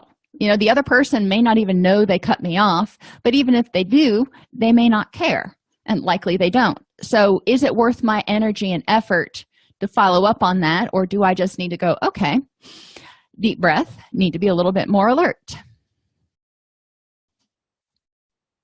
Relapse warning signs checklist, or the black swan. Relapses don't come from out of the blue. A black swan is something that is an unexpected event to occur. Part of mindfulness is learning about yourself from past experiences. In the past, what has led up to a relapse? In the past, what has triggered my depression? Relapse prevention means being aware of your status, how you're feeling, your vulnerabilities, and your wants and needs. So being aware of that, being aware of your swan, will help you prevent the black swan. It will help you prevent a relapse from just showing up out of the blue. Developing a checklist of your relapse warning signs and reviewing it daily can also assist in preventing relapse. A functional analysis: what, whys, and hows. I like this one just because I tend to be more cognitive in my approach. What makes you angry, resentful, or guilty? Anger is a protective feeling. It pushes people away or gives you power over them. Resentment is just another form of anger. Guilt, interestingly, a lot of people don't loop it in here, but guilt is often anger at yourself for something you did or didn't do. So we're still dealing with anger. So what triggers your anger? What are you angry about? Why are you angry about it? And how can you get rid of this anger? Because being angry doesn't do anybody any good. So figuring out how to deal with that anger and let it go. Fear, again, what's causing it? If you've got fear going on, what's causing it? Why are you afraid of this? And how can you deal with it? Being stressed out or overwhelmed. Same basic principle. Now, happiness, here's one that we don't usually question. Why would we question happiness? Why would we do a functional analysis on it? Because you can't be happy and miserable at the same exact time. So what makes you happy? Why does it make you happy? And how can you increase that in your life? Denial. Sometimes we have to look at, somebody tells me I'm in denial about something. So what is it they're telling me I'm in denial about? Why do they think I'm in denial about it? And how can I address it? And depression and isolation follows the same pattern. What is it that's causing it? Why do I feel this way? And how can I deal with it? A daily planner can also be helpful. Each morning, spend 10 minutes being mindful of how you're feeling. 10 minutes can feel like an eternity, but do it while you're drinking your coffee. Maybe drink your coffee on the porch and watch the birds or listen to the frogs, whatever it is that you do in the morning. Identify all the things that need to happen or get done that day. Not that you want to happen or get done, that need to. These absolutely positively have to happen. Go through the list and highlight the ones that must get done today. Maybe your electric bill is due today, so that's got to be done today. Identify anybody that can assist with the must-dos, and then get going. You can only sit there and think about it and dread it and ponder it and feel overwhelmed for so long before you just exhaust yourself. So you might as well use that energy to get going and start knocking things off of your list. Our culture promotes automation and mindlessness. Mindfulness means taking time to think before you act. Stopping to think takes time, though, but it usually takes less time than making needless errors. So, do you have time to do it twice, or is it better to do it right the first time? Mindfulness means understanding your SWAN, your status, your wants and needs, and the what's, whys, and how's of your vulnerabilities, so you can make the best choice of action to get you closer to where you want to be. Here are some mindfulness-related resources that you can take a look at. They're all workbooks. They are very good. If you want to go to newharbinger.com and use coupon code 1168. Do you struggle with confidence? I know that I did when I first started out as a full-time artist. I'd create some artwork, I'd take it to an art fair or a show, and I'd be standing there, and of course people are coming, you can hear them commenting on your artwork, and sometimes it's good, makes you feel good, right? Your confidence builds. But when perhaps you hear people saying, oh no, don't really like that, don't like the use of this, that and the other, and of course it's just their opinion, right? But it can really knock your confidence and maybe even stop you from going out and doing more things with your art. And that doesn't change now with the online world, of course, because you post something on social media and you are open to a whole load of comments underneath. And I know that for a lot of people, that can be really tricky. You put something out and you say, hey, what do you think about that? And somebody would like to tell you what they think about that. And again, it's not always positive. And so sometimes we can be left with a really hurt feeling inside. You know, as artists, we're sensitive beings, right? And when we put our artwork out for the world to see, we are open to both the positive and the negative. So how do you grow your confidence then, aside from all of that? And then of course there's all those tasks as a business owner too, right? There's making those phone calls. Maybe it's a follow-up client phone call, or maybe you need to contact a gallery to ask if they'd like to have your work.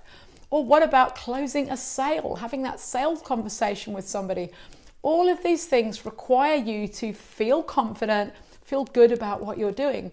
Because the moment that's knocked, we know what happens is we stop taking action. And when we stop taking action, we're not, of course, going to get the results that we want, which I guess in your case is building a profitable art business, doing what you love.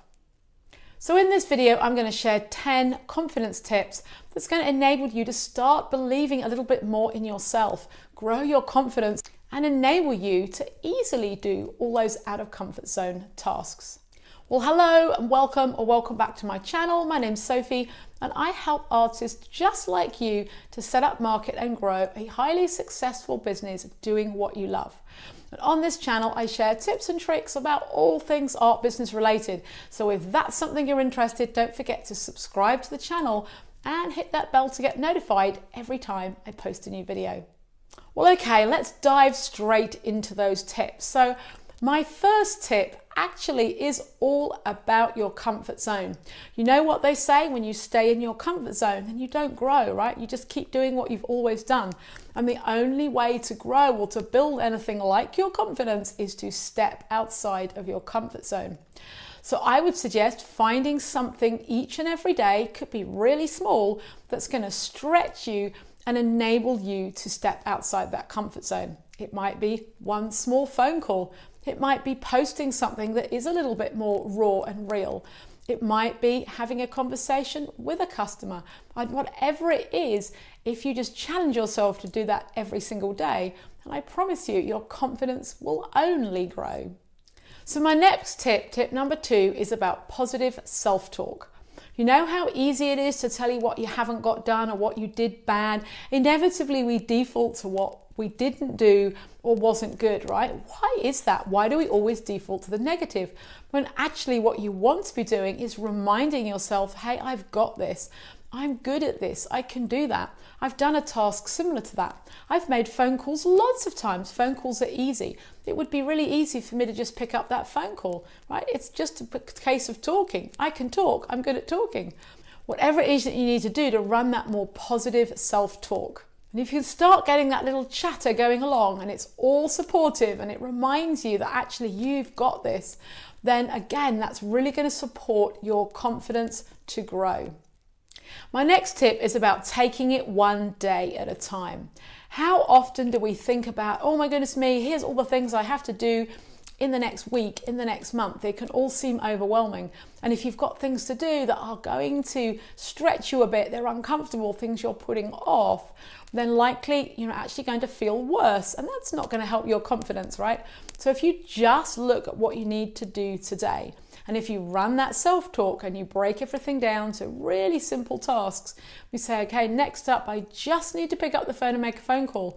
That's it, just today. I don't have to worry about what's next. Well, just today, I need to do these 3 things or these 5 things. And you just stay and focus in on what you need to do just on that day. And my next tip is about remembering what's important to you. Our values are really, really important when we're talking about building a sustainable business, designing a dream life, and feeling really good about what we're doing, right? We're talking about building confidence. So therefore, we want to be thinking about, well, what is important to us? The last thing you want to be doing is things that actually don't meet your values. Because when you're not meeting your values, you don't feel so good about it. You're not feeling perhaps in control. Somebody's asked you to do something, it feels a bit uncomfortable. But when we come back to our values and what's important, and we just say yes to the projects that we really want, then that is going to help you feel good about yourself, and it's going to help, again, that confidence to build. So my next tip is about using previous positive memories. So for example, let's take that phone call, because I know that that comes up so many times. Sophie, I can't make that phone call to the gallery, or I can't follow up with that client who said they were interested in something. So remember a time where you had a really happy phone conversation. Of course, it doesn't have to be business related. You could just take yourself back to a memory where you felt really good on the phone and you had a really easy conversation, maybe with a friend or a relative. And when you can hold on to that positive memory, you can remember how good it feels, right? You might even laugh and just say, God, that was such a great conversation. But if you use that to build your confidence before you make that phone call, then of course it's going to be a lot easier for you. You're going to feel good. You're going to sort of hold it in your body. You're going to smile a lot. That's something else I'm going to talk about in a minute.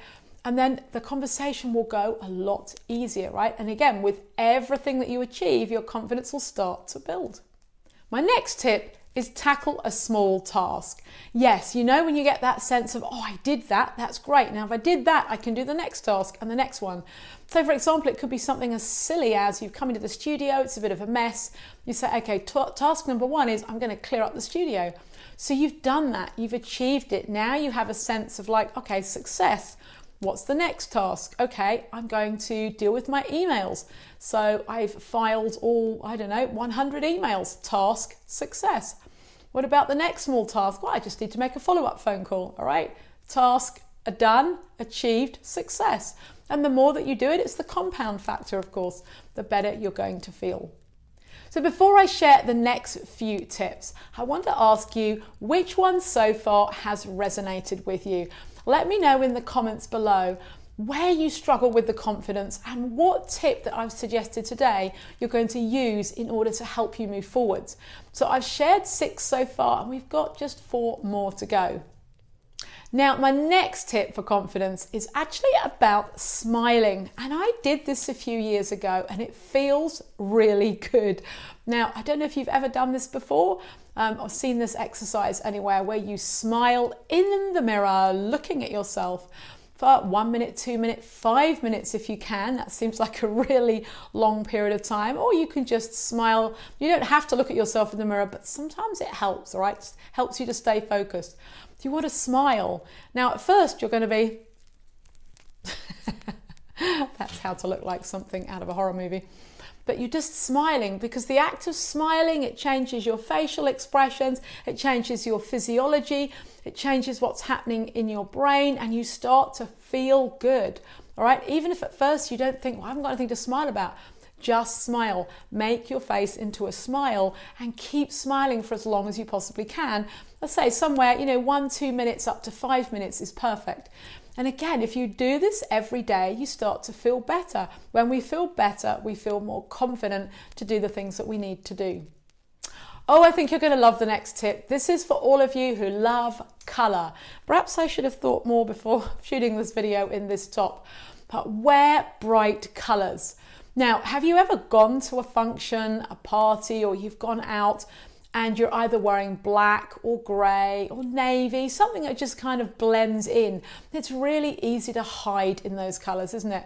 You can go along to something that you don't really want to go to, perhaps, and you can just blend in, mix, and kind of hang around in the background.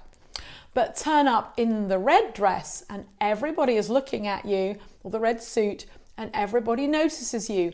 And what happens when you're wearing that colour very often is, again, you can feel good. You put it on and you feel good. So I challenge you, wear some bright colours and notice how you feel. Your confidence will lift instantly. You'll feel really good, especially if you love the item you're wearing. Obviously, don't put on something that you think, oh, I don't feel very good in this, I don't like it. It's got to be that item of clothing that you really love. Wear a bright colour and go out in the bright colour and see how amazing it makes you feel. So my next tip is linked to one near at the beginning actually, but it's really a firm no. Saying no to things that really you don't want to do. Now you might say, what has that got to do with confidence, Sophie? Again, it's about you staking your claim. It's about you saying, do you know what? Actually, I don't want that project. I don't want to do that thing over there. And by saying no, you're really honoring yourself and you're staying true to yourself. And when you do that, again, it feels good and your confidence will grow.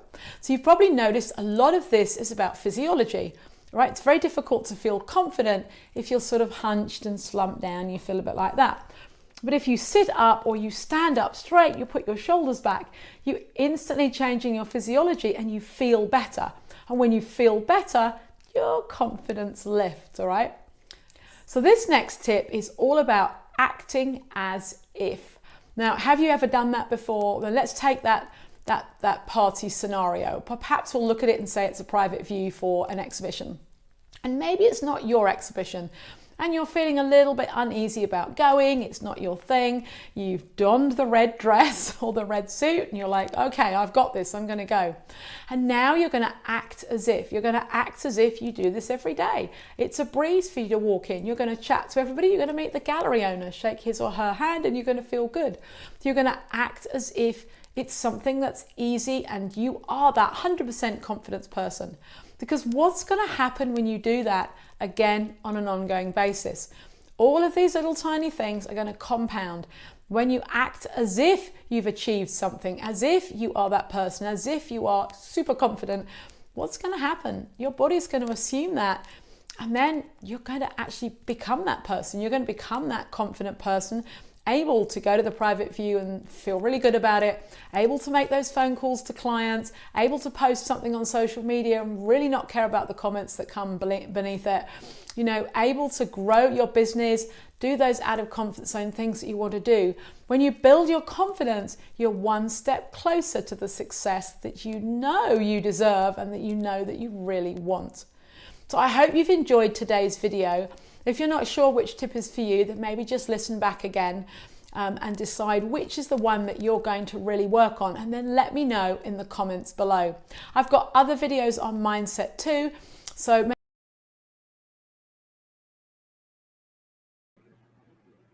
Hi. So there's this quote I came across about anger, that one moment of patience can save you 100 moments of regret. So the question then becomes, how do you become that person who, in the midst of turbulence and turmoil and angry emotions, are calm.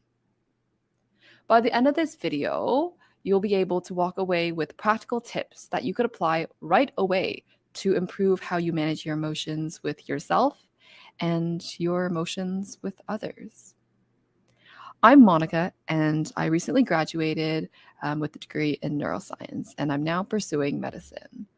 I'm really passionate about making psychiatry accessible for everyone. So this video is a part of the Ask an Expert series, where we chat about mental health topics and psychological topics with experts. Today, I am just so honored to have Dr. Conti back. You may remember him from our last live stream, which is accessible from the Ask an Expert live stream playlist. Welcome back, Dr. Conti. Thanks for having me. I'm glad to be back. Thank you so much. Thank you so much for being back. And I'm so excited for our chat today. I feel like we have so much to cover and so much information. And I love that you opened saying that we're going to give everyone practical examples, because what we're going to do is give you really real world stuff that you can immediately take after watching this video and help your life find more peace. Exactly. With something like anger, I feel like it can be so exhausting to just hold it in with yourself, or just be sometimes angry with yourself or angry with others. Like, you know, if only we could find a way to better manage that. And that's exactly what we're just going to be diving into today. 100%. You know, it's fascinating because we are the only ones who have unrestricted access to our minds. And when you think about this, it really is powerful, because if we really truly realize that, then we'll stop giving our power away to other people. Like, we let people who anger us, who do things we don't like, to control our inner world. And once we realize this, we say, wait a minute, I can't do this anymore. You know, that really brings up a really important point, and like the kind of first main idea that I want to bring up regarding anger, about how to really recognize and control how sometimes anger really comes from within. Because sometimes we often think that we're angry because someone else made us angry, or something has happened that just is the reason why we're angry. But ultimately, it's our decision. It's our ability to control that, what we kind of filter from the world, that ultimately causes us to be angry. So I guess we can just jump right into any kind of practical tips on how to better, you know, have control of your own emotions. Yeah, the very first thing, and we hit on this last video, but if someone hadn't seen that yet, I want to jump in with this at the beginning, and that is this. I believe there's a difference between what I call the cartoon world and the real world. So our cartoon world, and I call it cartoon world because it's not real. It's the world that it's according to our shoulds. So people should think the way I want them to think. They should feel, they should believe what I want them to believe. They should do what I want them to do. And then there's the real world. So there's our cartoon world, and then there's the real world. And what I've done for my career is help people learn to align their expectations with reality. In other words, so Monica, let's say I'm driving down the road and I got to get somewhere. And when I'm on the road, there's a bunch of traffic, and I say to myself in my cartoon world, this traffic shouldn't be here. This shouldn't be happening to me right now. I'm going to be really angry. But if I align my expectations with reality, which is anytime I go out on the highway, there could be traffic. Now I'm more prepared for it. Doesn't mean I'll be happy when I see the traffic, but it means I'll be more prepared for it. And I think that's a really good place to anchor our conversation, is that we master what we practice. And if we practice being impulsive and reactive, well, we get really good at that. But if we practice being mindful and in control, well, we get really good at that too. I love the last part you just said, especially. We master what we practice.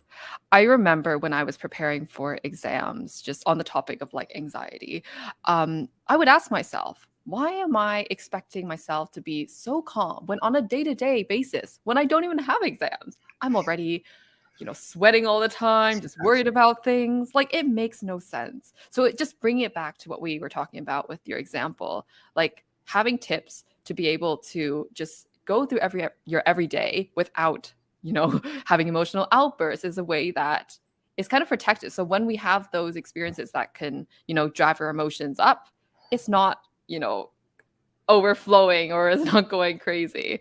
So it's a really good point you brought up there. Well, it's almost as if if I'm talking to you during those moments when you're struggling, I would almost want to almost have this vision that you're putting on boxing gloves and hitting yourself. And I almost want to stop you from hitting yourself. Like, I shouldn't be upset right now, and I shouldn't be stressed. But if you are, then you're giving yourself the extra problem of, not only am I anxious, but now I have all these shoulds that I shouldn't be anxious. And that makes it even more complicated.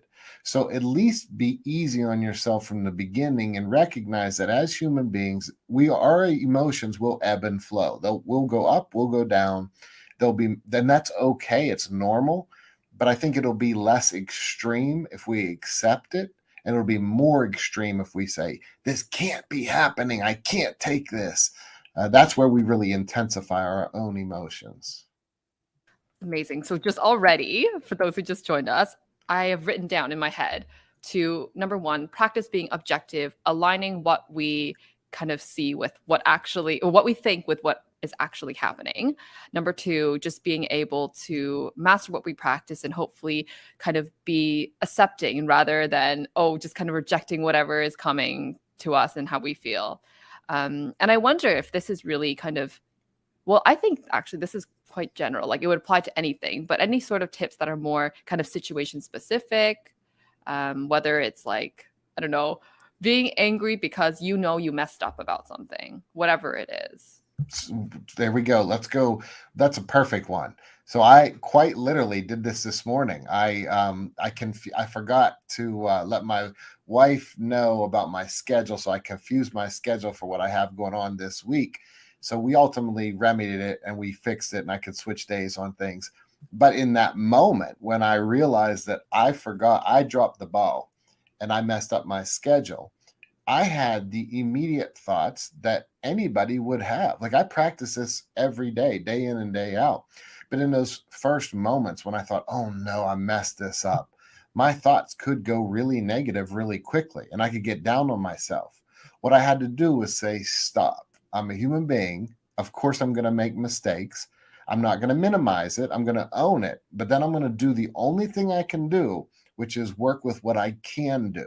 So I talked to the people about the schedule. We figured out what we could do. We made a plan and we fixed it, because spending a whole bunch of time saying, oh, this is terrible and I'm awful, that would not really be productive. And then that would not help the rest of my day. Matter of fact, I'll give you a little teaching tale that I think can be really helpful for this. So I like this concept. So you, me, we've all messed up, and then we get mad at ourselves when we mess up. So in the land of fools, there was this guy who had 250 cows, and one of his cows accidentally fell off a cliff. And then he said to himself, well, now my herd will never be complete. It's not complete because one of them is missing. So he just started driving the rest of his cows off the cliff. And as he's driving off all 250 cows, that somebody says to him, what are you doing? He said, well, my herd will never be complete, so I might as well just get rid of all of them. And the people just hit their heads and laughed at this foolish man who got rid of his 250 cows, all because he messed up on one of them. And it's a teaching tale, so don't worry, no cows were harmed in the making of this metaphor. But the great thing about this lesson is, if we mess up and then we start beating ourselves up, we start to let those mistakes compound. And so it comes back to saying, why am I pushing my metaphorical cows off the edge of the cliff? Yes, I lost one, but that doesn't mean I'm going to drive the rest of them off the cliff.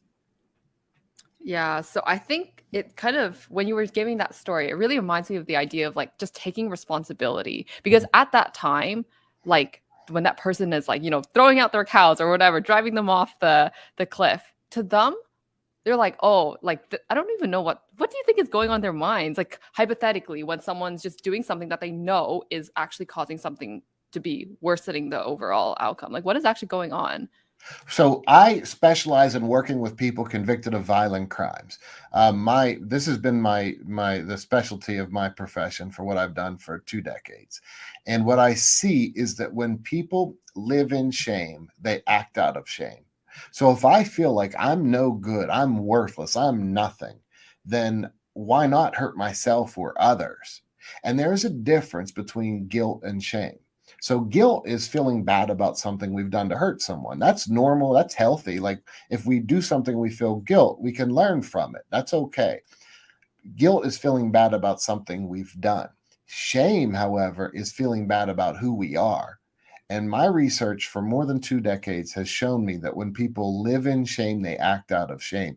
So that's what happens in people's minds when they start to get this sense of shame. Well, I'm no good, and so they start to develop this narrative that is really hurtful to their own inner peace first and foremost, but then that starts to go out toward the world. And now they say, well, I already messed up this relationship, so now I'm just going to be angry at the next person, and I'm going to be spiteful to the next person. And so until you stop and reset, it can keep compiling no differently than the person who's pushing the cows off the edge of the cliff.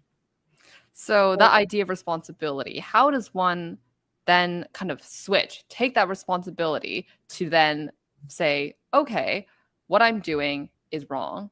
Like maybe it's not the most productive. Let's just say not the most productive. Mhm. And how can I become and channel that into someone I want to be and someone who's like, just doing more healthy decisions, acting more Yeah. healthily.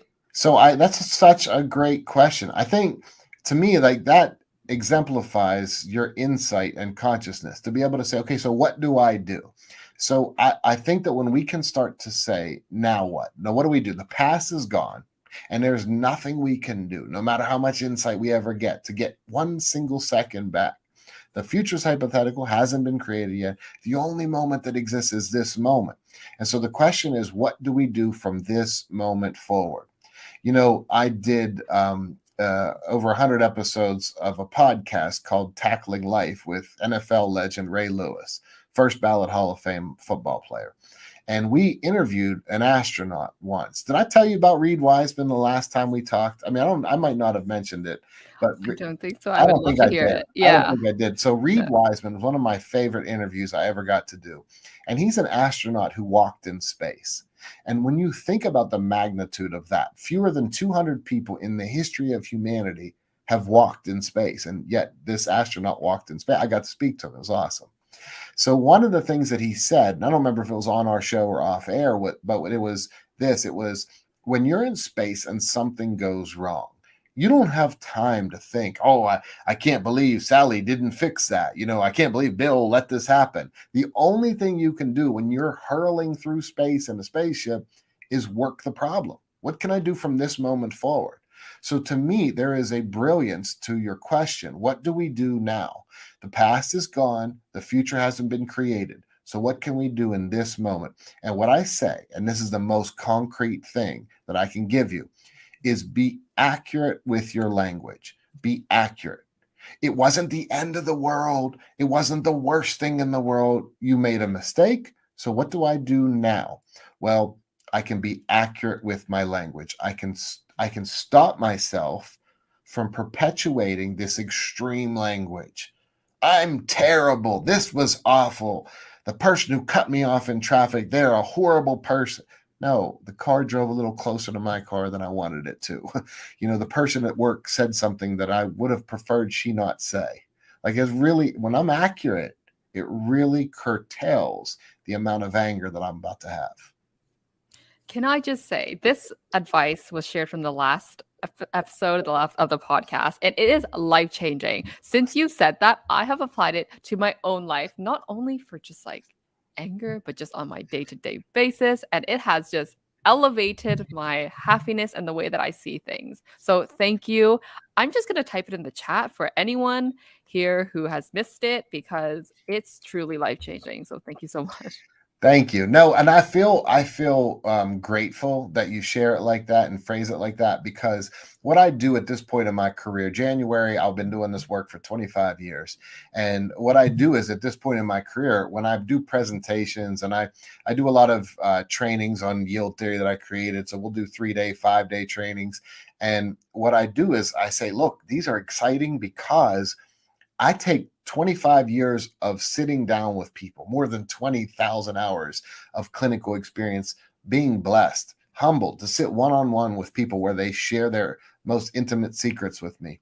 And I take the information that was truly life-changing, those moments that made a change and helped them shift. And I get to give all of those in like a condensed way. And that's why I get excited about what I share, why I'm excited when you and I speak, why I love how hungry you are for information, because when we can make this information applicable to everyone out there who's watching, it really is a game changer. Life-changing stuff doesn't mean it has to be you have to have these lights come on and the music it goes, wait a minute, this technique, if I apply it day in, day out, will radically shift the way I experience life. That's what it is. And I think this is perfect because it really draws back to the idea that we mentioned earlier. When I am accurate with my language, I'm better able to disentangle my expectations with my reality. When I thought that I was going to get, just last week when I sat my med school exams, 25% on my exams. Like I was very sure, I was like, I'm going to fail this exam. I'm going to get a 25. I then took a step back. I was like, wait, no. I've studied more than half of this material. My friends have quizzed me on this, and I've been able to answer more than 50% of it. I don't think I'll necessarily fail, but maybe I won't do as well as I wanted to. And even that, like recognizing that, helped me realize what I told myself versus like what the reality really was. And that in turn helped me reduce my anxiety, which, is amazing. So I think being able to apply this for like all the different scenarios, whether it's anger, anxiety, I don't know, like sadness, is a really, really great tool. And with that, I just wanted to pick up on the second point that you mentioned about yield theory, because we've mentioned so many applicable tools. One that I think someone has just mentioned right now, Dasha, how to communicate without getting angry so fast, like these kind of things. But what is the theory behind it? And I know you created yield theory, and I would love to learn more about the theory. Sorry, that was so long. So I would love. So I'm grateful. So here's what I'm going to take you back to the beginning. In 1998, I was in my room and I was in a meditation, and I had this vision. And here was the vision. Here's how it kind of came unfolded to me. And I've spent the rest of that time refining it, and now it is an evidence-based approach. It's a theory on counseling, and I wrote about it in Walking Through Anger. But let me show you the initial metaphor. So I was thinking, like, let's say a car is going down the highway the wrong way, and you want to stop that car. Well, you could drive head first into that car, head on, and you could stop that car. But one or both of you is going to get pretty hurt. But what if instead of smashing into this car going the wrong way, instead you say, you know what? I'm going to merge with it, like at a yield sign. I'm going to yield with this car, and I'm going to go with, trying to get my hands on this. So I'm going to go with it. Now, as I'm driving with this car, my car next to this car, this is a hypothetical thought experiment. So let's suspend reality. The car says, okay, we're driving in the same direction. Let's save some gas. So I jump in their car, and now I'm seeing out of their windshield. I'm actually seeing the windshield that they're seeing out of. And over time, when they trust me, let's say it's a long enough journey, they get tired. They say, I want you to drive. And now I get to be in their exact chair. And then I can help steer them down a different path. And that was the original metaphor for yield theory. Meet people where they are. Do your best to see from their perspective. And this is more than just walking a metaphorical mile in someone's shoes. This is me imagining that I had a person's cognitive functioning. So I had their intellect, their affective range, their ability to experience emotions, and their life experiences. And what I say, and this is powerful metaphor. This is big. What I say is, I believe that if I would have lived every day as another person, I would have made every single decision they made. And the reason why that's a very big assumption is this. I work with people. I specialize in violence. I work with people convicted of violent crimes. I work with serial murderers. I work with people who are serial rapists. So how can I say, if I was them, I would have done everything they did? Well, first of all, it's not a philosophical, logical argument, right? It's an a priori argument that doesn't make logical sense. But here's what it does for me. When I'm able to say, because we often say, well, I had a hard life and I didn't do that, or I had a tough situation and I didn't do that. You had your brain doing that. You had your intellect doing that. So imagine you're that other person. Now, here's what this does.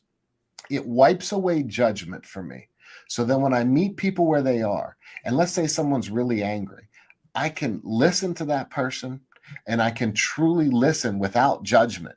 And I can say, look, the past is gone. I can't change a single second of the past. But if I listen to you and I validate what you're experiencing, now we get you out of that anger and I can help move toward helping you make better decisions.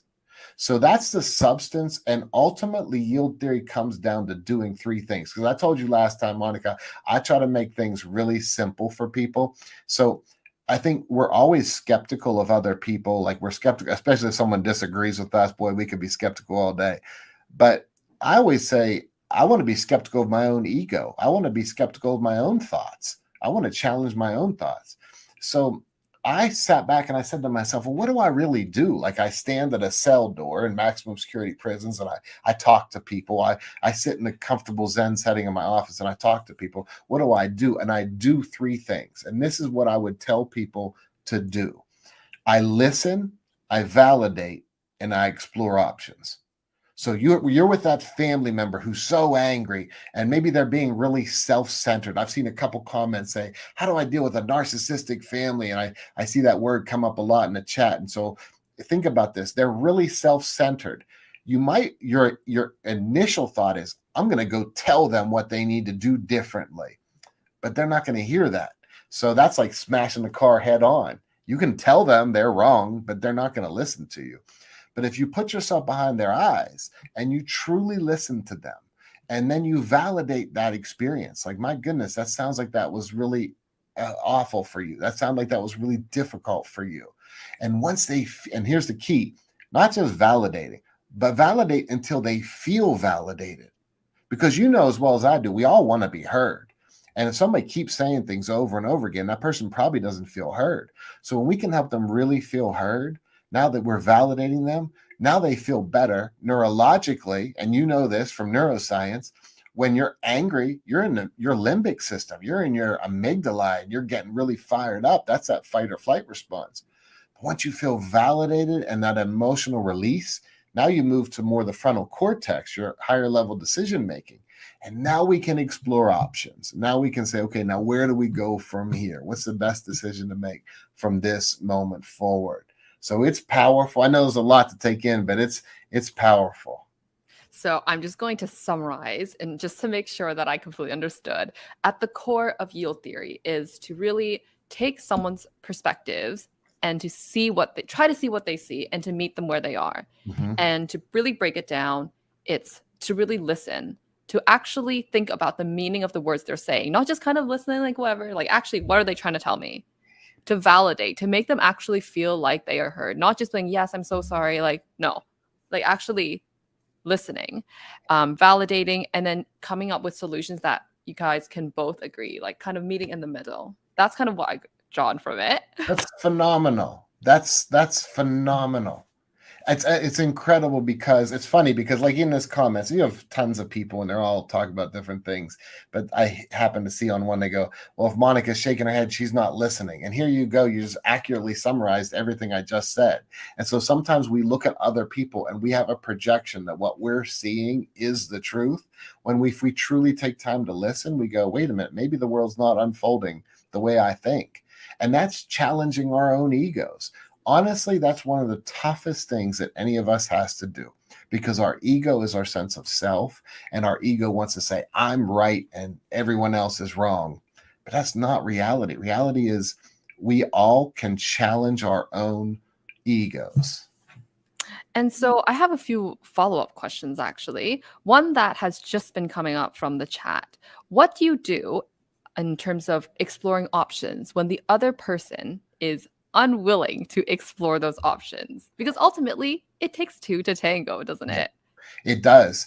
It does. So my whole career has been, I've spent a lot of time with people who have been mandated to see me. Like, think about this. In the state of California, I had a center for people convicted of violent crimes.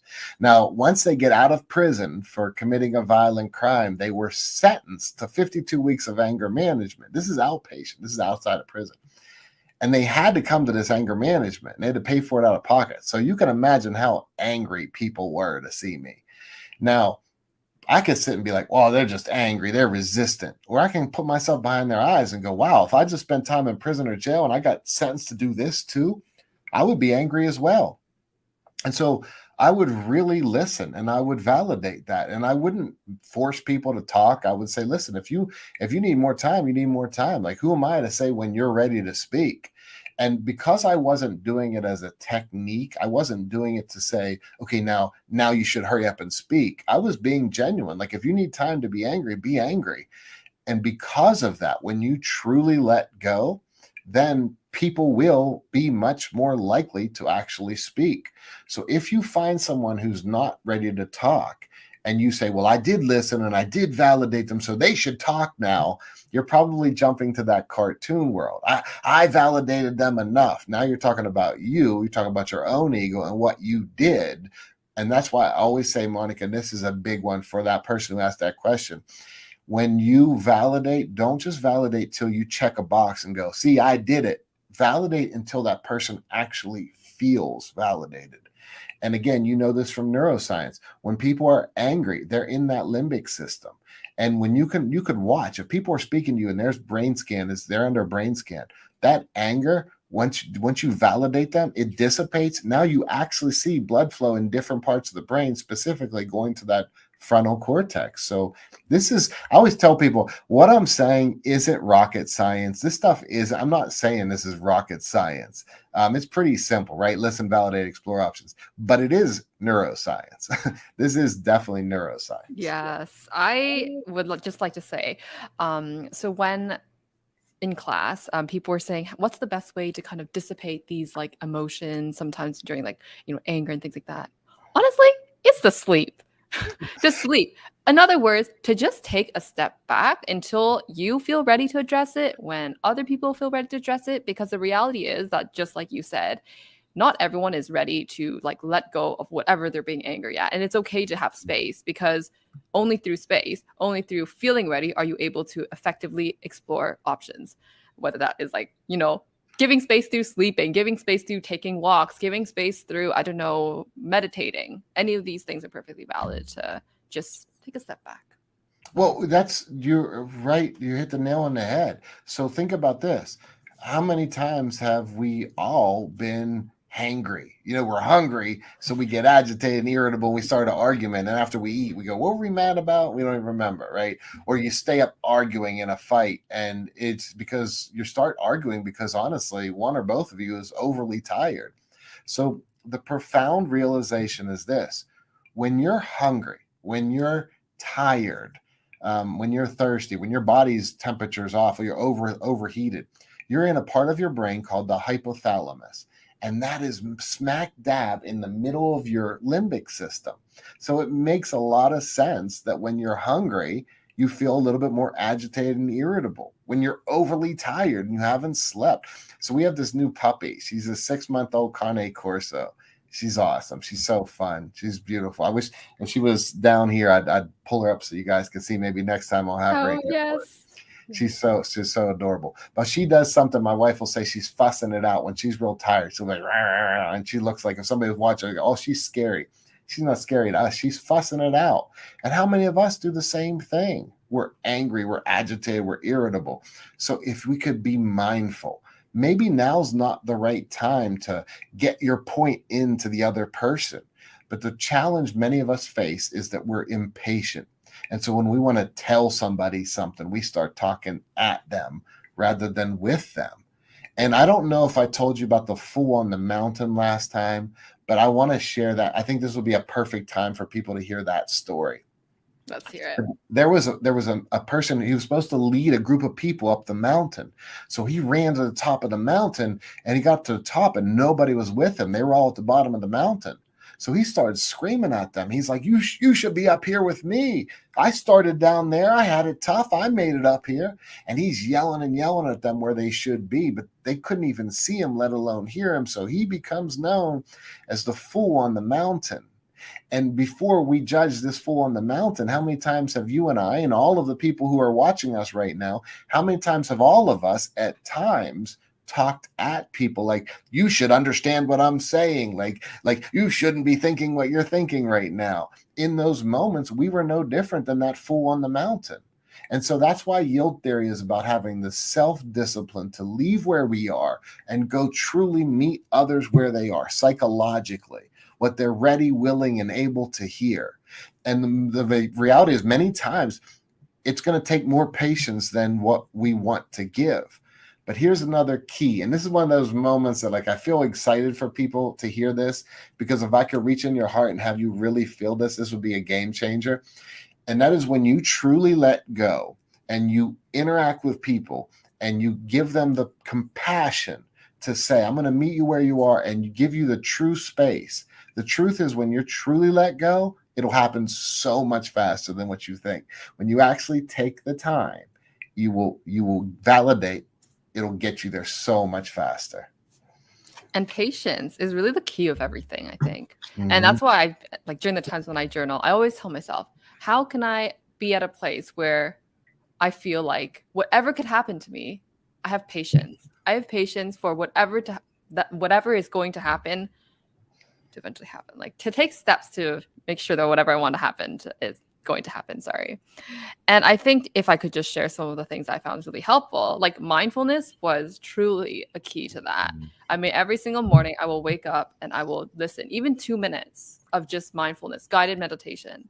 It has been so helpful to help me be more patient with myself and to be more patient with others. And I think that draws in so closely with being able to then practice yield theory and to reap the benefits from it.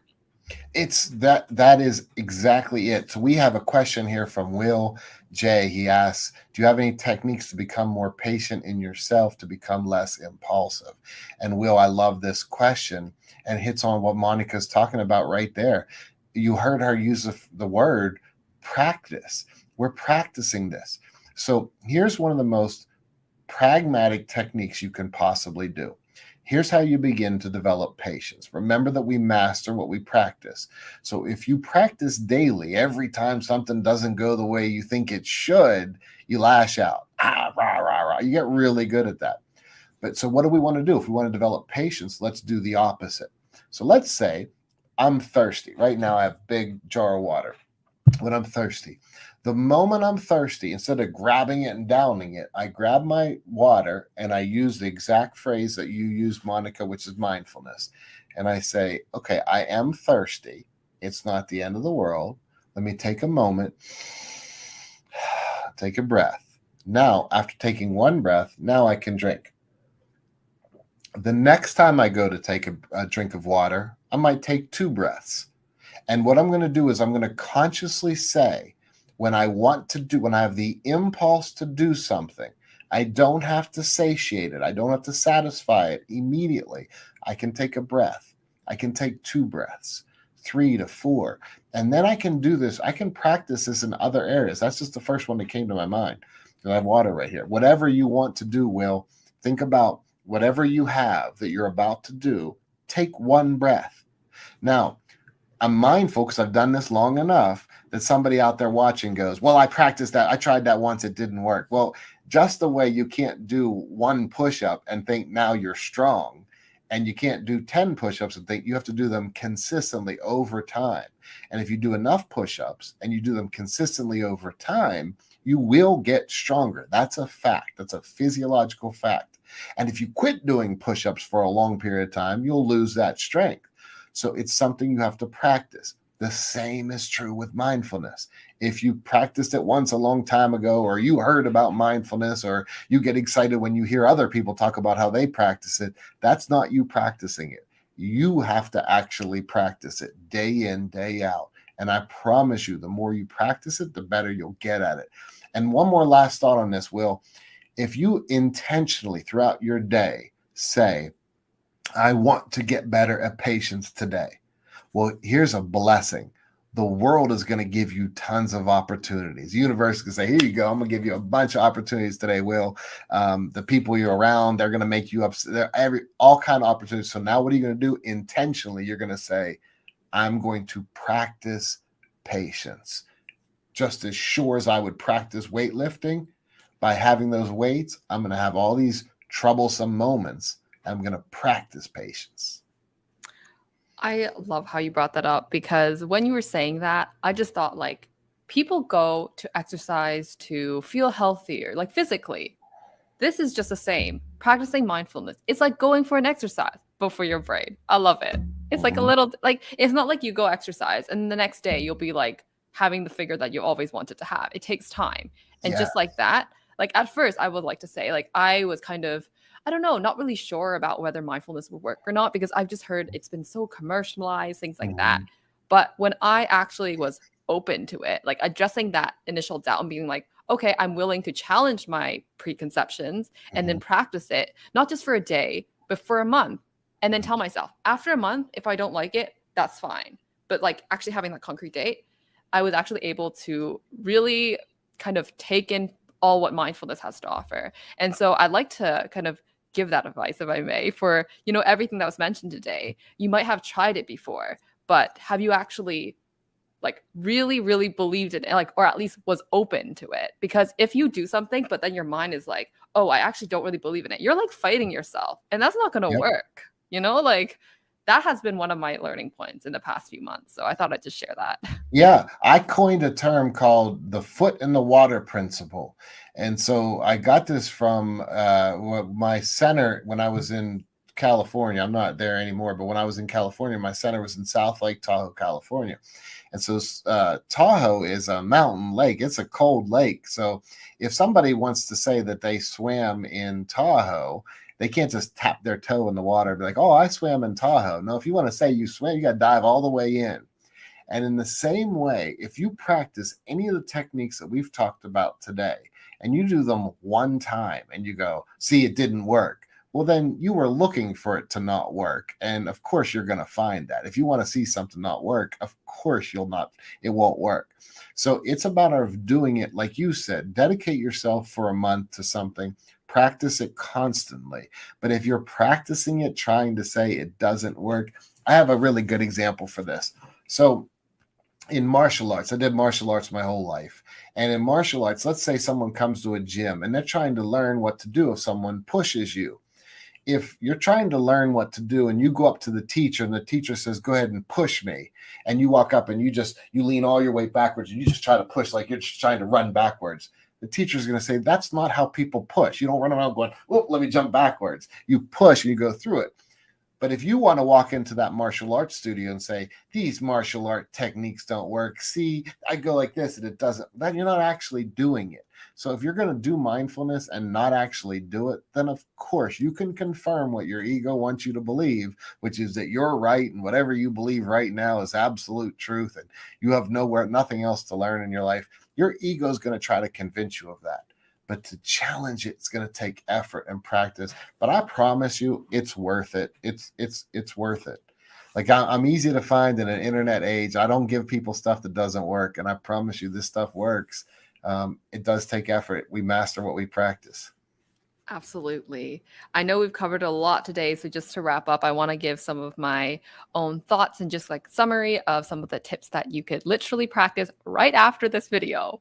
I think one of my favorite ones is just being accurate with your language, making sure that what you perceive as your expectations actually aligns with what reality is, because that is a great way to reduce, anger, distress, any sort of negative emotions. I've tried it myself and it works. And I'd love to hear from the community if you've tried it as well, and just, get in touch and let me know what works, what doesn't. And we will always be able to have a chat in the future episodes with any further follow-up questions. Another major point that I wanted to bring up again was just the idea about meeting people from where they are. The idea of yield theory, being able to listen, being able to actually validate, and being able to explore options when you feel ready and when others as well feels ready. So I think those are the main takeaway points, but there's just so many wonderful, valuable information that you've shared. Thank you so much, Dr. Conti, for everything. Really. I appreciate you having me back on. Like I'm excited about what you guys do. You personally do such a great job. Psych2Go does such a great job. you're spreading conscious information and awareness. So I'm grateful to be a part of it. And my door will be open to come back on in the future, because I feel like there is so much more to talk about. There's so many different things. For instance, one person asked if journaling is helpful. And of course it can be helpful. Absolutely. A lot of times it can be helpful just because once you write your ideas down, you crystallize them. So if I write it down, I go, wait, sometimes our anxiety gets so big in our minds and our anger gets so big that we're allowing it to just get bigger and bigger. But then when we write it down, we go, I'm angry because so-and-so expressed an opinion that was different than mine. Oh, wait, that's really not as big as I thought. And so once we crystallize it, yeah, that can help a lot. Journaling can be super helpful for people. So if that's something that you like to rely on, that's wonderful. Again, there's so many questions here, and I'm grateful to be a part of this process and coming back on the show for sure. I know that so many people have just loved things that you've been sharing. And I really want to direct them to your book. Would you like to share a bit about your book? And here we go, everyone. Walking Through Anger. So Walking Through Anger, and it's really like, if you like how I tell stories, can't figure out the camera, but if you like how I tell stories, I've probably over 100 little teaching tales in this book. Where I love to teach through Zen tales. I was a professor, and I loved when I taught. Every year I taught mostly masters and doctoral students, but once a year I would teach undergraduate students, and we would have up to 200 students in an auditorium. And like, I always knew I wanted to keep their attention, so I would tell stories a bunch. And so when I tell this book, even if you don't struggle with anger, it's really about how do you handle your own intense emotions, whether it's anxiety, depression, and then how do you handle other people when they're in a difficult situation. And I also have that on audiobook too. So I read that book for Audible. So it's on there. So that's one way they can get a hold of me. And then the other one is I have a YouTube channel as well.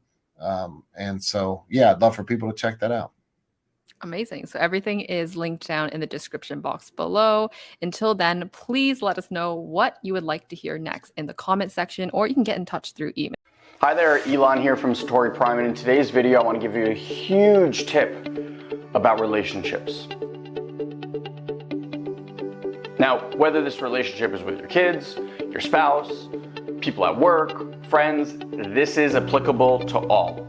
How many times have you been in an interaction with someone and they said something or did something, or maybe didn't say something or didn't do something, and you lost it? Internally, you were just so angry. And that person asked you to come talk to them about it in that moment. And you say something that maybe a few hours or a few days later, you have come to regret. Well, here's pro tip about relationships. When you feel anger, frustration, self-defense mechanisms coming on, leave the conversation. Say something like, you know what? Right now, I'm afraid of what's going to come out of my mouth. I'm going to regret later. And take a time out. Because here's what's happening. In that moment, your body, your mind is completely hijacked. Have you ever tried to be logical with a child in a tantrum? How's that work out? Your logic actually makes them go deeper and deeper into tantrum. They get louder and louder, right? That is exactly what is happening inside your body when you're in that state. You're hijacked. You are no longer there. So, if you want healthy, beautiful, connected, intimate relationships, do yourself a favor. When you feel that emotional state coming on, whatever it might be, ask for permission to leave. Leave. Allow your system to calm down, because what's happened is all these chemicals are surging through your body and you are in full-on fight or flight mode. And it takes anywhere between 30 to 90 minutes for that chemical reaction to calm down. And from everything to go from just your reptilian amygdala part of your brain to actually bring energy back into your prefrontal cortex. And you'll notice that when removed from a certain situation, you can always come back with a clearer mind, clearer vision of what it is you want to communicate, and you don't end up saying things that you're going to regret or have to apologize for later. So remember, Next time you get into a heated argument, a heated fight, any sort of interaction, give yourself a timeout.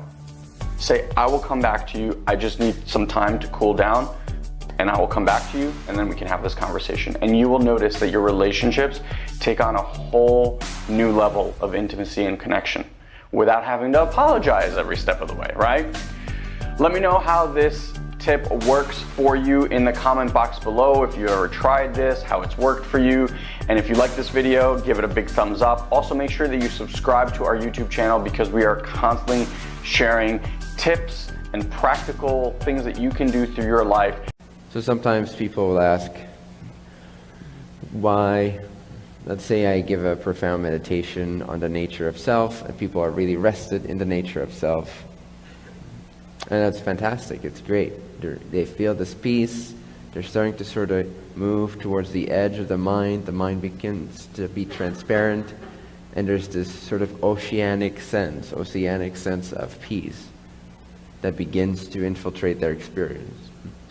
So it's anything along the lines of the resting practice, the practice of abiding as the self and sort of ignoring the thoughts that come and go, which has a distinct flavor to it from doing the work in the way of investigation, empowerment, actualization, clarification of self, right? That feels like it's more active in a way, like it engages the faculty of mind. A more active version of intelligence is being used. One of the reasons I continue to address that, at least to some extent, depending a little bit on the theme and the context of the setting or the session, is because I understand that in a lot of cases, the resting as source can and wants to authentically be empowered and accelerated, which generally is aided greatly. The pursuit of becoming the creator is graded aidly also in the training of the will, which again requires the clarification of self as a foundational quality or a foundational practice. You follow me so far? So what I'm saying is that application of will, like I said earlier, requires that the foundation is clear. If the foundation, if the cement that is laid before a building is built is not according to the blueprint specifications, the blueprint in this case being the truth / the calling / what is true for you, why are you here, what created you. So if the cement that is laid and the pillars that are put in place are not according to specifications, and then the rest of the building is built on top of that, and the decorations and the expensive furniture and all that, but it's not earthquake proof, then you're in a sense wasting your time and energy building a distorted direction towards source that is going to have hiccups later on, if you will. That's again why we always return to clarification of self, which you could simply summarize as self-honesty, self-knowledge, and acceptance. Knowledge and acceptance combined is authenticity or self-honesty. Clarification of self, that's what I mean by that. So that the foundation is clarified, it's backed up by the blueprint, and the distortions are purified. The cement is nice and even, and it is laid out according to the dimensions of the blueprint. Now, there's a solid foundation. So now when we apply the will of the adept, the will of the eager student, the will of the yogi, if you will, the will of the true spiritual aspirant who's seeking for the creator, to become the creator, and throughout their journey of becoming the creator, they're looking to be of service, to apply their knowledge of the creator to the rest of its creation. They understand this unity. They understand that teaching is learning, learning is teaching. They understand that actualization is realization, and realization is actualization. So why do we not only do the resting? Why do we return again to the more active part, the more investigative flavor? Why do we return to that? It seems like it's just mind. And in a way it is. It's true. It is mind. It uses the active faculty of intelligence applied to form, subject-object experience. It's what is generated by that, right? Whereas if you're resting, the subject-object edginess starts to soften and soften and soften, and you feel like you become more of the creator, which, relatively speaking, it's true. That's what's occurring. You're remembering self, and you're resting in self. If you take someone that's not very actualized, who hasn't trained their will and their concentration, and haven't applied themselves willfully with devotion and surrender and sacrifice to a goal in life, if they haven't ever learned to do that, the power with which they can rest is diminished compared to the entity who has applied themselves over and over and over again, breaking through barriers of self-nonsense. So application of will, application of will, application of contemplation, application of investigation, application of devotion, application of dedication, application of effort, application, application, application. Someone like that, whenever something comes their way, they can solve that. And they can apply that also in the ways of resting, in the way of penetrating the veil. Someone who hasn't done that, who comes from a more lethargic background, who comes from a more quote-unquote lazy background, a more scattered, random background, where there's been less application of will, there's been less dedication to a particular direction in life. There's been more sort of fluttering around, letting life kind of take you here and there, not really knowing why you have the friends that you have or why you do the job that you do. If there's no direction of will, and someone comes to a teaching like restless awareness, I'm not saying it cannot cause a lot of breakthrough and it cannot go profound and take you all the way. I'm not saying that's not possible. But I am saying it's very improbable, and it is slowed down significantly from the entity who also trains to apply their will for the proper cause. A cause that's in alignment with the realization of the Creator, the awakening of the Creator to itself. Compare this to, say the goal is for a water droplet to merge in the ocean. Water droplet falls in the mountains, it merges with other droplets, it starts to generate a little bit of momentum because of the gravity, and it starts rolling downhill, and it becomes a little stream. This is you. A little stream of water, knowing that somehow where you come from is ocean, knowing that somehow, someday, what you'll return to is the full experience of being ocean, being fully merged and blended and reunified, so to speak, with ocean. That's this sense that we all have, this inevitable gravitational understanding of what draws us in. Every time we rest this awareness, it's almost like the stream stops for a bit and starts to form a little puddle, mimicking the ocean. It's like forms a little lake. If you just stay there and you never return to reapplying the will and concentrating yourself back into penetrative stream, you're not actually reaching closer to the ocean. You're having a subtle mental container. If you don't have that power to penetrate, then the resting as awareness part, unless application is completely devoted to that, then you can build concentration and application without any of the symbols of goals and challenges and relationships and all that. You could just apply it, at least hypothetically, you could just apply the will to deepen in self and get the same effects, get the same acceleration and crystallization, amass the same amount of free will in that way. You could do that too.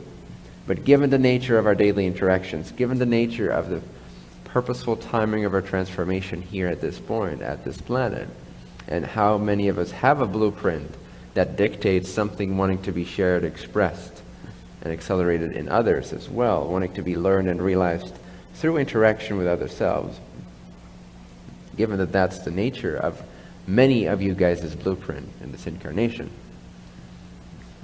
You're going to be drawn out into the worldly experience almost inevitably, repeatedly, daily, no? So since that's the case, is that the case for most of you? There's going to be some aspect, some element of applying yourself to a particular direction, a goal, an experience, a relationship, a business, a company, a project, growth, exploring creation. There's going to be some degree of fascination with that, right? And it's going to be very, very unrealistic to say that that's not going to happen anymore, and you're going to live the life of a sadhu. Total renunciation, where the entire will is now applied to meditation only, correct? It's improbable that that's true. No? Given the nature of your blueprint, and given the nature of your condition, and given the nature of your excitement and orientation, we have to teach ourselves this capacity also in action in service to others, in engagement with the illusion. That's why I clarify the nature of the illusion, so you can understand the nature of the illusion while you are bound to, at least to some degree, interact and engage with that illusion as if it is real or as if it is relevant. Does that make sense? Since that's the case, since that's something that's given, if I were to teach only resting as awareness right now, and maybe I will someday, but then maybe I'll point people back to the earlier work that I've done. But at this point, using this group as an example and the content of the retreat as it's been going back and forth during this event, just want you to understand some of the reasons why that's the case, and why that's important, and why it's not contradictory but complementary. It's because that lake, that peaceful little undisturbed lake, in order to actually become the ocean, needs to proceed in its journey towards the ocean. It can't just mimic the ocean. You want the individuation to actually dissolve into the ocean, not just to think about it as a concept of oneness and to be a peaceful individual thinking of oneness. That's different than becoming the one infinite creation and finally the one absolute, the source of the manifestation of awareness, love, light, bliss. So it's like that. We rest. We become ocean-like. We get a taste of what it's like to be the ocean, and then we merge and we blend and we gather more energy. We amass more free will. We join up with others. Our stream becomes larger, more powerful. It cuts through greater canyons. And then again, it opens up into a larger body of water. And the restfulness and the stability and the peace and being like the Creator when we're resting as awareness becomes larger and larger. And the sense, the feeling, if you will, or rather the, for lack of a better word, the flavor of resting as awareness or resting as God begins to be more potent. You can begin to sense the body of water, the amassing of spiritual power, free will, is growing. It's increasing in potency, in crystallization, in polarization, in energization. But the more you rest and the more you apply yourself and the more you surrender at the end of a journey of application and challenge and breakthrough, and then you remember, I rest, I surrender it all back to God, and the body of water grows. And the experience and the juice and the love and the bliss that you tap into, the well that you tap into when you rest after a journey of application of will, the surrender now is that much more potent. It becomes more explosive, more like a big bang of release. And the appreciation of resting increases because of the intensity of the journey having increased, the amassing of free will having increased. So now when you surrender, it's a more powerful surrender. It's a more powerful mimicking of the Creator. It's a more powerful blending with the Creator. Because you now have the capacity to take all this free will and accumulate more of the illusion of the individual self, more of your energy, and surrender all of that to the Creator and purify all of that with the Creator. That's why the stream of love and bliss increases the more you practice, the more you rest, and the more you actualize yourself as well, the more you prioritize and apply the will. This is why they're complementary. You'll have moods and modes and periods and phases where the emphasis is on studying self-realization type of work, where you just immerse yourself in that type of retreat, which is what, for example, the Sedona experiment was more focused on, more exclusively. And so you use these types of sessions and videos or courses from the Academy, and you apply that work. You apply yourself to surrender. And then there's phases where there's an excitement, an inspiration, something draws you out into an experiential, engaged mode of operating.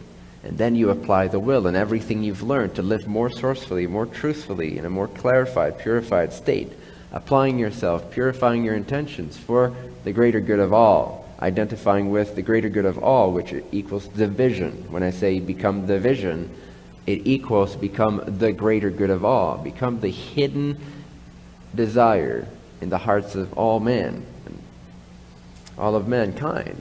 Hidden desire combined is the greatest benefit. Again, you can either be of service or catering to people's opinions and preferences, or very different. You can apply yourself to be of service to their greatest, highest good, which they often don't have conscious knowledge of what that is. So you'll be an enigma. Your priority is no longer the personal self. You're becoming a shepherd. You're applying your will for the greater good, the right cause, the right direction, and you're accumulating spiritual mass. You're advancing rapidly towards becoming more of the one infinite creator. And then intermittently, you rest this awareness. You begin to bring forth that simultaneous awareness that you're actually in truth already the ocean in the form of a droplet, or in the form of a river, or in the form of a body of water, or in the form of a raging river. You will recognize the oceanness, the source, while you're applying your will in terms of actualization, or crystallization, or polarization, or energization. So the simultaneity also grows. The stream of peaceful bliss is now also experienced in terms of raging justice, or Shiva-like penetration of delusion, or devoting yourself completely to a cause. It becomes more and more the same thing, whether in action or seemingly only reflective of the sourceful nature of it. You start to feel different about what you are. You no longer feel so much you're the body, you more feel like you're a stream of liquid gold. The flavor of your very own presence, consciousness, will start to more and more take on a blissful flavor, a blissful depth. The Creator will become more present in it. The density of sentience of God, the Creator, increases in you as you. That's what you're doing. Every time you choose devotion over slacking, anytime you choose to apply yourself, whether it is to resting or to crystallizing yourself or making a change, making a difference in the illusion. Every time you're purifying yourself, you're shedding all the false alloys out of your system. And you're harnessing the power of the Creator through the application of will. Free will is the original energy of the Creator. You're becoming more identified as the energy of the Creator and less as any of the labels or partial manifestations. If you're not clarifying the self, you can't have free will. You're just conditioned, and you have preferences based on your conditioning. That's not the same as intuitively and directly being in communion with the intelligence of the Creator and being able to discern what's benevolent, what's beneficial, and what is not, and then to apply oneself to that according to one's own free will, one's own assessment, unfazed by feelings and emotions and preferences. Being able to do the right thing. In very human terms, you could say it's very similar to just fucking do the right thing, even if you completely feel like not doing it. Don't be a jackass. Don't be a jerk. Don't be a liar when you know it's not the right thing to do. I don't care if you're uncomfortable about telling the truth. Just tell that person the truth. Very human example of purifying the gold that you are. Maybe a situation and you're afraid to tell the truth, but you know it's the right thing to do. Devotion over fear. Application of will, crystallization, purification of self. Apply yourself to the right cause. Now on a less humanized level, it's to be devoted to seek the Creator rather than to seek more thoughts, more emotions, more pleasure, less pain, to become less biased, to become less emotionally charged about things, to have less of a predefined set of definitions and meanings given to experiences, but to be in that fresh, sourceful space of communion and intelligent resonance with the Creator, and from that free will where you're not disturbed by your own preferences and your own wants and your own unclarified, distorted foundation, which is not natural. Just because you're lazy and that's what you like to choose because it's comfortable and familiar to you, doesn't mean it's your natural self. Stop defending your impurities as simply being yourself. You must apply yourself to the purity, to the truth within. Wherever you're at is wherever you're at. And all you need to worry about is the next step for you.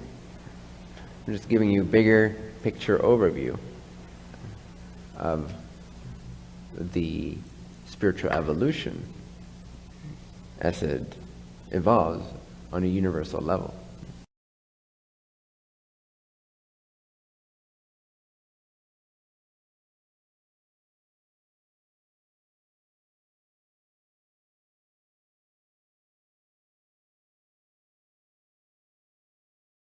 Well, most people are only productive when they come to the office in the morning and after lunch, because then they've had breaks.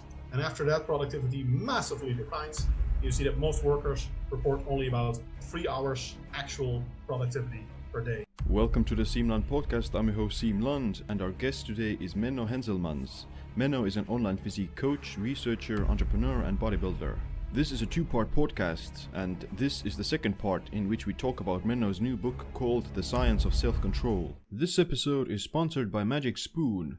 Magic Spoon is a healthy version of all the unhealthy cereal you loved as a child. It's very high in protein, low carbs, 0 grams of sugar, gluten-free, grain-free, soy-free, and with only natural flavors. The main ingredient is actually whey protein. There are many different versions of the nostalgic flavors such as frosted, fruity, cocoa, and peanut butter. My favorite one is the cocoa. They actually taste better than the original formulations with more crunchiness. Magic Spoon cereal gives you 0 grams of sugar, 13 to 14 grams of protein, and only 4 net grams of carbs in each serving.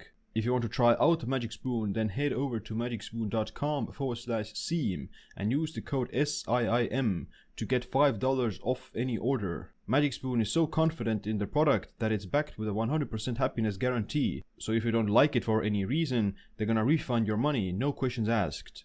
So head over to magicspoon.com/seam and use the code SIIM to save $5 off your order. So your new book, The Science of Self-Control. So, given I think most people would expect like a more bodybuilding type book about, like training it's per se. So you actually came out with more like a mindset or mental side book. What made you decide that? Yeah, I studied behavioral economics, which is in large part behavioral psychology. So that's something I'd always been interested in, and I have a strong academic background in. And I always found it difficult to implement these things for a few reasons into my writings, especially on Facebook and Instagram. Because for many of these things, you first need to lay a foundation of how the human mind works. And if you don't have that in place, then it's very difficult to discuss anything, especially on social media. And this book basically made me get all of the things that I accumulated for a very long time, put them together, and then mix them with more new information and publish that. So that's, I think, the main drive of how it's gone. It's just a much better way to tell the whole story without confusing people. And there's also research, by the way, from psychology. Psychology is one of those things, just like nutrition, that everybody has a strong opinion about, even if they have very little knowledge on the topic and no formal training or no actual research on the topic, because it seems so intuitive. And there's an actual effect that's also been studied in psychology, which says or shows that when people are told the outcome of a psychological study, they almost always go like, oh yeah, duh, yeah, it makes perfect sense. And when you ask them in advance to predict what people would do in a study, then people really cannot tell well. So that was also why I've been hesitant to publish much about psychology and stuff, because it's like people always think, oh yeah, of course. And people always also think that because it's a more soft science, psychology, compared to a beta, harder science, like exercise physiology, people think it's subjective, but it is an empirical science. So there are a lot of things where you say, sure, for example, beauty standards. Beauty is subjective, beauty is in the eye of the beholder. There's no such thing as objective beauty. Well, there are actually a few indicators that are consistent across cultures, lifespan, decades of research, such as waist to hip ratio in women. These things, have an evolutionary basis. And even though, of course, they vary per individual, it's not like it's just up for grabs. Everyone has their own opinion, and there's no trend to be found. There's actually a very strong trend, and we can predict quite well. For example, if we show a picture of a certain person, then science could predict quite well what the average rating of various bodily features of that person would be with reasonable accuracy, at least on a group level. So yeah, that's a lot of reasons why I chose to keep the psychology to myself until I got it all out. Nice. Yeah, you mentioned that there's this misconception about willpower being a muscle. So can you clarify that? I think that's about the main most often people have idea of as willpower. Yes, many people think that because of the original Roy Baumeister model, willpower is sort of like a fat. It's like in your brain, this is the willpower fat, and when you use it, you use some, and then when it's empty, you are screwed. And it seems to work a bit like that because, like I said, the anterior cingulate cortex is actually monitoring your happiness. So the VAT is sort of your happiness level. But the crucial difference is that when you know that it's happiness that's driving or that's the limitation, that means A, there is no actual physical limitation. So if you're motivated to do something, and everyone can experience this for themselves, when they're doing something they love, you can keep doing it for a very long time, much longer than if you're filing your taxes. I mean, allegedly there are people that make taxes their employment and they like it, but I think for most people they don't like filing taxes. So you're gonna have a hard time sticking to that and keeping your concentration, right? And that is a general finding that basically means that the Baumeister model is wrong, that motivation strongly modulates the effect of task fatigue. And there appears to be essentially no task fatigue when people are highly motivated to do something. And there are a few more findings like that. And like I said, the carb rinsing studies are also a strong line of evidence showing that, because in the Baumeister model, they thought it was glucose that was sort of the willpower fat. And then they showed, well, you do get the replenishment, but without the actual glucose consumption. So it's probably not a metabolic effect. Yeah. I mean, I think a lot of people, like if they're super motivated to do something, then it doesn't feel tiring. Or if you love what you do, like work or things, then you can do it for hours without getting tired. Whereas, like if you do something that you hate, like even in school, like I remember when I was in like high school or whatever, then reading was super boring or super difficult. But then now, if I'm reading like papers, I can read papers for like hours and hours about any kind of study. So it does. Yeah, like that's very depends on like the motivation level and like that kind of thing. Definitely. And another big finding, which also has strong practical implications, is that fatigue is incredibly task specific. So when you're reading a certain book that you don't like, then you get really fed up with that, and your brain is essentially seeking for things that provide more instant gratification.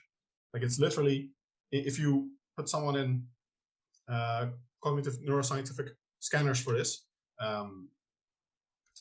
and even, well, let's leave that for now. Let's say you scan someone's brain, and you can actually see that it lights up the reward pathways more when you show them things like a dollar sign or food.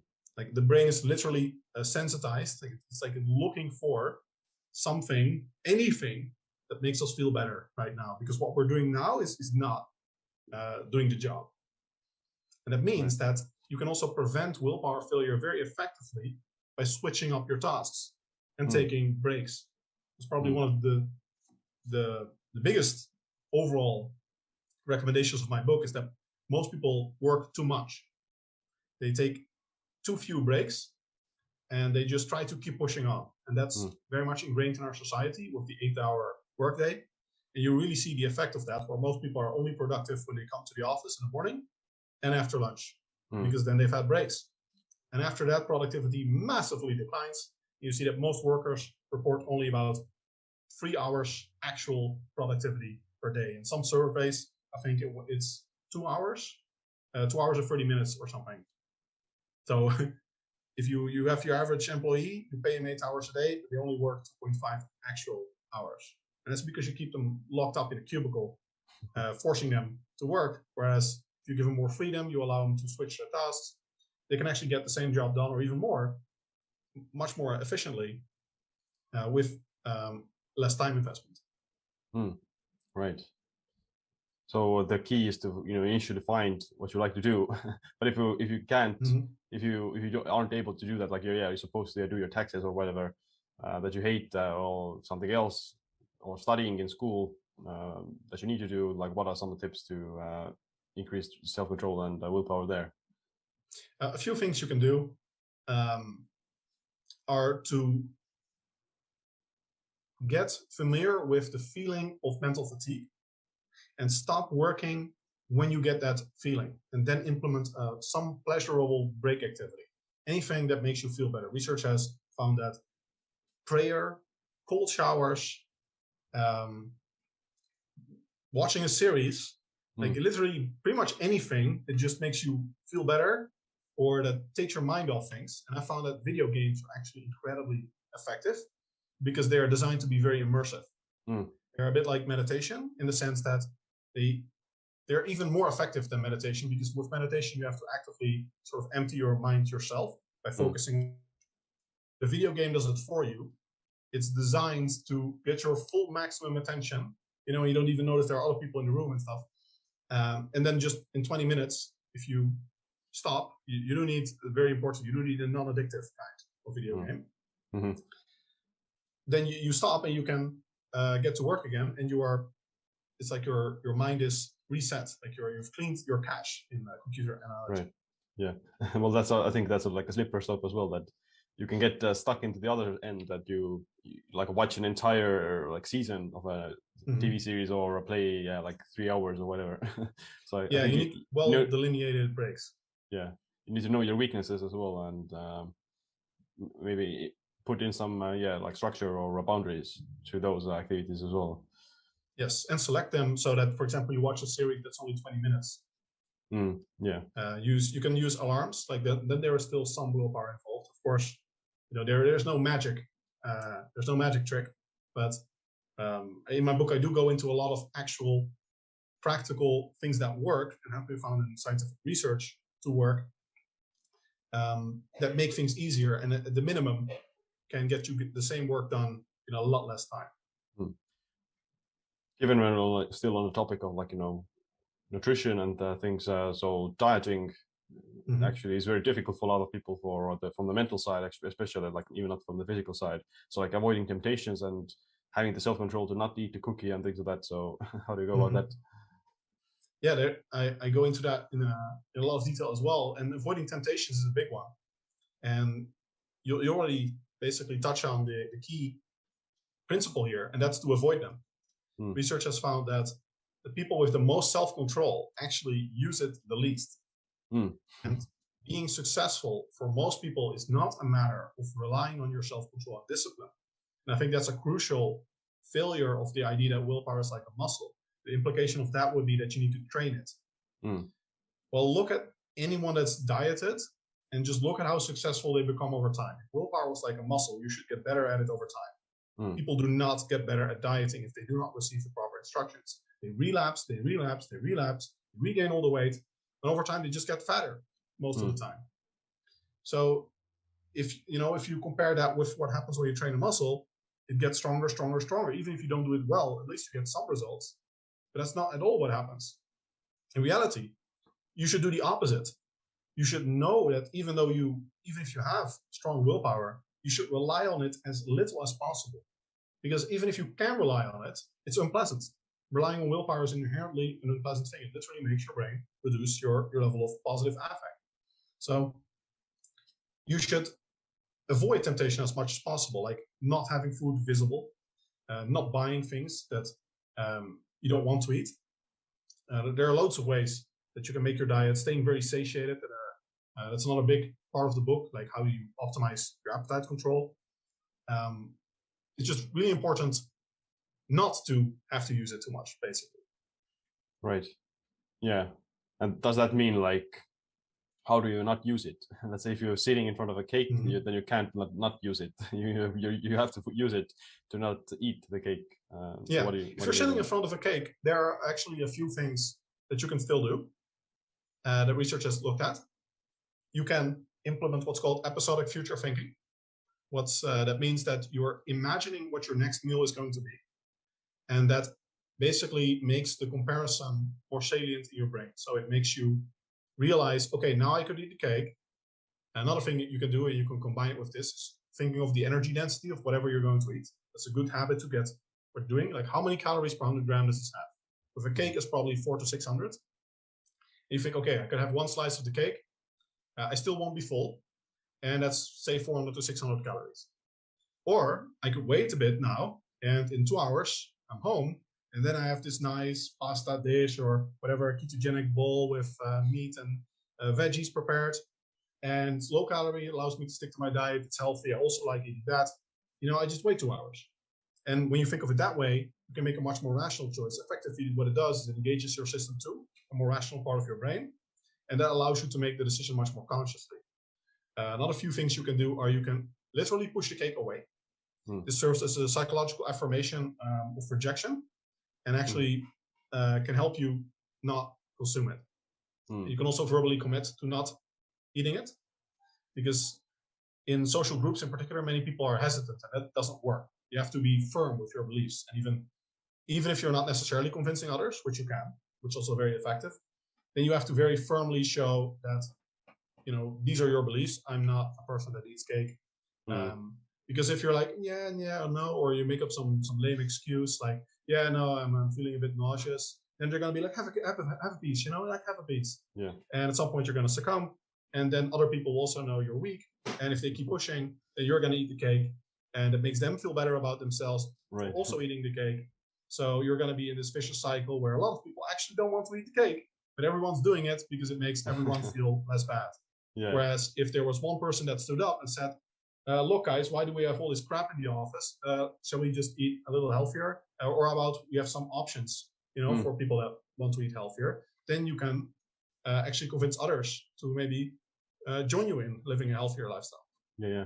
It's like, these different social dynamics at play in a group setting where usually there's this, like collective, let's say, group decision of, we do eat cake or we don't, or we're like a healthy group.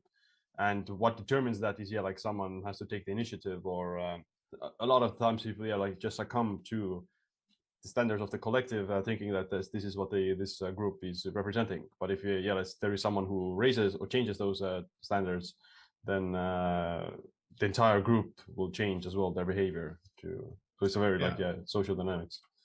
It's interesting that a fun tangent fact about this: in current political discussions, research shows that nobody, not a single political group, feels confident about voicing their beliefs publicly, except the far left. Okay. Nice. Yeah. And that's, I think, very visible. But the result of that is that a lot of people actually even voice opinions that they don't fully agree with, or just you never hear from them, and you only hear from a tiny minority of people that are very vocal about political issues. And this often also leads to bipartisanship with the far right and far left and makes it think like those are the only people in the world, where in reality there's a big center. And it's the same with nutrition and dieting at the office. You're not the only person. If you're like in the middle that wants to eat a bit healthier but also maybe not be super strict, then there are a lot of people like you. But if everyone's silent because there's one person that's like, everyone cake, what are you, fat shaming? Then it's going to result in a lot of people actually doing something they don't like, even though that might be the majority opinion. Yeah. I want to ask a question, like, what is, from a self-control perspective, like, which is more difficult, to say no to the entire cake, or just eat one piece and not eat the rest of it, or or take one bite even just out of the cake and not take any more? So what do you think is more difficult from the self-control perspective? I think stopping is actually more difficult. Right. So for most people, it's easier not to eat it at all, because once you've had the taste, you want more. And it doesn't satiate. That's the issue. Like, if you eat something that won't satiate you, it's like you're just tormenting yourself, because now you know how good it tastes and you started eating. And it's also easy if you don't have clear boundaries for yourself, you're constantly having to rely on will control. Whereas if you do have clear boundaries, then you can also make it a habit, right? At some point, if I get offered a cake, there's very little self-control required, because I'm not even actually considering eating the cake. Like, I just automatically reject. Yeah. And when you get to that level, you can, with that habit formation, then there is no self-control anymore at all, ideally. And if you're always deciding whether you're going to have 1 bite, 2 bites, 3 bites, then you always have to rely on self-control. And every bite you have to reevaluate. And every bite you get weaker because you get more and more depleted. And at some point you get the screw-it effect, where you're just like, I'll have the whole cake, whatever. Yeah. I agree. Yeah, like, just avoiding is actually much easier, because you're like, once you are in the role, or like the momentum is on your side, then it's very easy to like stick to the diet. Is more often than not, people go off the rails completely if they like have an accidental cheat meal or whatever, and then they go off like the rails completely, like rebounding from that. But it's very relatively easy if you get into the groove of it after a while. Any tips on like getting back on track, like if you lost your self-control completely, and how do you get back on track? The most important thing is to not to think of yourself as a failure. It's a skill. So you messed up, and that's normal, because dieting is a skill that you need to learn. It takes a lot of experience. You need to think of failure as a learning experience, as feedback. It's like it's information. Like, this allows you to get better. And the most important thing is just to reflect, think, why did I mess up? Why did I overeat? Why did I have that cake? And then, for example, you may think, because I skipped lunch. Okay, lesson learned. Don't go into scenarios where you're going to be tempted with social eating events when you're hungry. And then reflect on that. Okay, make sure that doesn't happen again. And the next day, you just continue as planned. For most people, research finds it's better to just get back on track. Don't try to compensate for anything. Reflect, learn, continue as planned, as if it didn't happen. Yeah, like some people may like fast for, let's say, another day and not eat anything, and then when they break the fast, then they break the cycle again and lose it. So yeah, it's dangerous. In excess, that essentially turns into binge purge cycles. Yeah, that's right. But from is there like any specific macros, like a lot of there's this saying that sugar is like super addictive, and you can't control yourself when you eat it. As well, what does the science say about it actually? About sugar addiction? I mean, like sugar and self-control. Like, is it more likely to lose the self-control when you're eating carbs and sugar compared to, let's say, protein or fat? Not inherently. There's no such thing as addictive food. You can only be addicted to eating itself, but not to any particular food, even chocolate. And even research on pregnant women, and actually very conclusively, I have a whole section on pregnancy in the book. You can see that there are massive cross-cultural effects, and it's all restricted to idea of, especially American culture, what American culture has led us to believe about what you should eat when you're pregnant, and what a common food aversion happens to be, blah, blah, blah.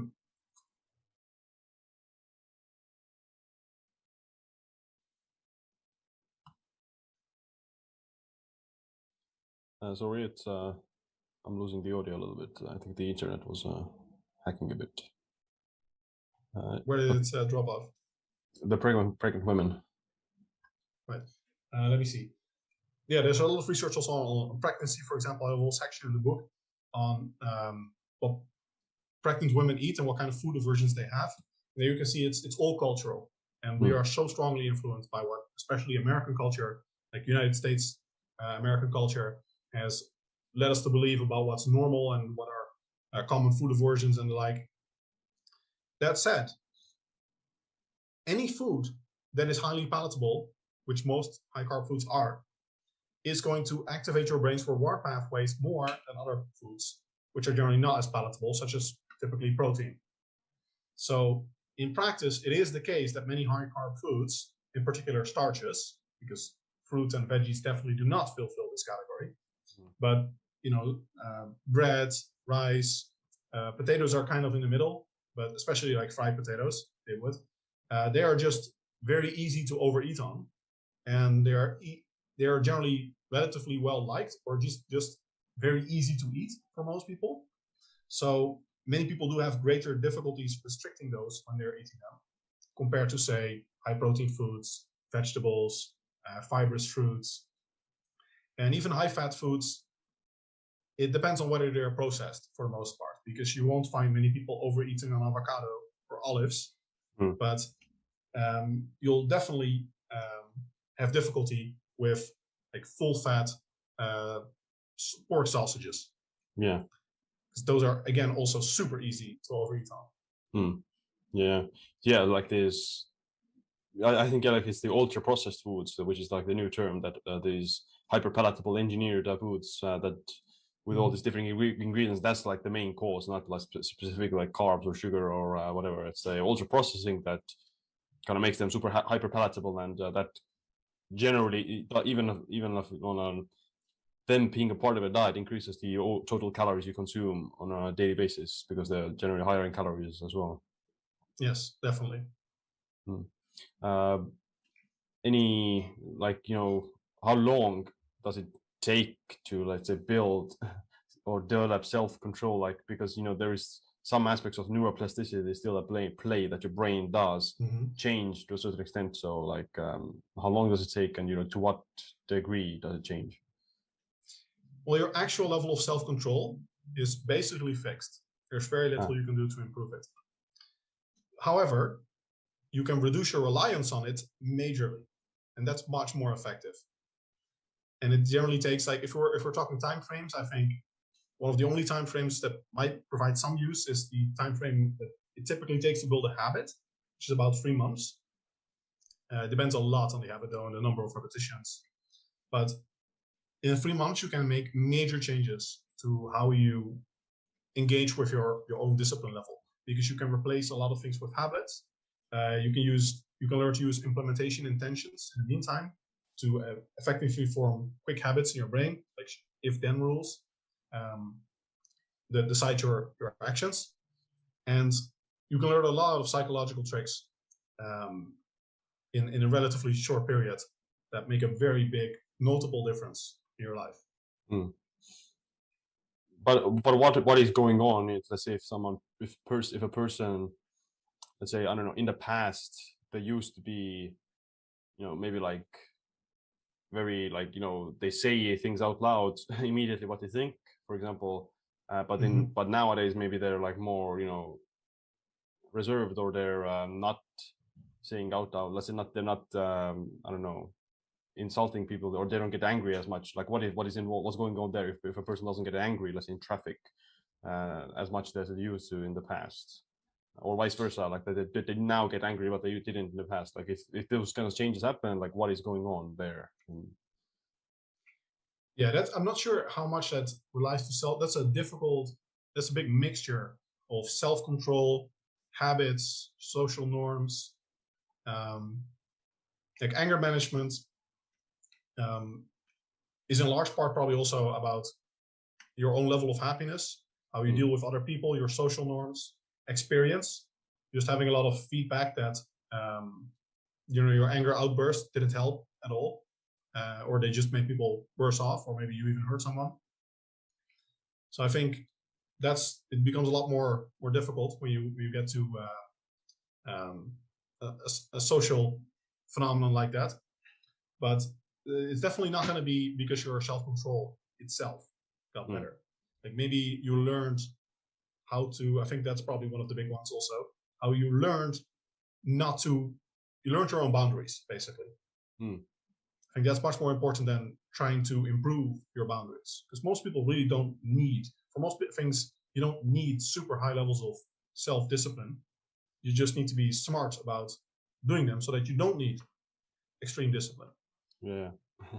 Yeah, well, eventually it's gonna break, or if you have to, yeah, like it's so true that what you said, that the people who have the most self-control actually don't use it that much, and with discipline as well, people who seem that they're like super disciplined, then they may not actually be like literally using their discipline all the time, because they have like these routines and habits that still allow them to do those things, but they're not like actively every day, like, doing things against their will to get it done. So because it's not like sustainable, so that's why they have to create these systems and routines that put this like almost on autopilot, that they do it still regardless. Definitely. It's like the more disorganized you are, the more you should structure your life to compensate for that.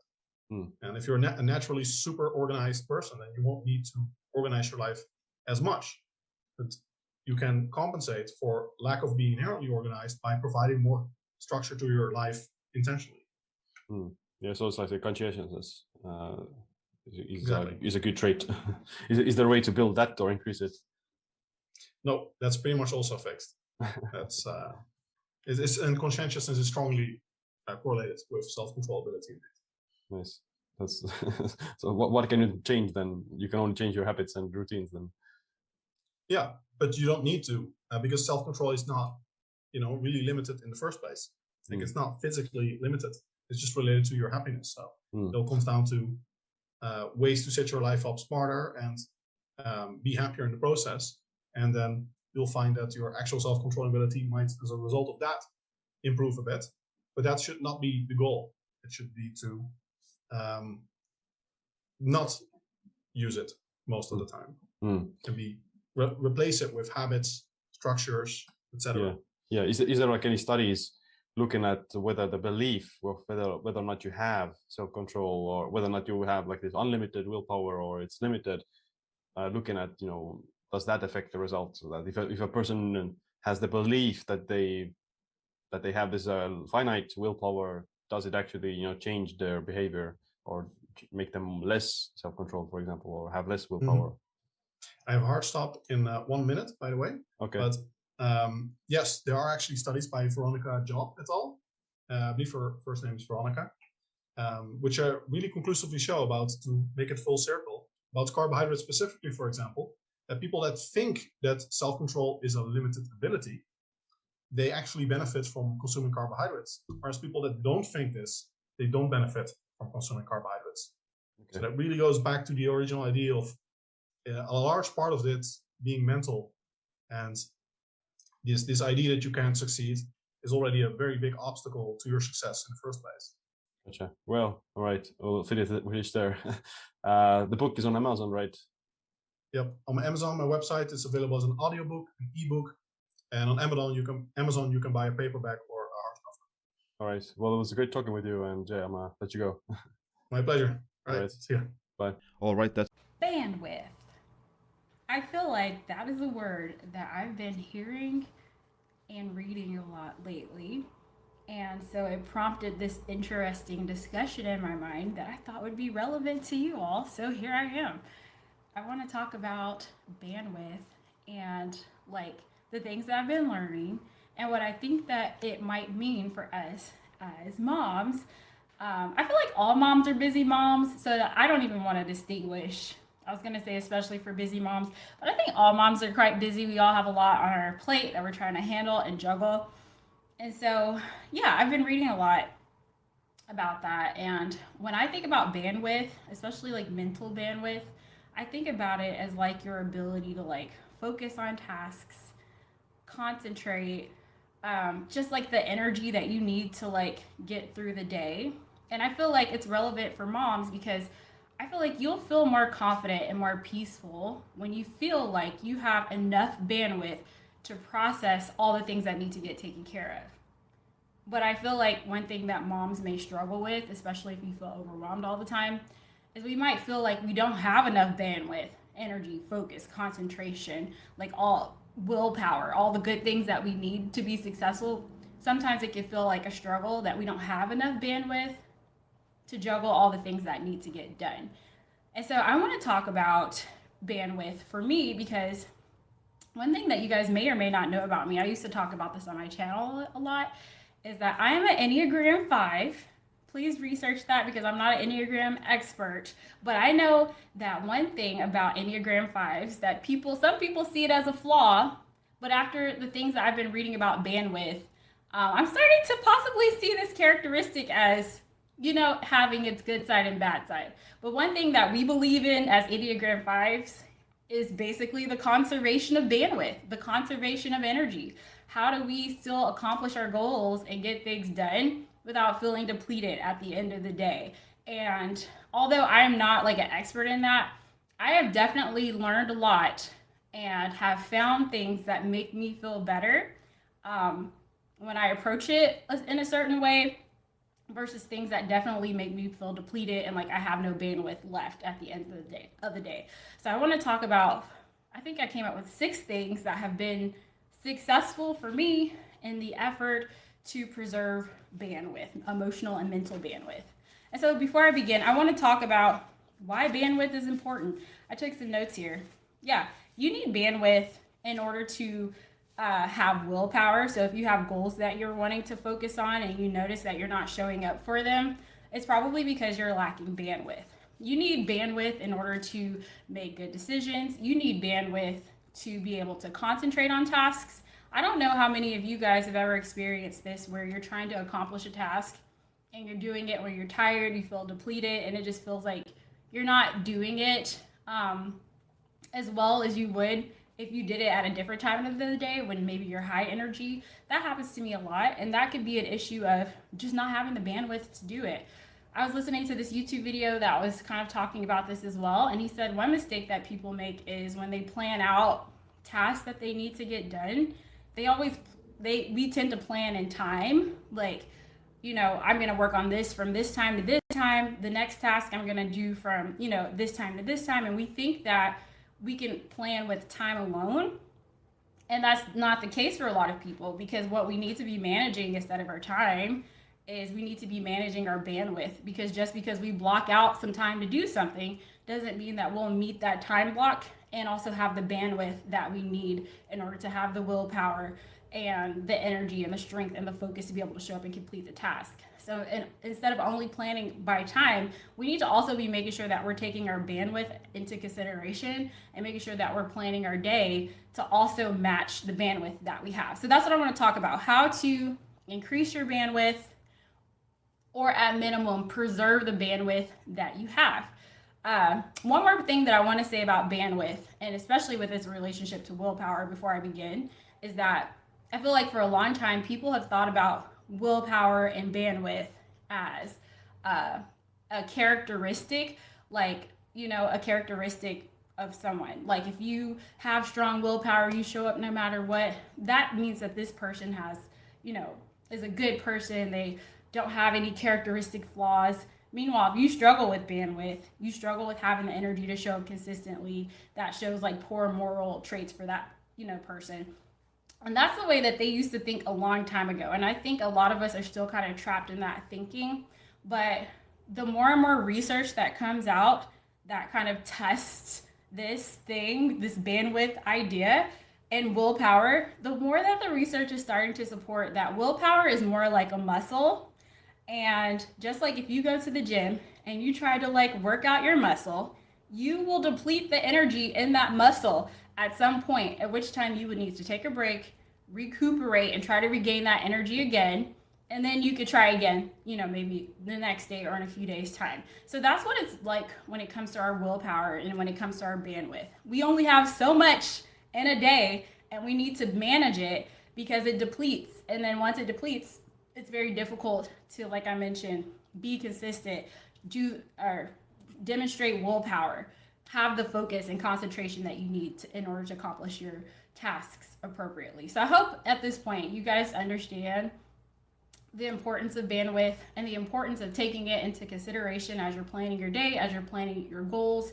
Maybe this can explain why you feel like you're struggling with certain things, being consistent mainly. And it's, it's really hard to be consistent and make good choices when you just are at the end of the day and you don't have any bandwidth left. And so before I begin, hi, my name's Lede. I'm the creator of this channel, Love Always Lede. And on this channel, I just like to talk about tips, tricks, hacks, and things for moms to make life easier for us. If you like that kind of content, then definitely feel free to subscribe and like this video. That is an awesome way to support the channel.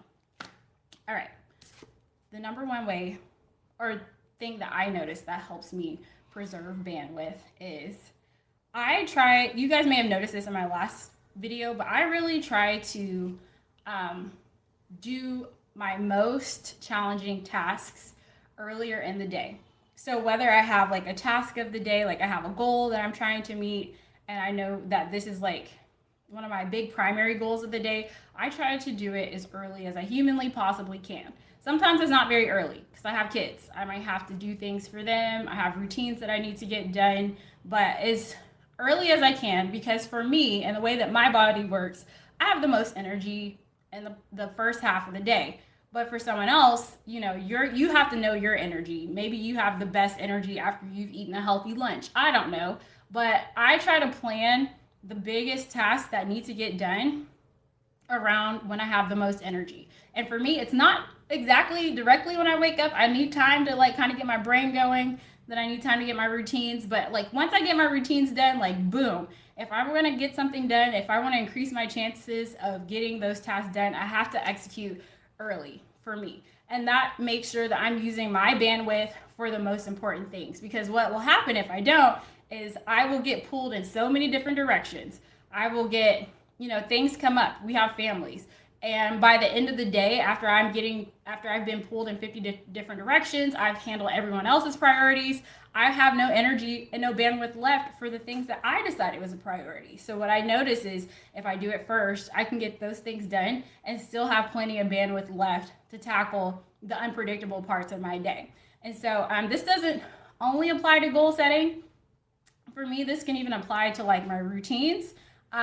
It's not a very smart idea for me, knowing that I don't always have like the most bandwidth, for me to wait until the very end of the night after I've done every single possible thing for everyone else for me to be like, now it's time for me to do my cleaning routines. It won't work for me. Sometimes it can, especially if it's a habit, but for the most part, I don't trust myself to do my routines at the very end of the night, because a lot of times I just don't have the energy to do it. So what I instead do is I try to find a way to push that task earlier in the day.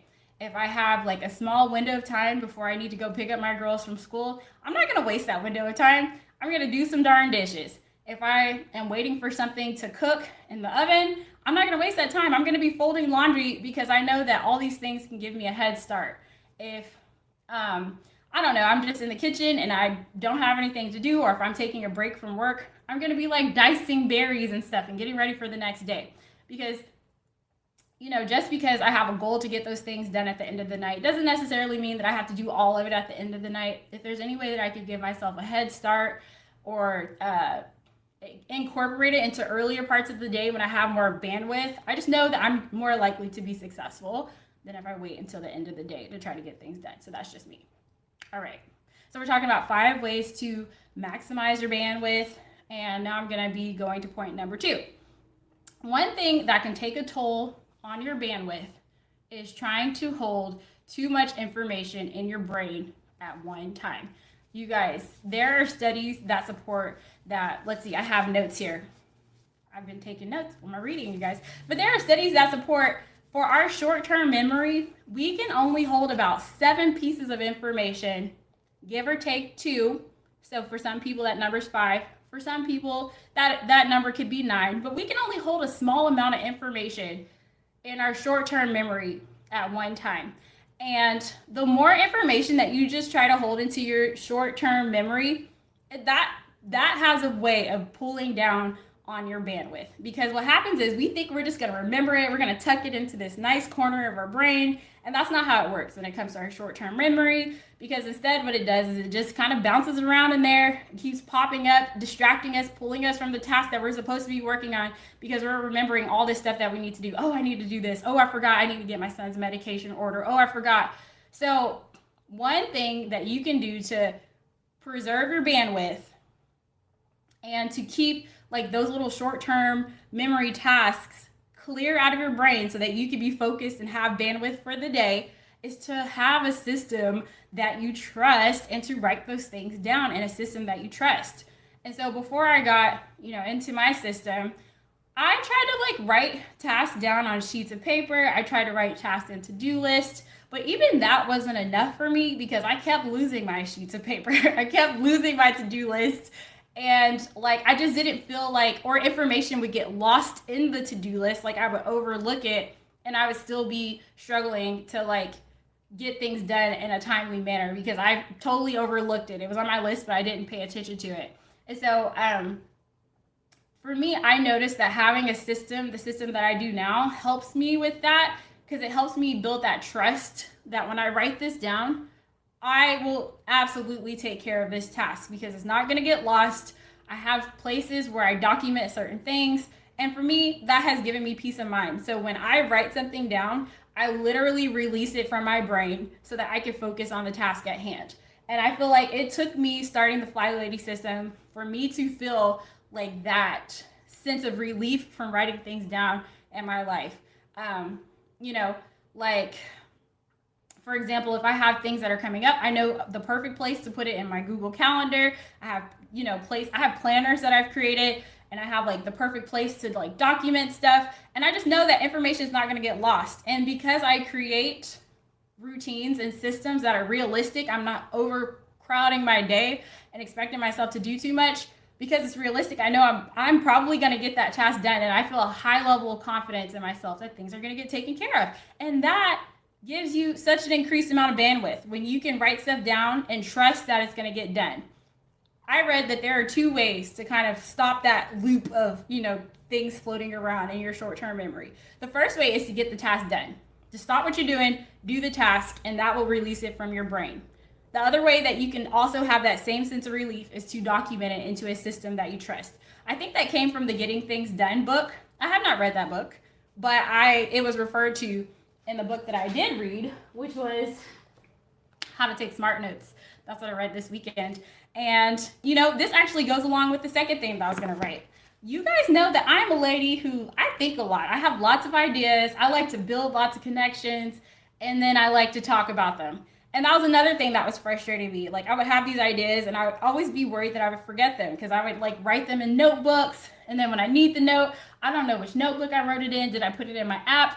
And that's stressful when you don't trust that when you write something down that you'll be able to get back to it or reasonably handle it. And so that's what this book helps you with. It helps you with having a system of note taking that kind of takes away that problem so that you can reference back to it. I can't remember, but did you finish Tiny Habits? I did. That was an excellent book. I read Atomic Habits and I read Tiny Habits. And for me, I feel like I liked Tiny Habits a little bit more because I felt like that book had like practical, things that you could be doing today to improve your routines and not your routines, your habits. And I thought that book had a lot of great ideas about just in general habit creation and being intentional about that. And that was a book I really enjoyed. So yeah, I recommend it. All right, so where was I? Having a place to document so that you don't have to try to hold things in your short-term memory, because holding things in your short-term memory, it drains you guys. And so having a system to document those things. If you have not heard of the Peaceful Homekeeping System, I highly recommend that you find some type of system. The Peaceful Homekeeping System is a free series of videos that I offer here on my YouTube channel where I walk you through the system that I am using. And it's just really good because it will help you take that massive list of things that you feel like you have to do, and it will chunk it down into 4 categories. So you know that everything that you see in your home, you know what category it goes in. And just something about the simplicity of that And the way that I try to teach it is very realistic. You will get things done, but more importantly, you will just have that like clearness of your mind when you have like an appropriate place and a system that you actually trust to get things done. All right, I gotta hurry up and get back to work. So let me zoom through these next 3 things. Okay, we're talking about how to maximize your bandwidth. Number 3, it kind of goes along with what I was talking about before, but I listen to my intuition when it comes to planning what I think that I can reasonably accomplish in one day. If I am writing out my to-do list and I'm like, oh, I'm not sure that's gonna get done, I listen to that. I break my task down into small bite-sized pieces. I use the basic weekly plan to spread tasks throughout the week so that I have a focus of the day. If I feel like I have too many focuses in this week, I start rolling tasks into the next week, and that system has worked out very well for me. Because I find that what I was doing before is I would underestimate or overestimate how long things take. And I find that if I keep my focus to like 3 major focuses of the day, that gives me lots of room in my day to, like if things don't go according to plan, I have not overpacked my schedule so much that I can't address it. And then that creates stress. So I try to keep it, like I mentioned, to 3 focuses a day. And I have a system that helps me like spread that out throughout the week, throughout the month, so that number 1, I'm not handling a lot of urgent tasks that are due today. Like I don't have that problem as much as I used to before. So I'm getting things done in advance. And that, for me, I feel like that preserves a lot of bandwidth by not over jam packing my day, having realistic expectations and lots of wiggle room for when things inevitably go wrong. I have lots of space in my day to adjust and to problem solve and to work through it, because I don't have the pressure that, oh, I only had 15 minutes to do this task. Now I got to jump to I don't have that because I don't over jam pack my day. So I find that having that wiggle room, that flex room in my day really helps me just preserve bandwidth. And it just gives me that sense of like, I don't know, like assurance, if that's the right word, that if things go wrong, like I still have plenty of room in this day to be able to try to work it out and figure it out. So that helps me out a lot. And I would consider that giving myself flex. So that can even include, I am very serious about taking my breaks. So that can even include like making sure that you're taking your breaks. I know, especially as a work from home mom, it can be tempting to work through your lunch break. It can be tempting to not take, you know, what people would be doing in the office is chatting with their coworkers and having like that time of non-productive time and then returning back to their task. When you're like working from home, sometimes it can be tempting to just power through everything because you don't have a coworker to talk to. But for me, I have to take my breaks, and that I feel like helps me also just with having that flex into my day. Also, it's important to plan breaks into your day, which I think I'm gonna talk about in a minute. But yeah, I'll talk about that more in a minute. But that helps me out a lot, is just not overpacking my day and giving myself plenty of flex room. And I find that when I'm consistently knocking things off my to-do list every single day, that flex room is not problematic for me. Because sometimes I feel like we can get into that mindset that, well, if you could do 3 tasks, well, if you have time and flex, you should have made it 10. No, like for me, because I'm so consistent, I'm finding that it doesn't really hurt anything for me to just keep my focus to like 3 major tasks. And if I have something that's really heavy, like I see a task coming that's pretty heavy, like one thing that I'll do as well is I will adjust the rest of my day. Like I had to take 3 kids to get blood drawn. That was like a really big deal because like 2 of them are like, two of them were 3-year-old toddlers. And for that day, you better believe we had like an easy dinner when I came back home. So I do that a lot. Like I will adjust my day according to the tasks that I know that I have. And if it feels really heavy, I'm like, okay, well, where can I start cutting back a little bit to make this fit into my day comfortably? So those are things that I do to preserve bandwidth. The next thing that I do, number 4, is I try to avoid hyper-focusing. So what does that mean when it comes to homekeeping? For me, that means like trying not to clean my whole house from top to bottom all in one day. I'm just going to get it all done. That used to be what I tried to do. That led to like a lot of stress, chaos, overwhelm, self-doubt, thinking that I must be the messiest person in the world. I can't keep up. Why does everybody keep up for me? Yeah, that led to a whole lot of drama that I'm not trying to go back to. And so I find that it's just effective to set boundaries with myself that prevent that hyper-focusing and cleaning in layers. Like, does that mean that my house is perfectly clean 100% of the time? No. But I also don't have projects lingering around the house that are irritating me, that are getting under my skin, that I don't feel confident that I can take care of. Because in the way that my system is structured, if there's anything that I want to get to, I know where it will be taken care of in my system. If I have clutter that needs to be addressed, I will get that in zone 2. If I have some vacuuming that needs to get done, I will handle that during my weekly home blessing. If I have dishes that need to get done, I don't have to stop what I'm doing right now to focus on that. I know that it will be taken care of, during my routines. And so it's nice to know that every single thing that I see in my house, I can figure out what category it best fits in, and I know when I'm going to be working on that category of tasks. And so that really helps me not hyper focus. That one thing I was reading about was called tunneling. And that's, let's see. Yeah. Tunneling is basically when you feel like you have like a scarcity of something. So like a scarcity of time when it comes to homemaking. So you just get so focused and so like tunneled in on that thing that you focus on it at the detriment of other things that need to be taken care of in your life. And that's something that I've absolutely been so guilty of. Like, I'm going to clean this house, but I'm going to, ignore my kids.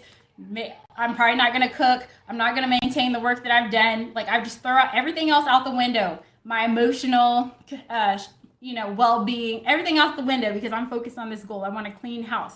And that's not very healthy for us either. And that absolutely can wear down and pull down on your bandwidth.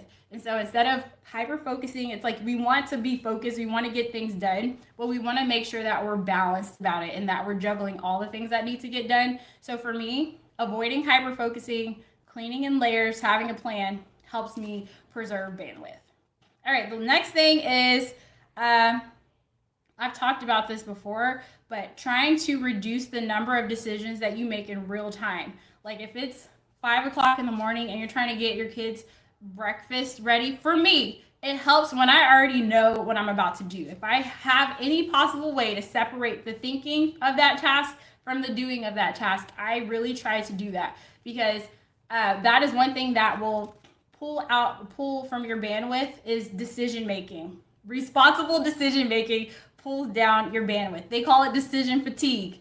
And so the number of decisions that you can make ahead of time will help you preserve bandwidth throughout the rest of the day. And I think for a lot of us, we've already made so many decisions just to walk out the door. Like we probably already feel drained just by walking out the house. What am I going to wear? What are the kids going to wear? What am I going to pack for snack? What are you going to have for breakfast? And then heaven forbid something goes wrong. Like you thought you were going to pack this, but you found out that you're out of this. So now you got to make a new decision. What am I going to make for dinner? I said I was going to make chicken. We're out of chicken. Like it just, before the day can even start, you've already like depleted yourself because you have so many decisions that you have to make. So if there's any way that you can make those decisions ahead of time, maybe you have a dedicated planning time on the weekend to think about how you want your week to go. Maybe when you're in bed at night, pulling up your Google Calendar and just writing a couple of decisions out. I do that sometimes. Like I'm in bed and I'm like, okay, this is what we're going to do in the morning, whatever. Like really try to get out of making those decisions in real time and trying to decide what that vision of your morning would look like and making those decisions that night. So that for me, it's just much easier to do the task than it is to think about the task and to do the task. So whenever I have the ability to do that, I definitely try to get it in because it just helps. Like right now, I know what we're eating for dinner, but there have been times where I'm like, I will figure it out when we get there. And that is like one of the most draining things that you can do, especially when it comes to things like that require preparation and having supplies and then finding out that you don't have what you need to make what you thought. So one way to avoid that is to make your decisions in advance whenever you can. All right, the last thing that helps me, I gotta hurry up, you guys. All right, my break is over. It should have been over. I wanted to make this a 20-minute video, but y'all know I get long-winded. So the last thing that helps me with just preserving my bandwidth is, incorporating lots of planned breaks and me time into my life. There used to be a time where I felt like selfish about that. I used to feel like guilty about that, but those days are behind me because I've learned that when I have like that wiggle room in my life, that flex room in my life, it just makes me show up in everything that I do better. And so what does that look like for me? That looks like on the weekend, I have my self-care day. Half the time, my self-care day literally could just be me under the blankets, without, I'm sure you guys can hear my kids yelling, but that helps me out so much. Sometimes it looks like me reading a book and having quiet time. Sometimes that looks like me getting my kids to bed on time so that after 8 o'clock, like, I don't have to talk to or answer to no one. Sometimes that looks like me waking up an hour before my kids, because as much as I don't want to do it, it sets me up for so much success when the first hour of the day is quiet. I gotta talk to nobody. Like, I can cut my fruit in peace if I need to, pack whatever I need to pack, take my shower, put my makeup on, and have that slowness. So what looks like self-care and time and space and capacity for me might look completely different for you. Maybe you need to schedule some time to go hang out with your girlfriends. It don't have to be dramatic. It don't have to be an all-day event. But if you know that it makes you feel energized and rejuvenated, I just feel like it goes a long way to helping you maximize the bandwidth that you have when you're pouring back into yourself. And it is something that I have seen the difference, you guys, between not doing it and doing it. And that is why I advocate for it so much, because I have seen a very contrast difference. And so if you are not taking that time for yourself, I highly recommend that you start doing that, because that is definitely a way to kind of increase your mental and emotional bandwidth so that you can show up for all the things that you need to do with more energy, more clarity, and more focus. So my kids are really back there just screaming. School starts next week. But anyway, that's all I have. That's all I have today. 5 ways. I've just been seeing that a lot. And with this new like note-taking system that I've been trying, it's really cool, because you start to see, like, you read about 3 different articles on 3 different things, and then you start to see how they're all connected. And I was like, I feel like this is very relevant when it comes to us, especially when we have goals, we have systems that we're trying to do, we're trying to be consistent. And it's really hard to be a responsible adult when you don't have bandwidth. And so just thinking of like ways that you can use that knowledge to your advantage. How can I not allow that bandwidth to wear down so quickly in the day? Like, what can I do to like not let it wear down? So we talked about making decisions ahead of time before the day even starts, knowing how you want this day to look. We talked about when you have something bouncing around in your head, writing it down in a system that you trust so you can preserve your bandwidth.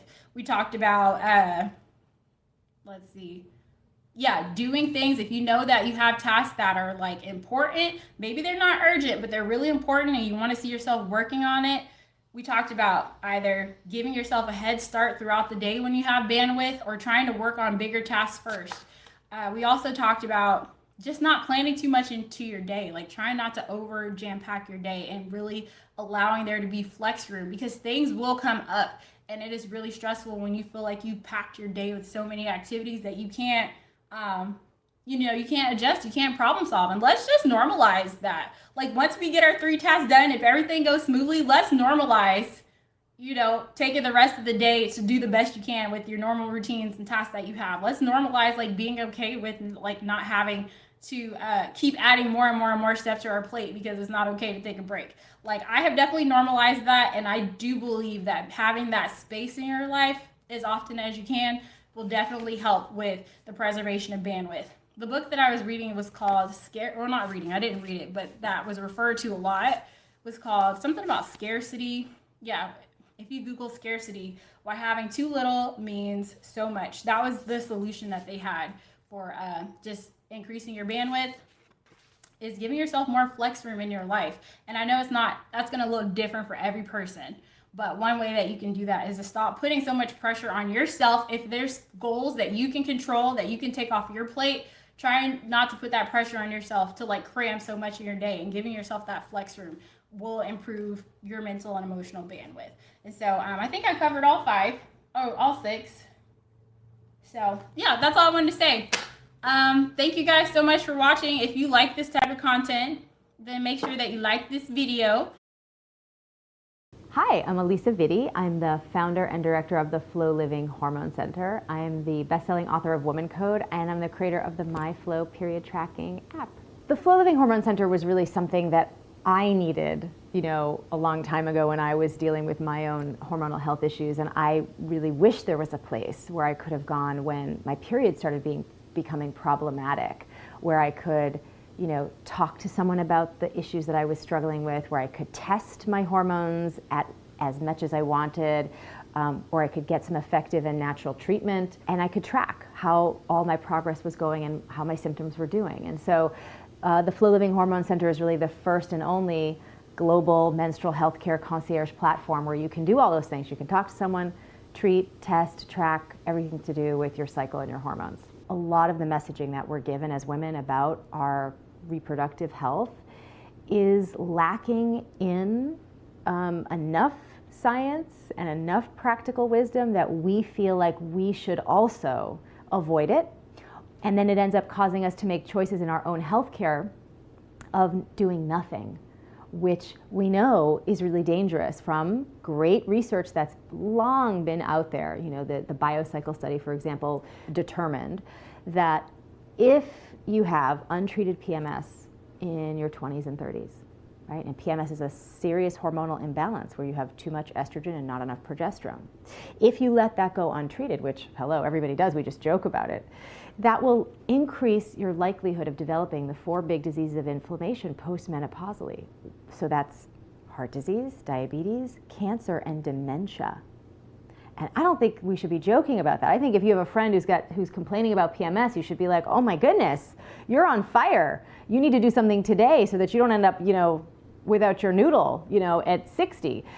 So I think it's really important for us to understand how our bodies work, to get really practical, useful information about what we can do to interact with our endocrine system to optimize its performance, and to understand how to troubleshoot things along the way, because it is not complicated, it is not mysterious, and your body is so responsive to the right inputs, and it's just amazing. My experience of watching my body transform is not unique. I've been doing this now for nearly 17 years with tens of thousands of women around the globe. This is every woman's story. And I think it's just time that there's a place, that you use. You go to your gynecologist for your annual and whatever other tests you want to get done, but then when you really need to take action around your cycle, there needs to be a place. And so that's why I ended up opening up the center, because I needed it and we all need it. We need this kind of a place where we can go when things are getting a little off track with our hormones. And the whole thing with the pill is a big conversation, and I think women are starting to really ask more questions about this, because here we are, we're eating clean, we're exercising in different ways that are really body aware, we're living these more health and wellness based lifestyles, and then we're taking this medication to suppress something that is really part of our biological process. And I think a lot of younger women are starting to say, well, gee, if I'm not using it necessarily for birth control, why am I using it? What is the benefit here? Especially when there's so many side effects. Because the truth of the matter is, when you take synthetic hormones, you are not getting a period. You're suppressing ovulation altogether. That is what the pill does. It's a specific cocktail of estrogen and progesterone that simulates pregnancy so that you shut off the ovarian conversation altogether. And then you're not actually having a bleed, you're having something called a breakthrough bleed. So the days that you're taking, if you're taking the pill, you're taking like 5 days of a sugar pill. And because you're not dosing with that particular cocktail of estrogen and progesterone for those 5 days, you have a little breakthrough bleeding. And some women don't have that at all. So in fact, over time, the more you take medication, the period can just go away altogether. So that's important to know, because women think, oh no, I'll take the pill, I'll still have my period. But no, you're not having a period at all. You're not having the whole cyclical process happen between the pituitary gland and the ovary and the uterus. It's all shut off. So that's first and foremost. Second thing to know is that while you're on that medication, whether it's delivered in the form of a ring or an implant or an IUD or the pill, that medication, because of the way they have to modify and manipulate the molecular structure of these hormones in order for them to commercialize them, they are not a perfect lock and key fit on your cell receptor sites for those hormones. And as a result, you can have all sorts of reactions to it. I call this synthetic birth control syndrome.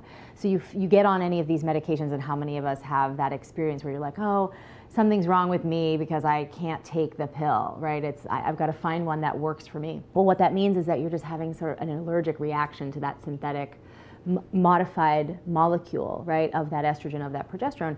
And that's just short term, immediate, while you start taking it. But long term, this synthetic hormone combination starts to diminish and deplete key micronutrient stores in the body that are essential for endocrine function, this is the big problem, and this is sort of the link to future fertility, right? So let's say you go on this medication because you have a diagnosed condition like polycystic ovarian syndrome, like fibroids, like endometriosis, like heavy, terrible cramping and bleeding. Once you have a diagnosis, that already means you are micronutrient deficient in these key micronutrients, vitamins, minerals that your endocrine system needs to create proper hormonal balance, and you're already deficient, you're already depleted. Then you take a medication on top of that that does two things. One, gives you a false sense of security, making you feel like you have no more symptoms to address. And two, actively daily further depletes your bank account of these micronutrients. So by the time you get off, which can be a decade or longer, you've now had a worsening of your original situation, and you haven't felt any of the symptoms to put you into a position where you'd be motivated to take action. And that's all that these symptoms are. These symptoms are not a life sentence of, oh, you're supposed to be suffering with your period forever. It's just, hey, things are really not working in our favor. We as an endocrine system cannot function optimally on your behalf. We cannot produce a healthy cycle for you. We need your help. And symptoms are the call from the body to you. We need you to do some things differently.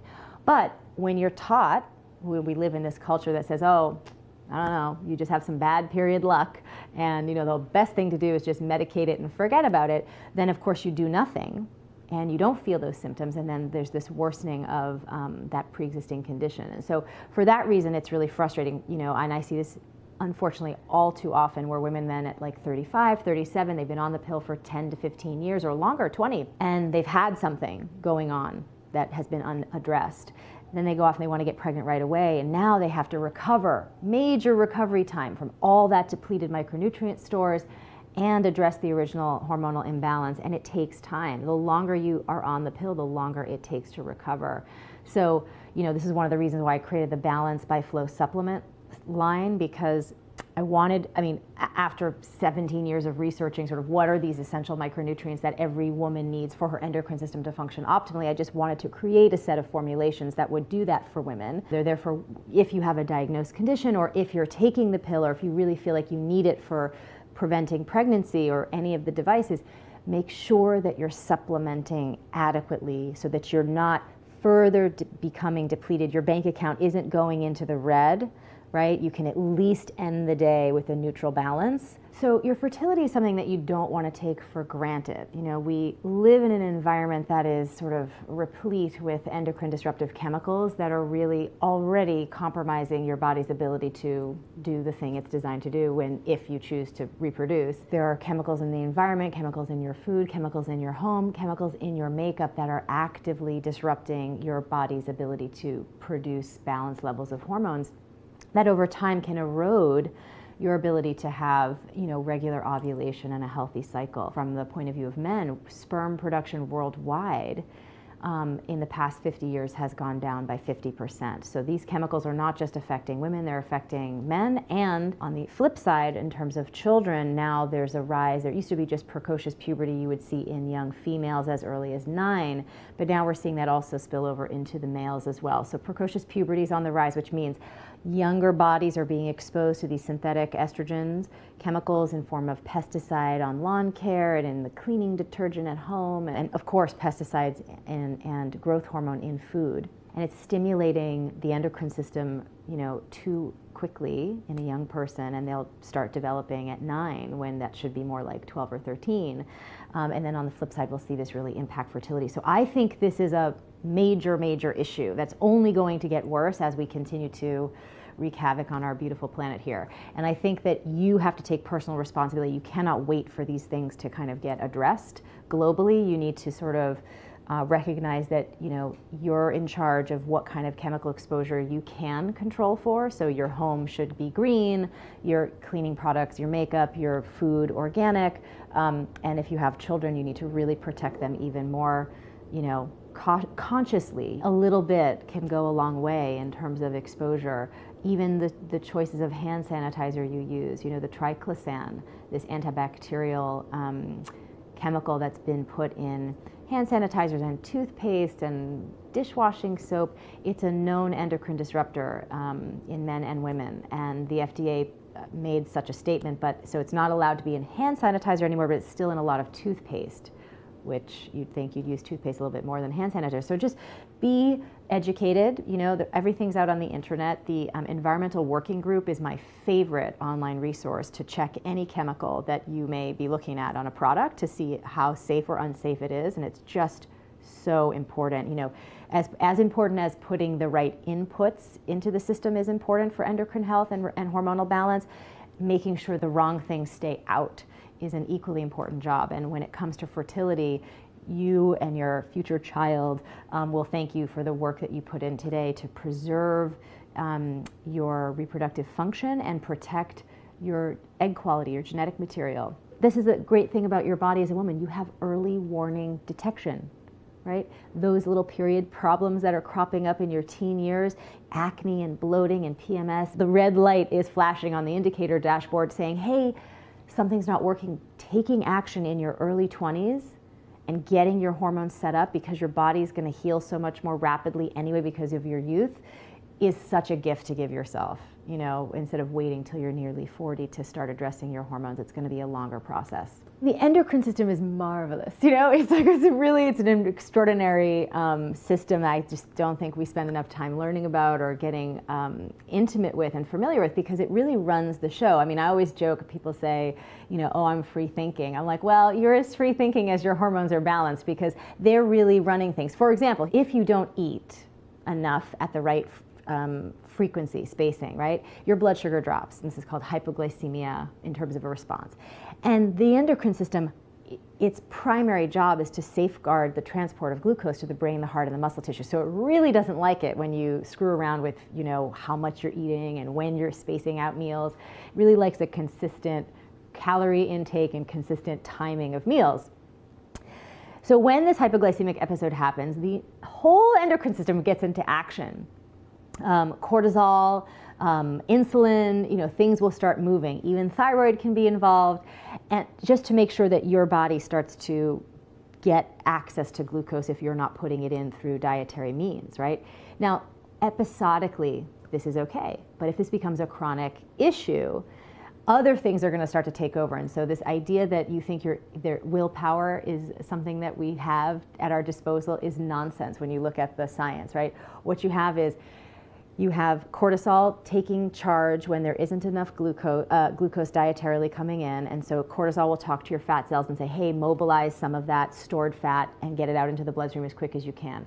But over time, the body doesn't like that either. So then it starts to have some neurotransmitters come into play. It starts sending out more ghrelin, right? And saying, okay, we're hungry, we're starving, we're craving, you know, chips and whatever it is, just to get you into a place where you can be eating more calories to bring that blood sugar up. You're not in control in those moments the way that you would like to think that you are. So your hormones are really trying to guide you into right behavior so that you and your body can be healthy. So it's not like they're running things, but they're trying to help nudge you along in the right direction. If you want to just be a person who is up to things in life, right, who's not feeling like you're behind the 8 ball in terms of your energy, your mood, and other aspects of your health, and you want to be proactive, productive, creative, inspired, doing things, you need to set the groundwork, you know, physiologically for you to do that and biochemically to do that, and hormones play a huge role in that. So for me, balancing hormones, you know, the short-term payoff is, of course, you get to get rid of all those annoying symptoms that plague you chronically throughout the month, and you get to feel better.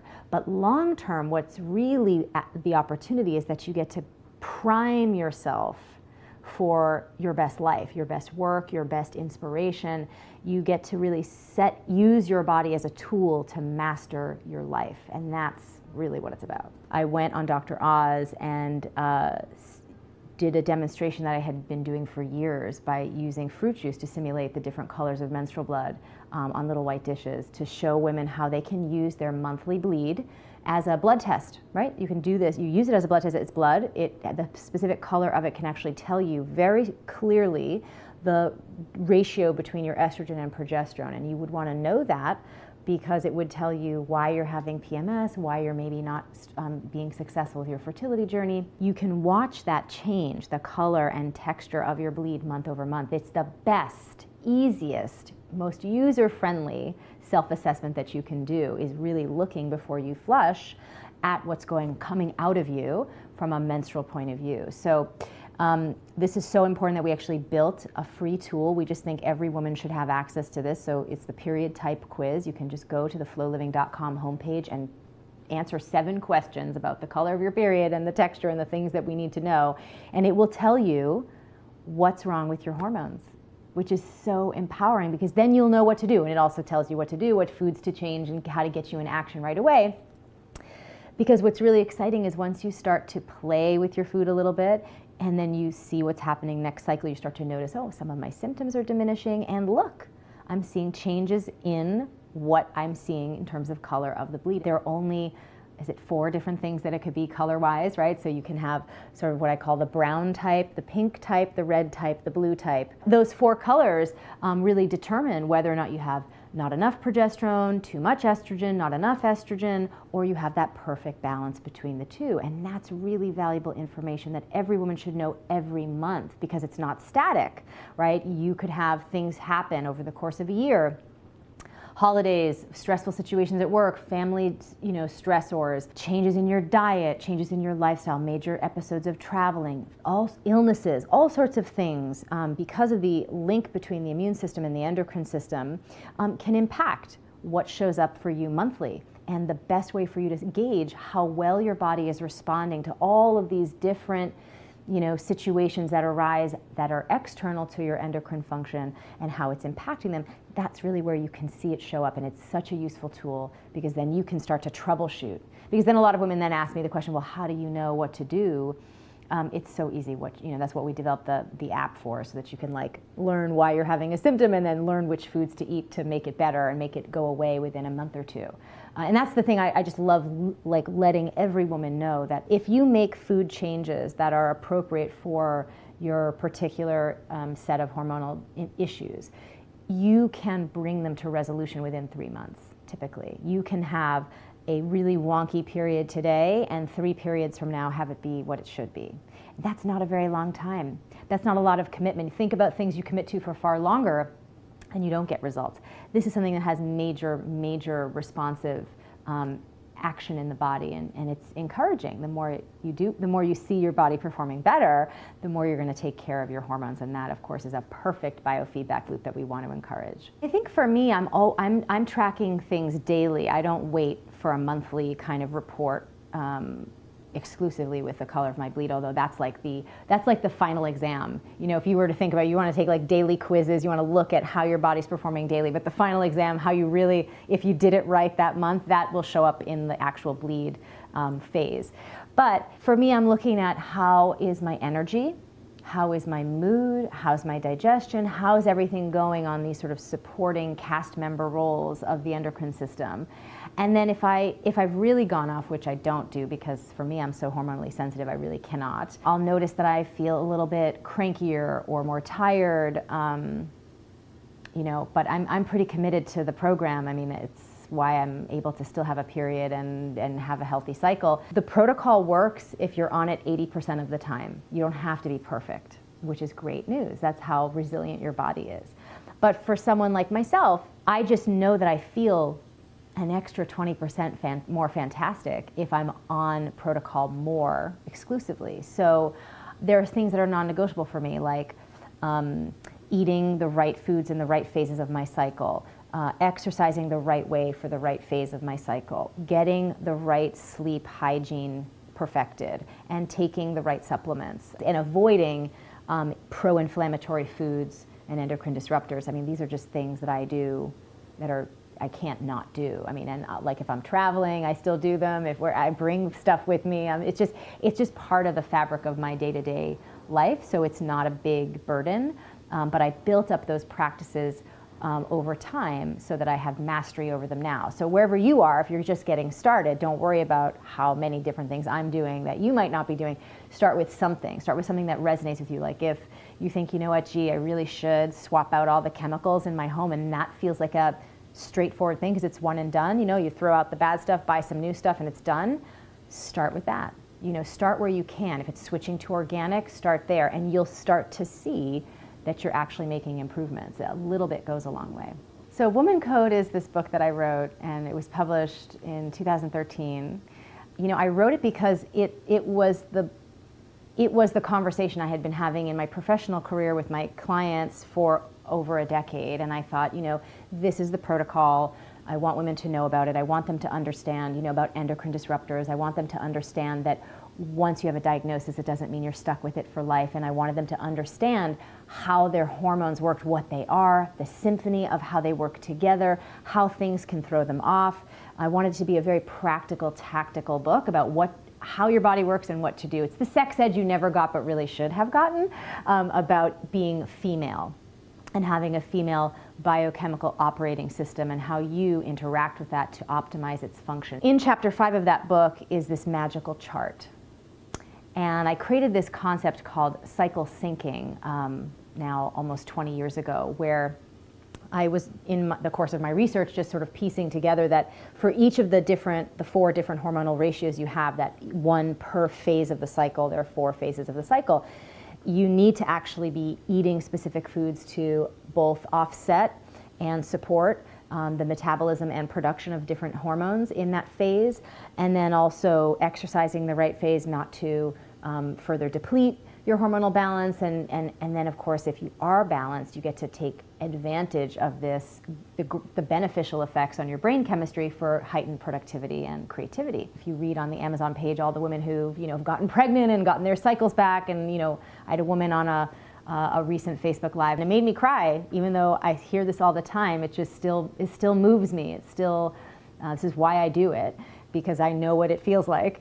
She just said, I just wanted you to know, 15 years she had been struggling with endometriosis, she said, and 3 months on the protocol, went in, did all the testing, and has been cleared. It's gone. This is what is possible for women. So I expected all of that because I had been using this protocol in my practice, in my center in New York for 12 or 13 years at that point. The thing that was really surprising was the response to this chart in chapter 5. Can you turn this into something that I can use every day? I can't remember all the details of the things I should be doing in each phase, the foods I should be eating in each phase. And so, my relationship with my community is very dynamic, and when they want something is when I make something, so they really wanted this to be an app. And so it took me a couple of years to do it, and at the same time as I was having my daughter. But we launched it just at the beginning of 2017, and the response to that has been remarkable. So the MyFlow app, it does, tracks your period, and it's the first functional medicine period tracker where you learn why you're having a symptom and what to do about it with food and supplements. I mean, that alone is fantastic. It will tell you where you are in your cycle, what activities to select that are ideal for that phase, how to eat, how to exercise, all those things, and then you just tap what you want, select, and schedule it into your own calendar. It's really about liberating ourselves from the oppressive construct that we somehow have to fit our personhood into a 24-hour male circadian paradigm that really optimizes for their hormonal patterns. But we have both the 24-hour circadian pattern and a 28-day hormonal pattern that happen concurrently, and we have to actually work with that to feel good and to be our most productive and creative selves. When you try to squeeze yourself into that 24-hour matrix only, you not only feel very frustrated, and you don't feel like you're being your most productive self, but also you start to develop that sort of inner critical voice, like the volume of that gets really loud, like, oh gee, why can't I do the same thing every day that I said I was gonna do? Why do I feel like last week I was in that boot camp class and I was the star student, and this week I wish I could melt out the back door? Something's wrong with me. Trying to even just fit into a male system is flawed thinking and makes us feel symptomatic. Doesn't help with PMS or any other period stuff. It also makes us feel really negatively about who we are and how we're working in the world, which just need not be, because the truth of the matter is you happen to be encoded, and that's why I called the book Woman Code. You are encoded with the same cyclical creation energy that you see in the seasons and nature, and how a seed germinates, in different stages, from planting to vegetable, that whole thing. It's imbued in your unique female biochemistry, and understanding how to harness that is pretty powerful stuff. So that's what's been super exciting about the response to Woman Code, is not only do women feel like they finally have the, as they call it, the little purple period Bible, that if anything is going on with their hormones, they can really troubleshoot from the book, but they're given a whole new perspective, and it feels like a reclamation for them and for all of us to say, we don't need to. Welcome to Celebrating Act 2. Celebrating Act 2 is the user manual for the second half of your life. It's great to be back with all of you, and one of our favorite people, the brain whisperer, Steve Campbell, and of course, my partner, John Coleman. Thanks, Art. Hey, Steve, good to see you. Hello, good to see you again. Always good to see you. It's always a joy. I was talking with some friends recently about, in particular, children's sports teams. There's still some people who to avoid hurting the self-esteem of the children, they want to, sometimes they keep score, sometimes they don't keep score, but mostly what they do that bothers me is they want to give every kid a trophy, so that there are no losers, there are only winners. Yeah. And I have mixed feelings about that. I think at a certain age, very, very young, winning and losing isn't important. It's learn to play the game. But there quickly comes a time when, if it's a game, it's designed to have winners and losers. Yeah. You have to learn to accept that. Yeah. And there are good things about sports. And competition. And winning and losing. Yeah. I mean, we learn from our losses, don't we? Yeah. Here's my question for you is self-esteem seems to me something that's very important for all human beings. And yet it also seems to me that it can be misused. You can have too much of it, or misplaced self-esteem. Maybe it'd be a better way to put it. Yeah. Is that true? Yeah. Let me start with an observation that's really interesting. The Tokyo Olympics were just completed a couple of weeks ago, 3 weeks ago. Most of the athletes lost. Good point. Only a few won. That's the nature of athletics. Most of us lose. So what do you do when you've been spending your life for this event and you lose? That's where self-esteem comes in. So let's look at some observations about self-esteem. Self-esteem is simply how you see yourself. It's very much connected to your self-talk and your self-images. And your self-images really come from your self-talk. So here's some interesting observations about all that.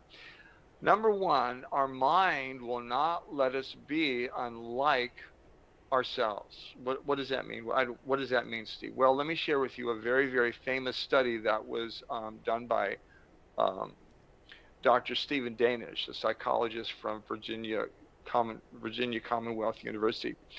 He studied lottery winners. And he got his doctorate doing this. And he noticed a trend among lottery winners who were impoverished. Do you know what they would do when they won all this money? They'd lose it. A person won $5 million in 2 years, and now he lives in a trailer. Another person won $60 million, and she's on food stamps. Another person used her collateral for a loan which he could not repay. Another person opened his business with $1 million and declared bankruptcy 5 years later. Why did they lose the money? Because their self-images were one of being impoverished. And a person who is impoverished doesn't have money. And there is this real switch there. And the brain couldn't handle it. So they took away and they lost the money. Let's go back. Our mind will not let us be unlike ourselves. In fact, we can take that a step further. We don't let ourselves be any better than we believe we are.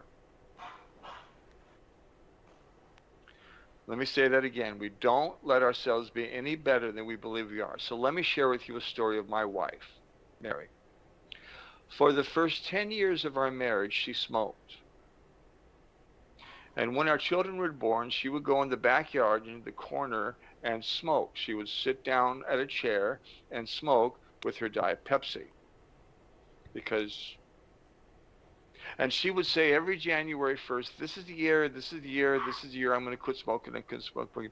And it would work for a week, sometimes for a month, and then she'd go back to smoking. Why couldn't she quit?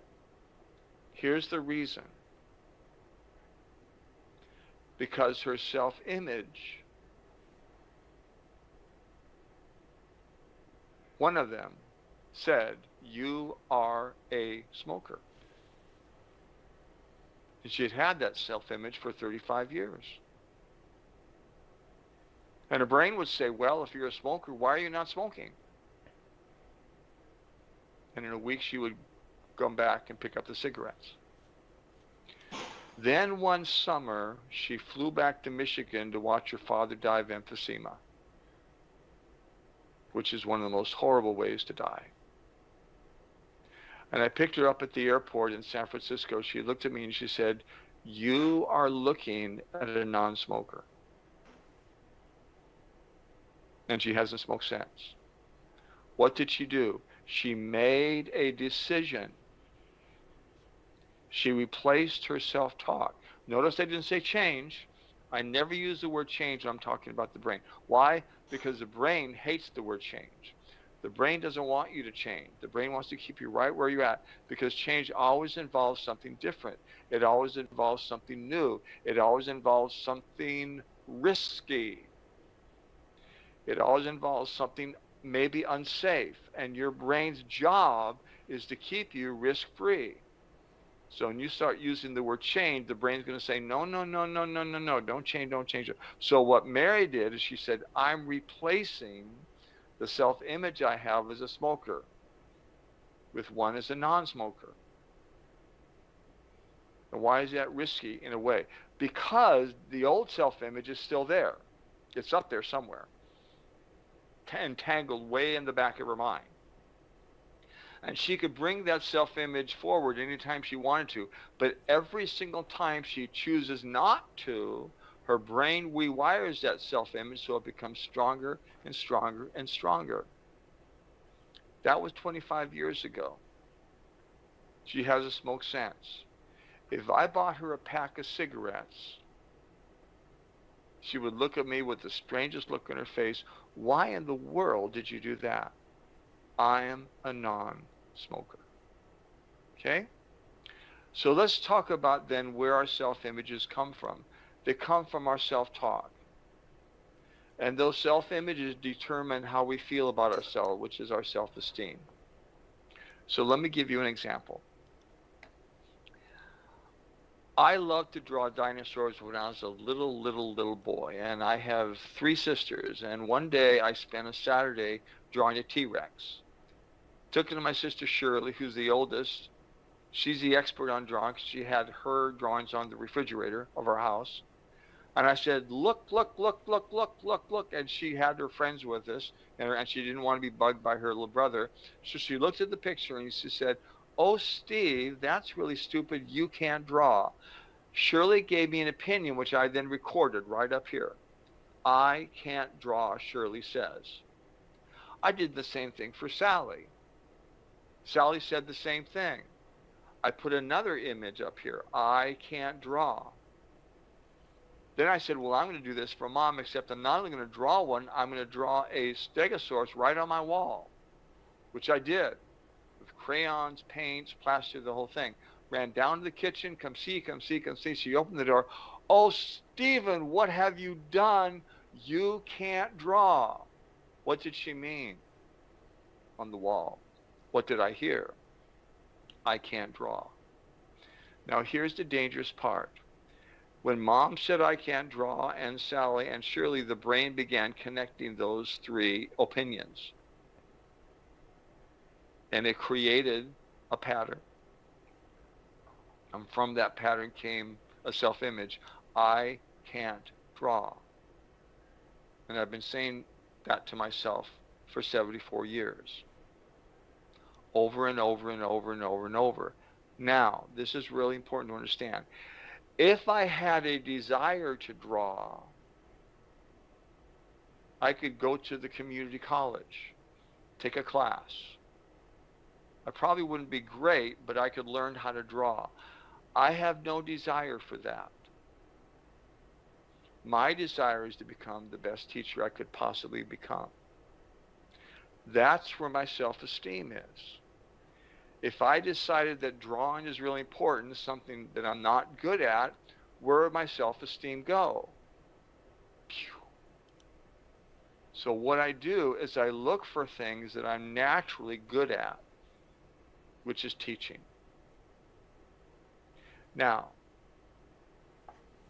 here's where it can get dangerous.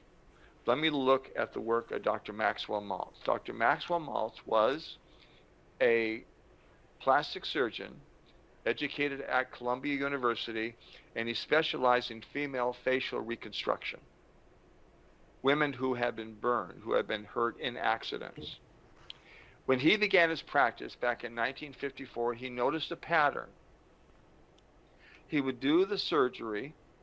It was obviously successful. The wraps would come off. Of course, there was still scarring there, but it was obviously successful. And more often than not, the patient would look at the mirror and scream out, "See, I told you it wouldn't work," even though it did. And it took 3 to 6 months for the patient to finally see how successful the surgery really was. Why could not the patient see it in the beginning? Because her image, her self-esteem, had been wired up here all of her life, or since the accident. And it took a number of months for the patient to finally acknowledge, yes, it was successful. I don't have the scarring. I don't have the big bulbous nose. I do look different. That's exciting, and it's scary. What's the scary part? The scary part is this, that your brain believes everything you tell it, without question, no arguments. So, talk about myself. I have always been bald. I was in this horrible accident when I was 19 years old and the hair all came off. I have not been able to acknowledge that for years and years and years. In fact, I had a comb over and I saw myself with a lot of hair until I met Mary, my wife. And after being married for about a couple months, she said to me, "You know what? I could save you some money by giving you a haircut." And I said, "Great." We put the chair in the backyard, sat me down, put a towel over my shoulders, and she took the comb over and she just went whap and cut it off. And I screamed. I said, "What are you doing?" And she said, "I can never imagine you with hair. You've never had hair. You've always been bald, and that's why I love you." And what happened after that is when I looked myself in the mirror, I said, "You know what? I'm really good looking without hair. That's all right." And my self-esteem came up. Why? Because my self-esteem is connected to my self-images. Now here's the exciting part. Our self-images are coming from what we are saying to ourselves about ourselves. So I said to myself, until I was 25, I'm not good looking because I'm bald. But we can see what Mary did. And she switched it. And I began saying to myself, you know what? I am good looking. And what did my brain say? Oh, okay. Wait a minute, is it true? Did you know your brain doesn't ever ask that question? According to the work of Dr. V.S. Ramachandran out of UC San Diego, he wrote a wonderful book called Phantoms in the Brain. And he showed that we say to ourselves things that are absolutely untrue, but we believe them because the brain does that. And not necessarily have to be true. So I began saying I'm really good looking, bald or not. And that's my self-esteem rose up. And that's how I see myself. So what can we do with that? What can we do with it? Number one, realize that how you see yourself are coming from what you are saying to yourself. Let me say that again. Dear readers, dear listeners, how you see yourself, your self-images, are coming from what you are saying to yourself in the past, no, right now. Why is that so exciting? Because you can replace that. You can replace it. Let me share with you one of my favorite stories to close. And John and Archie, you've heard this story so many times, but it is so effective. I taught math at the University of San Francisco. And after the first day of class one semester, a student came to my office, sat down. She said, Mr. Campbell, I'm really glad you're my professor because I'm a C student in math. I said, what do you mean, Sue? She said, I have never gotten above a C in a math test. I'm a C student. I said, well, let me work with you. And I did. She got an A in the first midterm. I gave her the test, and she absolutely freaked out. She said, and then she said, oh, Mr. Campbell, this is a mistake. What do you mean, Sue? She said, I have never gotten above a C in a math test. You must have made a mistake. And I said, I didn't, Sue. This is a genuine A. Then she looked at the test herself, and then her self-esteem just rose, and she said, do you know what this means? And I said, of course I do, Sue, but I want you to tell me, what does this mean?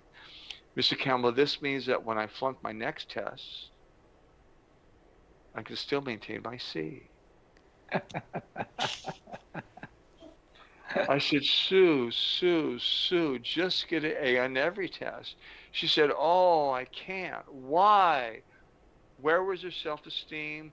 Where was her self-image? I am a C student.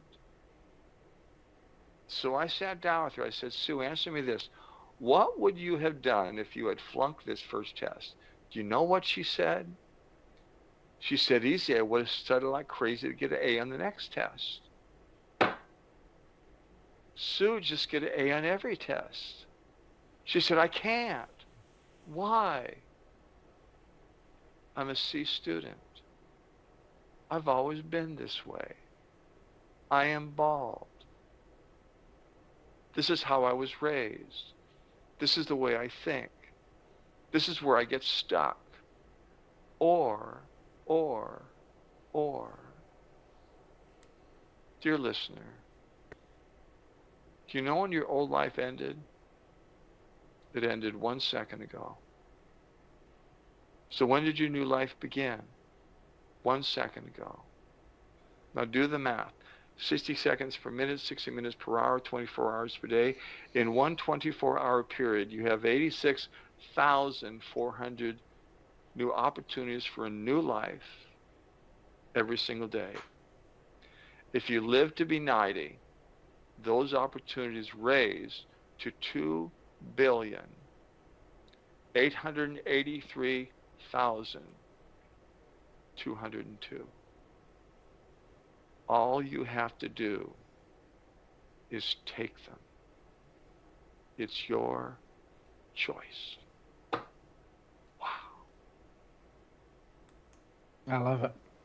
I love it. It's your choice. That's great. So the next time you're feeling down or you can't do something, talk to your brain. It'll listen. That's right. That's right. And he not only listens, but he decides he's a captive audience. He not only listens to you, but he believes you. And when you have high self-esteem, like you two guys, and we do also, he does everything to raise that self-esteem. Right, and also, what else can I do to have higher self-esteem? I would suggest to people, if you want to know more about how to raise your self-esteem or change your habits, go to the playlist on YouTube, The Brain Whisperer, and you can put in a search word for affirmations.